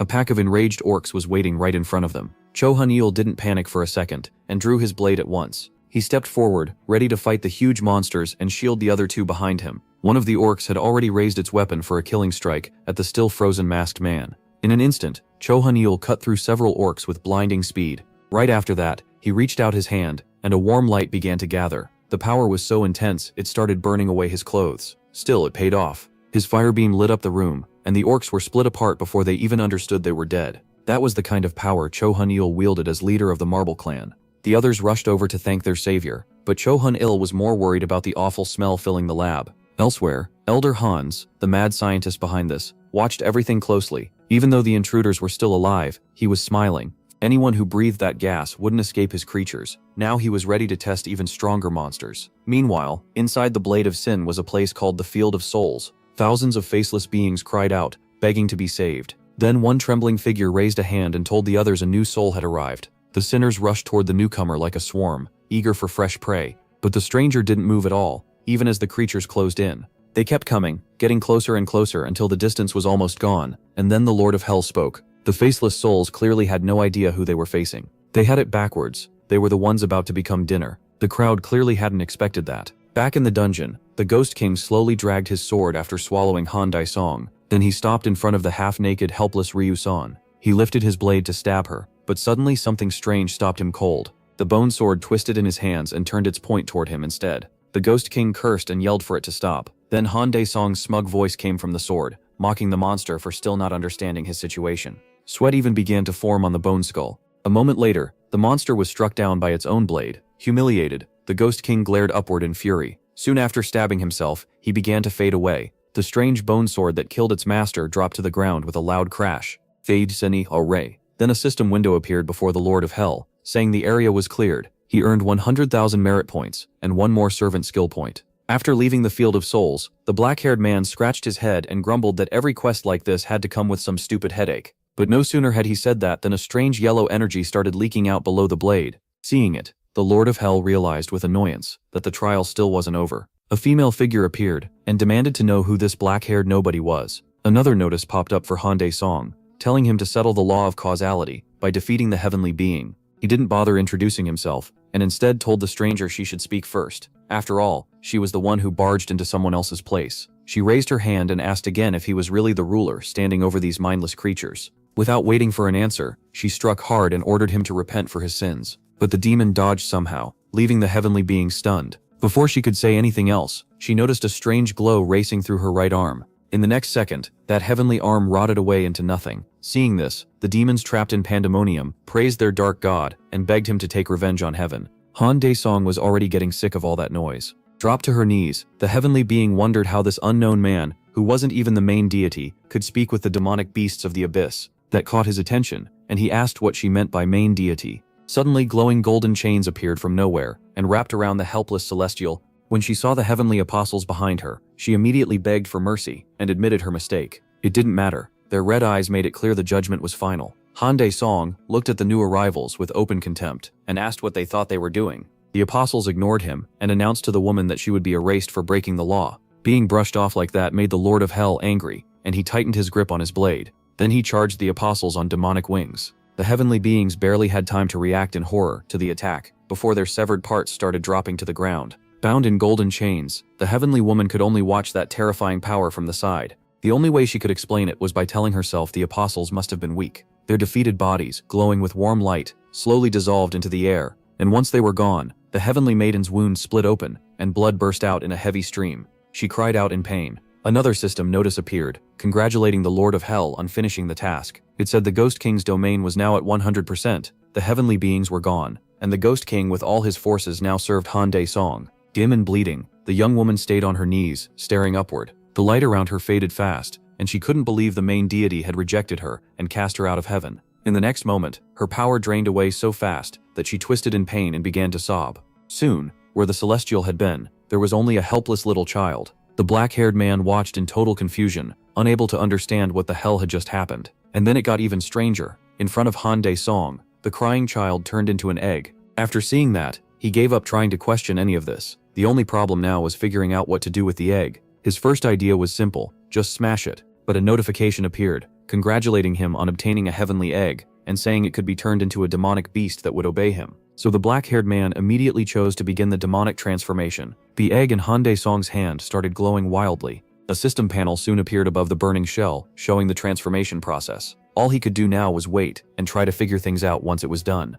Meanwhile, a rusty radiation warning sign hung on one iron door, and then that metal door slammed shut with a violent bang. All of this happened right in front of the people under the Marble Clan leader's protection. Shunho straightened up, angry and confused about what any of this meant. At the same time, Jesso answered with the obvious. Professor Park was in trouble. Then Lee slowly lifted his left hand, getting his allies' attention. He looked up and the masked man spotted a two-headed monster above them on the upper platform. One black-haired head hung out of the creature's body, drooling as it got excited over fresh hunters. A giant ogre with a huge iron club stood in front of them, but this wasn't a normal ogre. There was a human head growing from its body. Chunho and Jisoo stared at it, completely unable to figure out what they were seeing. The masked man, clearly shaken, said it was an experiment that fused a human with a monster. The insane black-haired head noticed the girl in the group and said she'd look perfect as another head beside him. Jisoo didn't take that well and pulled out her pistol. A storm of bullets slammed into the chimera. It did nothing. The monster barely reacted and mocked the attack like it was just a little sting. At the same time, Lee vanished from sight. The Marble Clan leader rushed the disgusting chimera. After blocking the hit, the monster complained about getting attacked without warning. Lee ignored the rant and raised his hand again. In the next second, one of the ogre's heads exploded. The remaining head flew into a rage, furious that some tiny human had killed its pet. The Marble Clan leader took a small step back, tightening his grip on his weapon as the black-haired monster prepared to crush them all. The masked man brushed off the threats and charged again, but suddenly a morning star came flying at Lee from nowhere. With that weapon, the one-headed monster easily smashed the Marble Clan leader into a wall. Lee dropped to the floor at the base of it. The monster moved in to finish him off, but at the last second, the masked man vanished from under the strike and saved himself. Then another burst of bullets hit the monster. It was Jisoo again, firing her gun. Staring at her, the black-haired head decided he'd ask the professor to attach her head as his new partner after all. Elsewhere, Jisoo curiously looked over the strange egg in Han's hands when the shell suddenly cracked and bright light spilled out. A moment later, the egg broke apart into glowing dust, and the Inferno Witch happily told her teacher that something had hatched. A creature they'd never seen before floated in front of them. Soon, the little flying fairy turned to Ji and asked if she was her master. Han cut in and ordered the flying bug to tell him everything she knew about heaven, but the magical creature apologized and said she remembered nothing about it. Annoyed that all that effort got him a useless moth, the ruler of hell slowly drew his sword. Then, Ji stepped in and begged Han not to kill it. She said she'd be happy to raise the pet herself, though he had no idea what nonsense she was talking about. Then the Inferno Witch quietly urged the new creature to show their teacher something useful if she wanted to stay alive. The pet quickly remembered one thing: it had a heavenly store. Suddenly, a counter popped into the air. Jisoo was stunned by it, and even Han didn't know what to say. A real hunter shop had appeared in front of them. It was filled with potions and artifacts, and there was also a huge selection of ranged weapons. After looking around for a bit, Han noticed a strange item and called the moth over to explain it. Flying closer, the pet said it was a one-time item that revealed important information about the near future. A system window told Han that the future diary's info would stay true for 24 hours and could only be bought once a week with merit points. After checking the details, he bought it right away. Then a pen and a sheet of papyrus floated up before Han, and a few moments later, several names appeared on it: Changho, Jisoo, and Lee. Seeing those familiar names jolted him awake, and whatever was written next made him tense up for real. Meanwhile, outside the Hunters Association building, a strange scarlet portal opened, and Han stepped out of it with his new student. Han immediately tried to send Jubei away, but she refused to leave because she was his student now. She called out to Han again, but he wasn't in the mood, and made it clear he wouldn't repeat himself. After that, the Inferno Witch decided not to push him any further today. Back in the lab, Lee lay defeated on the ground, smoke rising from his body. Then steam started pouring out of the man in the suit. The monster watching him had no idea what was going on, but the answer was simple. The Marble Clan leader was releasing all that smoke because most of his body was mechanical. Now Lee got serious. He suddenly lunged at his enemy and drove a heavy punch into its jaw. The massive monster actually staggered from the hit. Still, it wasn't ready to go down. Even after taking the blow, the twisted creature said that still wasn't enough. Then Lee's hand came up in front of his face, already set for the next strike. The Marble Clan leader unleashed his aura quantum cannon, and in the next instant the man-made monster was blown apart at the molecular level. Its bloody remains dropped to the floor in front of the mechanical fighter. But Lee wasn't in good shape either. He had burned through too much aura. Seeing that, Jubei-su worried about the Marble Clan leader's condition. Meanwhile, Chan-ho could barely believe Lee had really packed his body with aura weapons. Turning to them, the black-haired man said his body needed time to recharge its ether core. But he also had a bad feeling, like they were all still playing into that bastard's plan. As the hunters stood over the fallen monster, the real mastermind watched them through the security cameras. Han hadn't expected to use his secret weapon this soon. The mad scientist pressed a button, saying he'd rather capture them mostly intact, but he had no choice now. At that moment, Lee sat on the floor with his legs crossed, trying to recover his lost energy. Watching him, Xiaobei couldn't help wondering what his own odds of surviving beside an S-rank hunter really were. Suddenly, one of the metal doors started to rise, and a new enemy waited for the already battered hunters. A dark figure stood behind the half-open door. Once the light hit it, they realized it was another nightmare monster.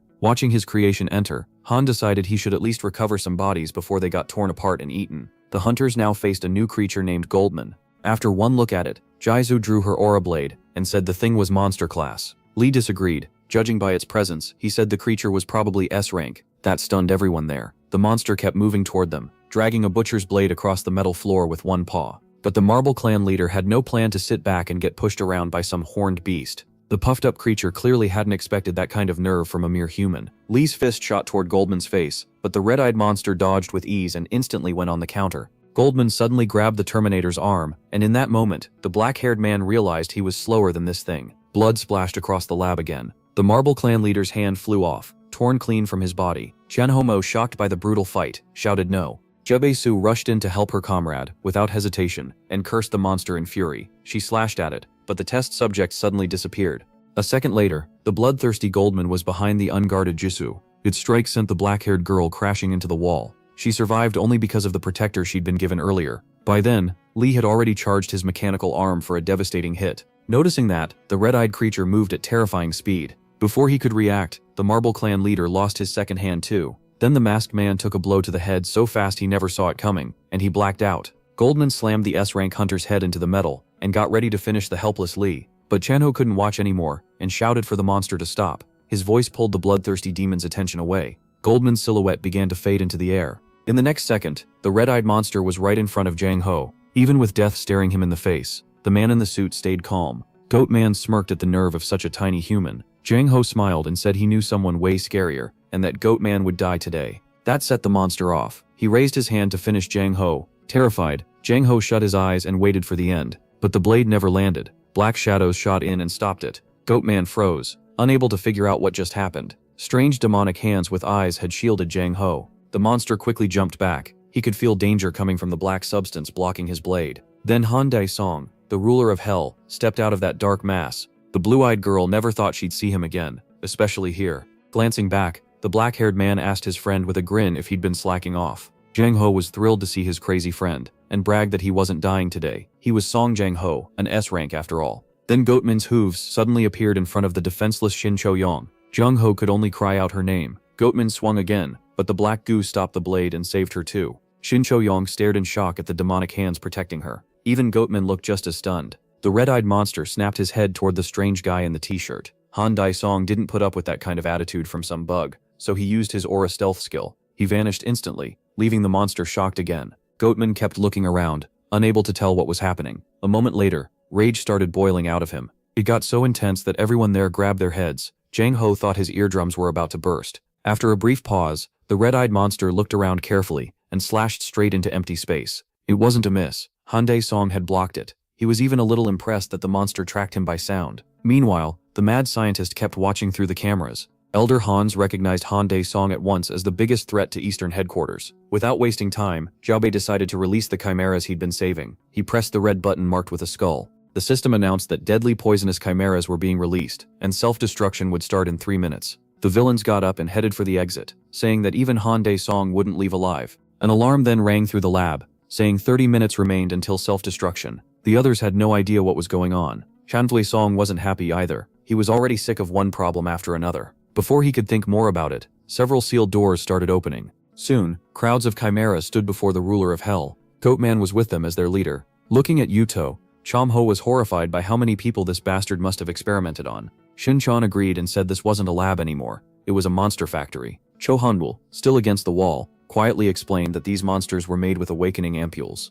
One look at the masked man told Chom-ho that the Marble Clan leader couldn't help, so the brown-haired man turned to Han Dae-song and said he'd have to handle this alone. The ruler of hell thought that if it were up to him, he'd burn this whole place down with the ultimate stage of the volcano, but with his allies nearby, he couldn't do that. Instead, Han Dae-song chose to use a territory shift, the Ghost King's possession. A huge wave of power burst out from him, impossible to ignore. The chimeras panicked the moment they sensed it. Cho Hanwul snapped fully awake when that massive pressure hit him. Chom-ho and the black-haired girl had never seen anything like this before. Thick smoke slowly swallowed the laboratory, and when it cleared, the lab was gone. Everyone had been moved somewhere else. Even Han Dae-song's friend didn't know he could do that. Shen Chongyong could barely believe it and thought it was real teleportation. But the Marble Clan leader understood the truth. This wasn't teleportation. Han Dae-song had changed the entire area itself, and that was terrifying. Then the Lord of Hell summoned an undead army. The furious chimeras screamed, ready for a bloodbath, when soldiers of the dead began rising from the cracked ground. Before long, the Lord of Hell's army was assembled,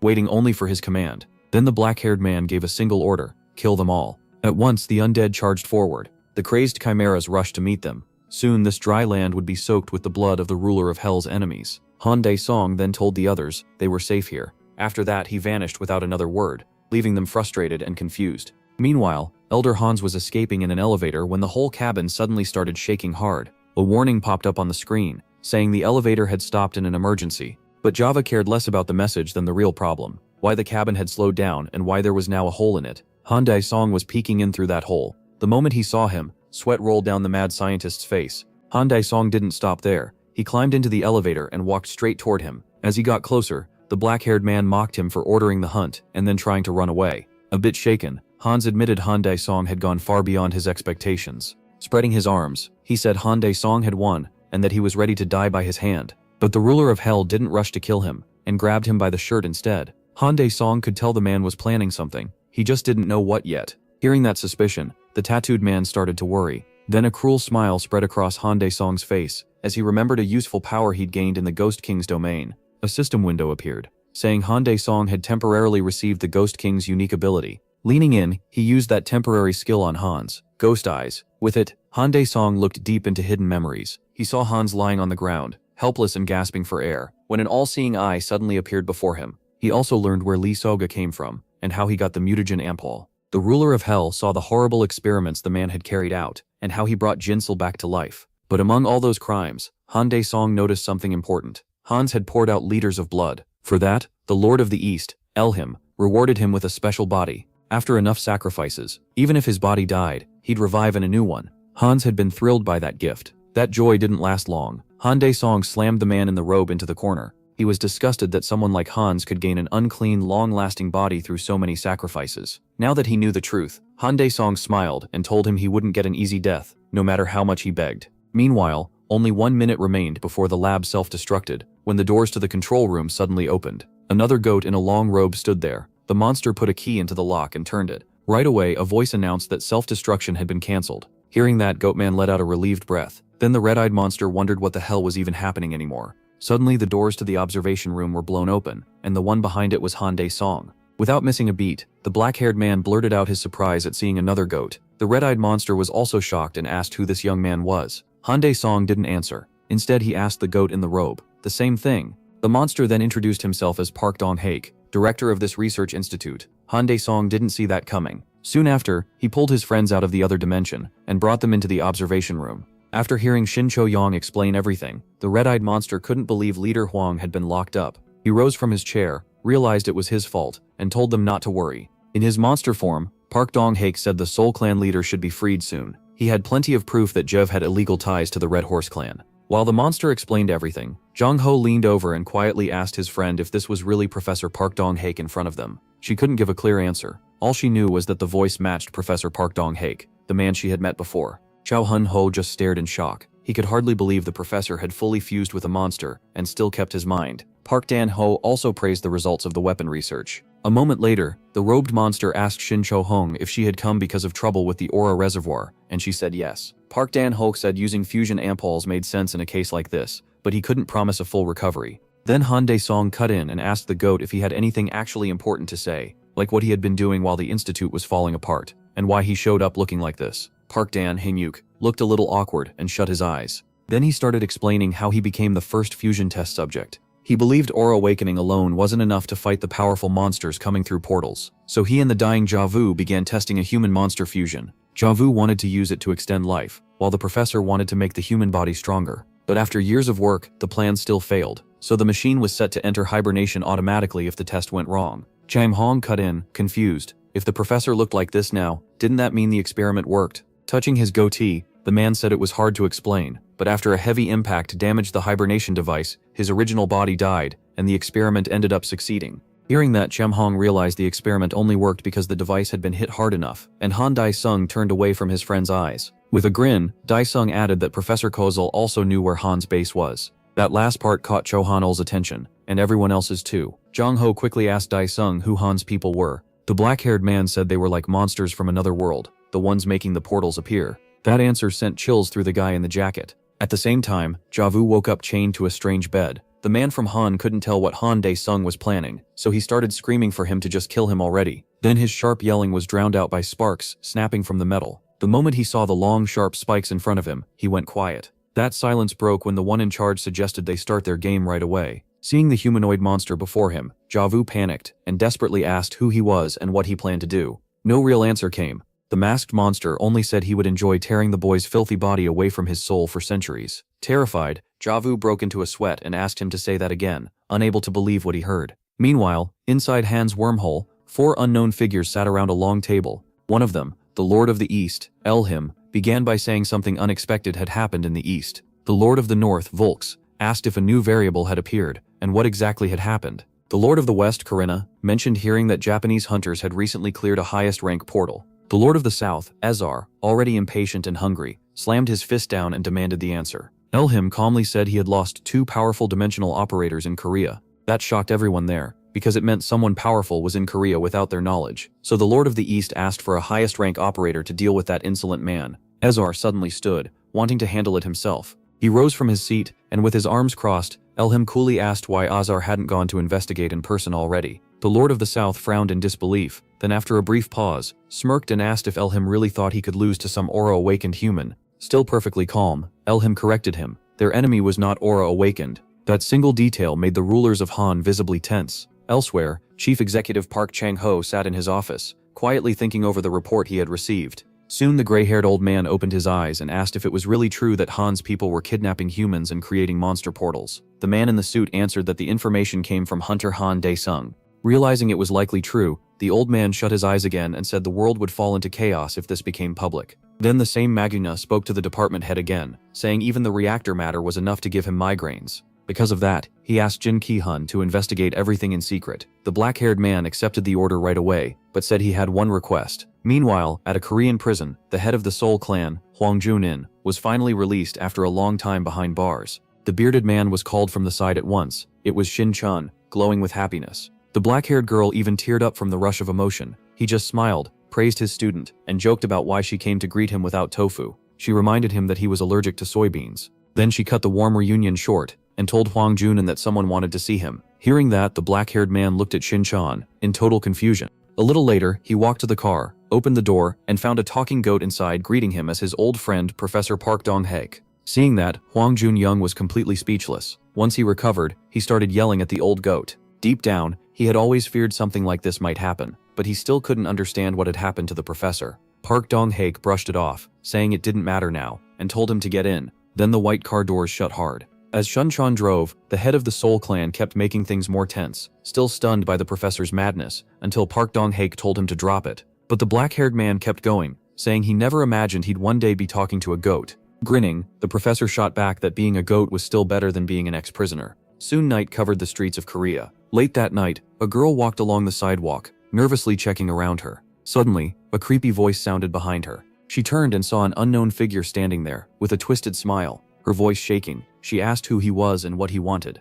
But instead of answering, the man only asked who he was. Then, a knife flashed past the maniac's throat. Low-rank hunter Ho Chung had stepped in to protect the girl. Blade in hand, the young hunter said he was glad to finally meet this killer kidnapper. Without taking his eyes off the enemy, he told Mrs. Mijin to call Captain Jin for help. After sending a quick signal, the girl ran off, and the maniac seemed amused that the whole thing had been a trap. Ho Chung couldn't understand why the bastard still looked so relaxed even now, so he focused fully on defense. Then the stranger stuck out his tongue and mockingly asked if this hunter was the one who stabbed his boss by hand inside the Red Horse building. If so, the boy should be thanked for taking revenge for them. That made Ho Chung freeze. Now the pieces finally fit together, and he realized these people and Lee Soga had been connected all along. Driven by anger, the boy in the suit charged straight at him, shouting that he was supposed to be the one to kill Lee Soga. The hooded psychopath only smiled and easily slipped around the furious attacks. After judging the hunter's skill, Yellow-Eyed mocked him, asking how someone this weak planned to kill the head of the Red Horse clan. Blinded by rage, Ho Jung ignored the taunt and swore he'd kill the maniac for revenge. Then the stranger caught the weapon, aimed at his throat with just 2 fingers. Seeing that overwhelming gap in power, the boy finally came to his senses.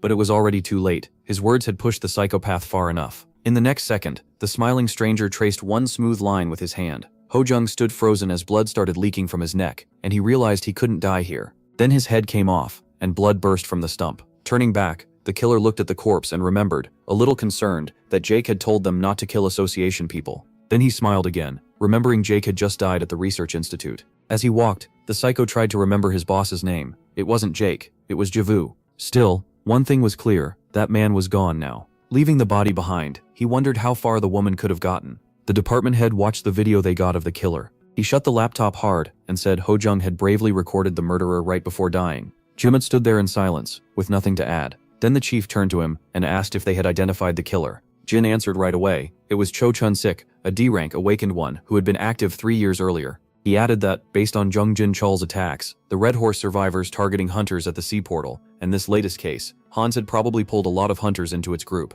Hearing that, the department head thought of Zhou Wu from the portal search team. Jun said Zhou Wu had likely entered the association with a fake status, and Chan Ho had also reported that Zhou Wu died at the research institute. Straightening his red tie, the department head told him to inform the other S-rank hunters about Hans. He also ordered the whole association to move. Those freaks killing civilians had to be hunted down and ended for good. Elsewhere, a loud slam hit a desk in one office. An S-rank hunter looked at the worn-out Chan Ho and said he hated wasting time, so he'd get straight to it. The tense head of the Daesun clan had no idea why this guy came here, but he still agreed to hear him out. Sejong Kao asked if Chan Ho knew about the Fruits of Hope Foundation he ran. Chan Ho did. It helped kids who lost their parents to monsters. Glad they were on the same page, Sejo explained that this year they wanted to build homes and give those children proper families. The problem was money, since there weren't enough portals bringing in funds. Chan Ho understood this meant a huge amount for a good cause, and he didn't know how to respond. Xiao Bei shook his hand gratefully and said if they ever needed S-rank power, they could call on him. Chan Ho scratched his head and awkwardly admitted nothing was settled yet. He still had to discuss it properly with Hunter Daseung. Even that was enough for Xiao Bei. As he left, he thanked him and asked for an answer soon. After that, the office fell completely silent. Holding his head again, Chan Ho tried to recover from the shock. He'd just been asked for 400 billion for the Northern Development Fund. At the same time, a man in a black robe was running along the coast. It was Lee Chong-shik, a top S-rank hunter, and his daily training stopped when he sensed someone nearby. A huge muscular man in sunglasses stood before him. The blonde hunter cautiously asked who he was and why he was here. The man ignored the question and attacked at once, Li Changshik easily dodged the sloppy hit. As he slipped behind him, a shockwave tore past, showing just how strong this enemy was. Even so, the blue-eyed hunter said slow attacks like that wouldn't touch him. Then Li Changshik fired back, but the man in sunglasses blocked it. The dreadlocked fighter stretched out his thick arm and praised him in English. Then he pointed downward and used a skill called Neodymium. Right after that, he charged again. Li Changshik tried to dodge with speed like before, but suddenly his legs wouldn't move. The foreigner bragged that he was the coolest. Realizing he couldn't evade, Li Changshik had no choice but to block. An explosion went off right where he stood. Meanwhile, at the orphanage called Nadezhda, Seo told the nun the good news. In the first half of the year, they expected support from the Daesung clan to build homes where children and caregivers could live safely. She was happy, but couldn't believe the MC clan would really spend that much on them. The S-rank hunter in the tracksuit explained that clearing S-rank portals brings in crazy money, so funding shouldn't be a problem.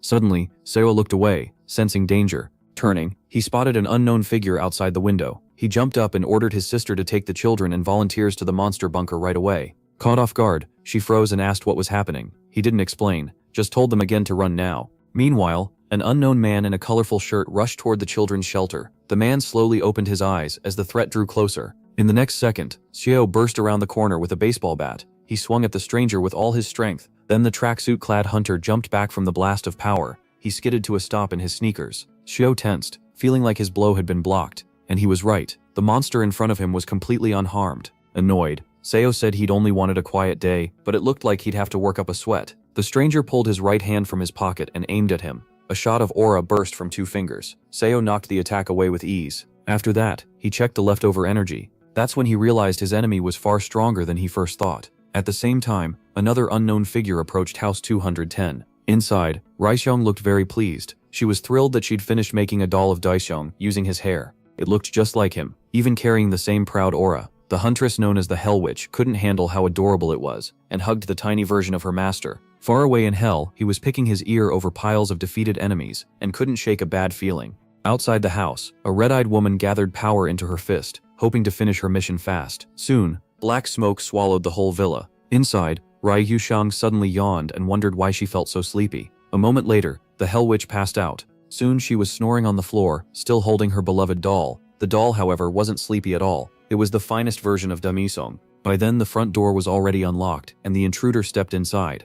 A strange object formed in the woman's hand out of nowhere. Lifting the staff, the red-eyed girl declared this place would become an altar of death. She calmly looked around the living room, when something small on the floor caught her eye. It was the tiny Daesung doll. One look at it gave her goosebumps. She'd never seen such an ugly, nightmare-like doll. The black-haired doll had no clue what this crazy woman was talking about, or who she was calling ugly. Unable to stand it, the caster remembered that if she burned the medium, the doll would vanish too. So she used the Colossus Chakra Raging Flame. The red-eyed woman burned the beautiful hair of the little ruler of hell, and he cursed her for it. Then, furious, he charged at the woman with a kitchen knife. Now he wanted only one thing, her death. Seeing how insane the tiny fighter was, the caster used the Colossus Chakra again, this time blessing. Even with the barrier up, the doll slammed into it at full speed, trying to pierce through. In a rage, the cute little Daesung threatened to cut her to pieces and send her to the top as soon as possible. The little Lord of Hell kept raining down blows, and soon the barrier started to crack. The red-eyed girl couldn't believe her spell was breaking against a ridiculous doll. Terrified, she staggered and lost her footing. Then little Daesung the Ripper got his revenge. Her wild scream was music to his ears, and peace finally returned to the house. Meanwhile, the doors to the observation room flew open. The breathless department head rushed in after getting report after report about ruptures, but the girl with glasses corrected him. These weren't ruptures, but fights breaking out all over the city. One employee reported a battle near the Han River between Li Changshik and an unidentified force, and another clash at an orphanage between an unknown person and Dankal. Hearing that, the black-haired man stiffened. One thought hit him right away. Was this Han's people again? The chief quickly said the Shozian clan was closest to the Han River, so they would back up the shelter, then ordered the rapid response team to move out at once. Meanwhile, back at the shore, the foreigner rubbed his chin and admitted the Korean hunters were doing better than he expected. Li Changshik answered with the best English he could manage, and basically told the enemy to get lost. At the same time, the man in sunglasses decided it was time. He reached out and started twisting space itself. That force dragged the blonde hunter straight toward the center. Then warm energy suddenly wrapped around him, and the pressure from that strange power vanished. The man with glasses was confused too, and needed a second to understand. A figure in white sneakers appeared between them. It was Bae K-rin, showing up to help world-famous Li Changshik, who was getting pushed around. Seeing his old friend, the blue-eyed hunter thanked her, and promised he'd repay her, but she was focused on something else, and asked if the man in front of them was one of Han's entities. The blonde guy had no idea what she meant. Her expression darkened, and she asked if he really hadn't read the association notice sent only to S-rank hunters. Before he could answer, a group of hunters rushed over, deeply worried about their leader. The foreigner wasn't happy that the distance ruined his fun, and his anger flared. He fired off a magnetic strike. Seeing the attack coming, the S-class hunter used an aura skill, Shield of Light. Baekhae Rin blocked it with ease. Even so, the lower-ranked hunters could barely endure that kind of power. At the same time, Lee Changshik suddenly told a subordinate to bring him his weapon. The hunter immediately handed over a shield sword. Drawing the blade, Lee Changshik told his enemy that now he was dead. But the foreigner, hand at his chin, realized he'd already used too much energy without even catching the real target. So he decided that was enough for today, and left. Lee Changshik didn't chase him.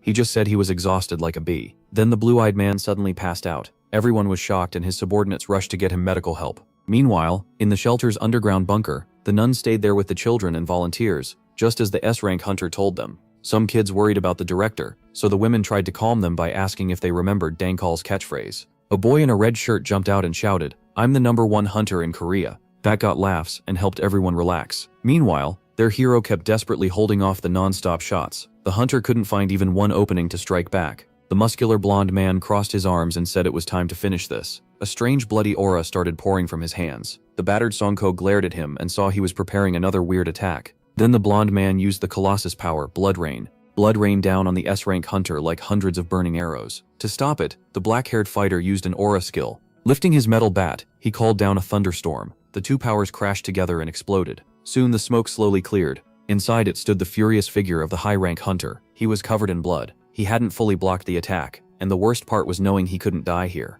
After that, the black-haired guy collapsed. The muscular blonde man's hands were shaking. That fight had pushed him hard, and he'd needed all the power of the blood colossus he was given. He glanced around, then quickly left the scene. Meanwhile, Ryu-sun woke up, touched the blood on the floor, and used her skill, Blood Memories. Seeing what had happened, she realized her sweet Chucky Daesung had bravely saved her. Meanwhile, the news reported on the explosion near the Han River Park. At first, people thought it was a portal rupture, but that was ruled out. The area was sealed off. Witnesses said an unknown person attacked Lee Changshik, and there was also news of an incident at the Nadezhda orphanage run by So Dong-kal. Watching the report closely, the protagonist's mother grew worried because her son hadn't come home for days. She immediately started looking for her phone. Just then, a sleepy Jisoo walked over and asked why her mom was still awake, saying Changpo had told them not to worry about her brother. But this was the first her mother had heard of Changpo contacting them, so she demanded to know where Daesung was and what he was doing. Jisoo said she didn't know, and honestly, didn't need to. That answer set off a fight in the luxury apartment, with the mother scolding her for acting ungrateful to the brother who'd done so much for them. Xiaobei quickly begged her to calm down. Meanwhile, another sinister figure was on that same skyscraper. It was none other than the maniac Cho Chun-shik. Drooling, he planned to kill one victim and take the other hostage. The apartment's residents were fast asleep when a creepy shape appeared outside the window. It was that same wanted psycho who made sacrifices. He covered his hands with aura and tried to slip inside quietly. But the second he touched the glass, a force blasted his hand back. A faint light began glowing from the sleeping black-haired woman from the pendant her beloved son Daesung had given her. The killer never expected MC to place a protective barrier over the apartment. Then a bright beam suddenly pierced Cho Chun-sik through. Caught completely off guard, he coughed up blood in shock. The helpless maniac had been skewered like meat on a stick. The shadow guard told the miserable human that its mistress was asleep, and if he wanted an easy death he should bite his tongue. Cho Chun-sik was stunned. The summon had activated even without Daesung nearby. Shaken, he tried to tell the shadow it was all a misunderstanding, but the guardian refused to listen and said the Lord would question him personally. Meanwhile, over the sea, the water suddenly grew violent. A demonic dragon rose from the sea, carrying a figure on its head. Then a notification appeared. The quest Sea of the Demonic Dragon was complete, and the full power of the ruler of Hell's body had been released. Standing atop the blue dragon was Han Daesung himself. The true Lord of Hell had returned.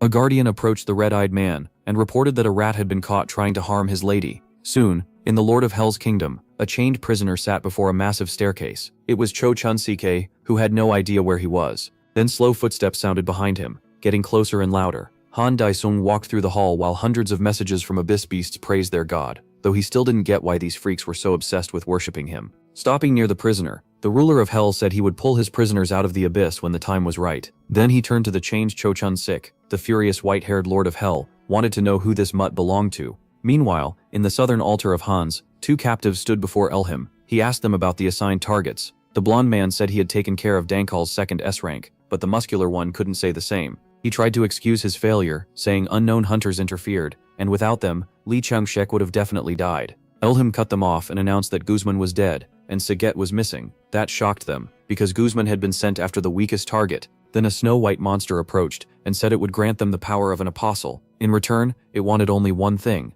Han Dae-sung dead as soon as possible. Meanwhile, in a Korean hospital, 2 guards in dark suits stood outside a room. Suddenly, the Tien rank hunter woke up. The black-haired man turned to the girl, and ordered her to call a doctor right away and notify Mr. Head. From the hospital bed, the white-haired man demanded to know where he was. The girl beside him quickly explained that he was in a hospital because severe aura exhaustion had knocked him out. He tried to say it was embarrassing, but she cut him off and told him not to move yet. After that, Lee Chang-shik asked where Haerin was, and someone answered that she was with Seo Dong-kul. The black-haired man quickly snapped at him, asking why he said that.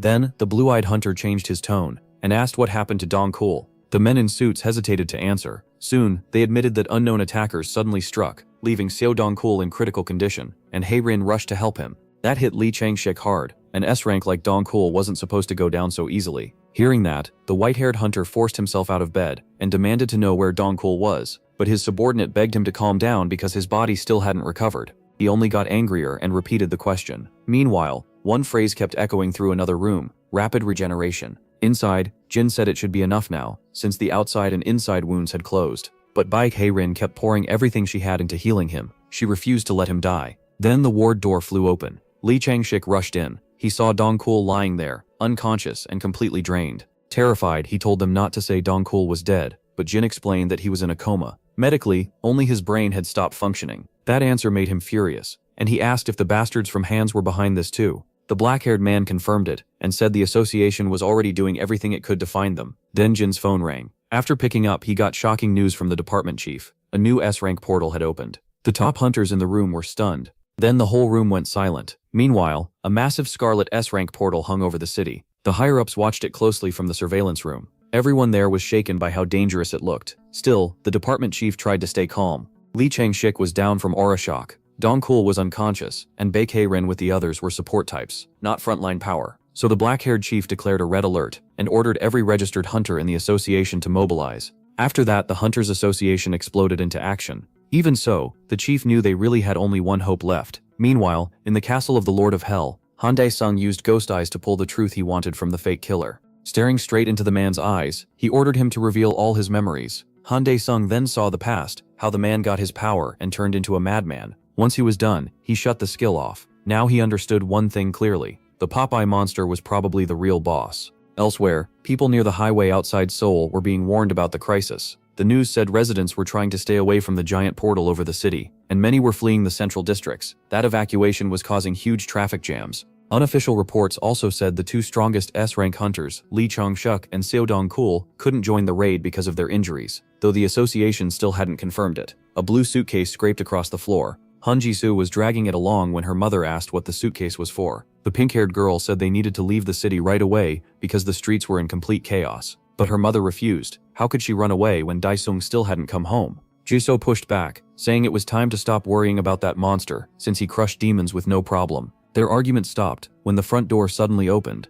The mother froze at the sight of her son's white hair while his sister guessed he had dyed it. But that wasn't it. The protagonist noticed the suitcase in the middle of the apartment and asked where they were going. Ji-soo quietly told him they were getting ready to evacuate because of the S-rank portal, and she'd even packed his things so he could sneak out with them. He just smiled at that and looked at his mother. Then he closed his eyes and asked them both to stay home and keep quiet, because this was the safest place in all of Korea. That was the reason he came back. He also admitted Ji-soo was right about one thing. He would crush the monsters and come back. Their mother agreed to wait for her son, but the pink-haired girl clearly wanted no part of this. After that, the ruler of Hell turned and went to deal with the problem. At the same time, huge tanks rolled through the city. And not just one. Hundreds of heavy vehicles were moving into place for a military operation. All because of the giant scarlet portal threatening every normal resident. Soon, a dark figure appeared on a rooftop. It was Han Dae-sung. The moment he looked at the portal, he realized they were trying to draw him inside. At that same time, association staff stared at the portal and waited. Then the silence broke with a loud slap on a desk. The department chief was stunned that the bastards from Hans had managed to create an S-rank portal too. Right then, a girl with glasses checked her phone and said the Daesung clan had applied to clear the S-rank portal on its own. Hearing that, the chief shouted in excitement and drew everyone's attention. He straightened his tie and quickly apologized for losing control. Then he announced that the clan to handle the portal had been decided. Everyone else was to prepare for containment, and he ordered that message sent to every hunter team. The girl accepted the order at once. Meanwhile, people rushed to get the defense ready, while trained staff assigned hunter groups and gave them the best plan they could. One fighter asked his friend who would even enter those gates of hell, but the guy in the purple shirt had no answer. Then phones across the square buzzed at once. It was a message from the association, naming the clan assigned to the high-rank portal. A dragon's silhouette suddenly appeared, and its roar was so loud people had to shut their eyes. The shadowy beast shot over the low-rank hunters' heads at terrifying speed. Everyone quickly realized it was Han Daisung's dragon, and that he was the one going to clear the S-rank portal. From the association control room, the chief executive watched their final hope.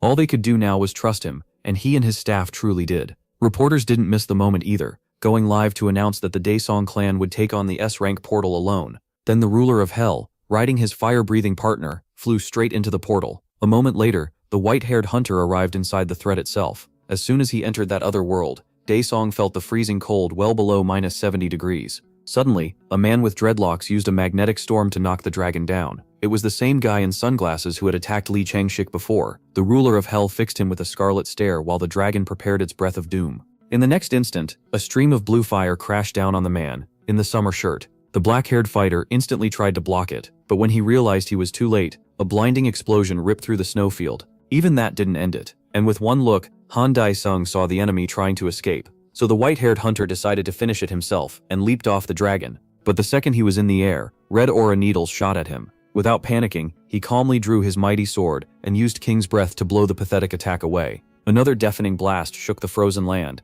and even the temperature rose a little. When the smoke cleared, the bloodthirsty ruler of hell stood there with his bare blade in hand. Glancing aside, Daisung told the bum to quit the nonsense and stop hiding like a coward. Then the dark-haired man appeared right in front of him. For a moment they just faced each other in silence, as the snowstorm raged. At last, the man in sunglasses said Daisung had gotten awfully bold for an ordinary hunter. The Lord of Hell wasn't in the mood for talk, and told him to start already. Smiling, the man with dreadlocks used the Apostle's power again, the titan of the overthrowing gods. His clothes ripped apart in an instant, and a new power poured from his hands. Now he had fully transformed, looking more like a monster than a human. Even so, the white-haired man barely reacted. He only noticed that his enemy had gotten a bit stronger. Seeing that calm face, the transformed monster wanted to find out how long the white-haired hunter could stay so relaxed. So the monster used the Colossus power again, this time calling down a giant meteor. The ghoul burst out laughing, thrilled that someone was pushing this hard just to make Daisung get serious. MC decided to humor the lunatic, and finally let his sealed magic loose. A massive force poured out of him and flooded the whole area.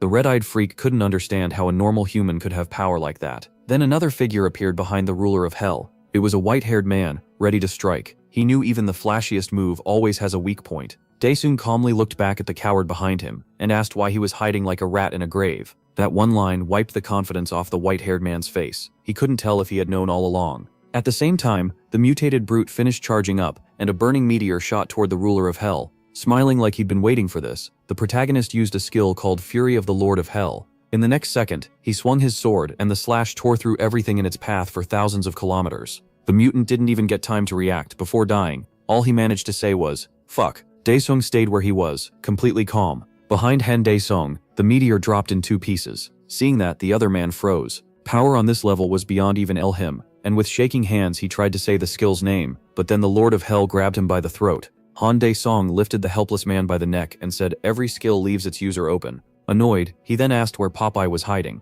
Right then, a strange eye opened in the rift nearby. And it wasn't alone. More eyes appeared with it. This was exactly what the pleased ruler of hell had been waiting for. The next moment, he flicked his hand and tossed the muscular man aside. A creepy voice from the eyes said this power didn't come from an awakening, and Popeye wanted to test it himself. Suddenly, the yellow-eyed enemy used Hecaton's power, petrification, but it did nothing to the ruler of hell. Instead, the muscular blonde man started turning to stone. Before he could even beg them to stop, he became a statue. After that, unknown red beams shot at the still Han Daesung. They couldn't hurt him. Raising his sword again, the white-haired man said it was his turn now. At once, the ruler of hell used the ultimate bullet of fire and a blazing fireball formed in front of him. Then Han Daesung told Popeye to come out and fight. As soon as he said it, hellfire blasted every eye in sight, including the petrified man. The stone body broke into tiny pieces. When it was over, only glowing snow remained around the ruler of hell. Even so, the white-haired demon knew Popeye was still alive, so he politely told him to come out. Another eye appeared and asked where this strange power came from,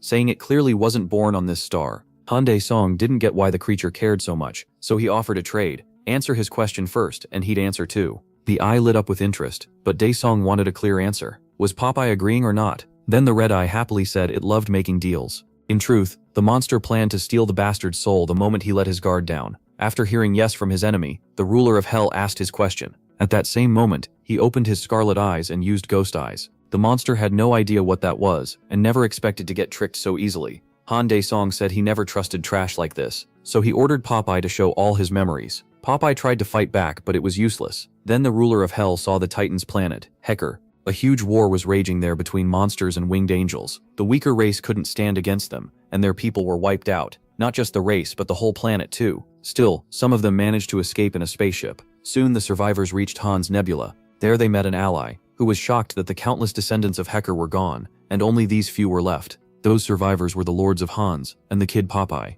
Their group chose to open the space of a living star to revive the Colossus. To do that, they only needed to place a portal cube on the star and flood Earth with ethereal energy. A few years later, during a meeting of world leaders on the shadow side, powerful people gathered to talk about negotiating with aliens, who had sent them a giant mass of energy and promised immortality. Then, a cane tapped through the hall. An alien greeted Earth's leaders and announced that the time had come to grant them immortality. Then the owner of the memories tore out his own eye. Even so, Popeye still figured out where Han Dae-song's power came from. He guessed the white-haired man was the lord of the trash universe called the Nebula of Demonic Beasts. Back in the frozen biome, the Lord of Hell was surprised that a creature carrying thousands of years of memories had broken free of ghost eyes. Still, Dae-song guessed the final boss was the alien he saw at the end.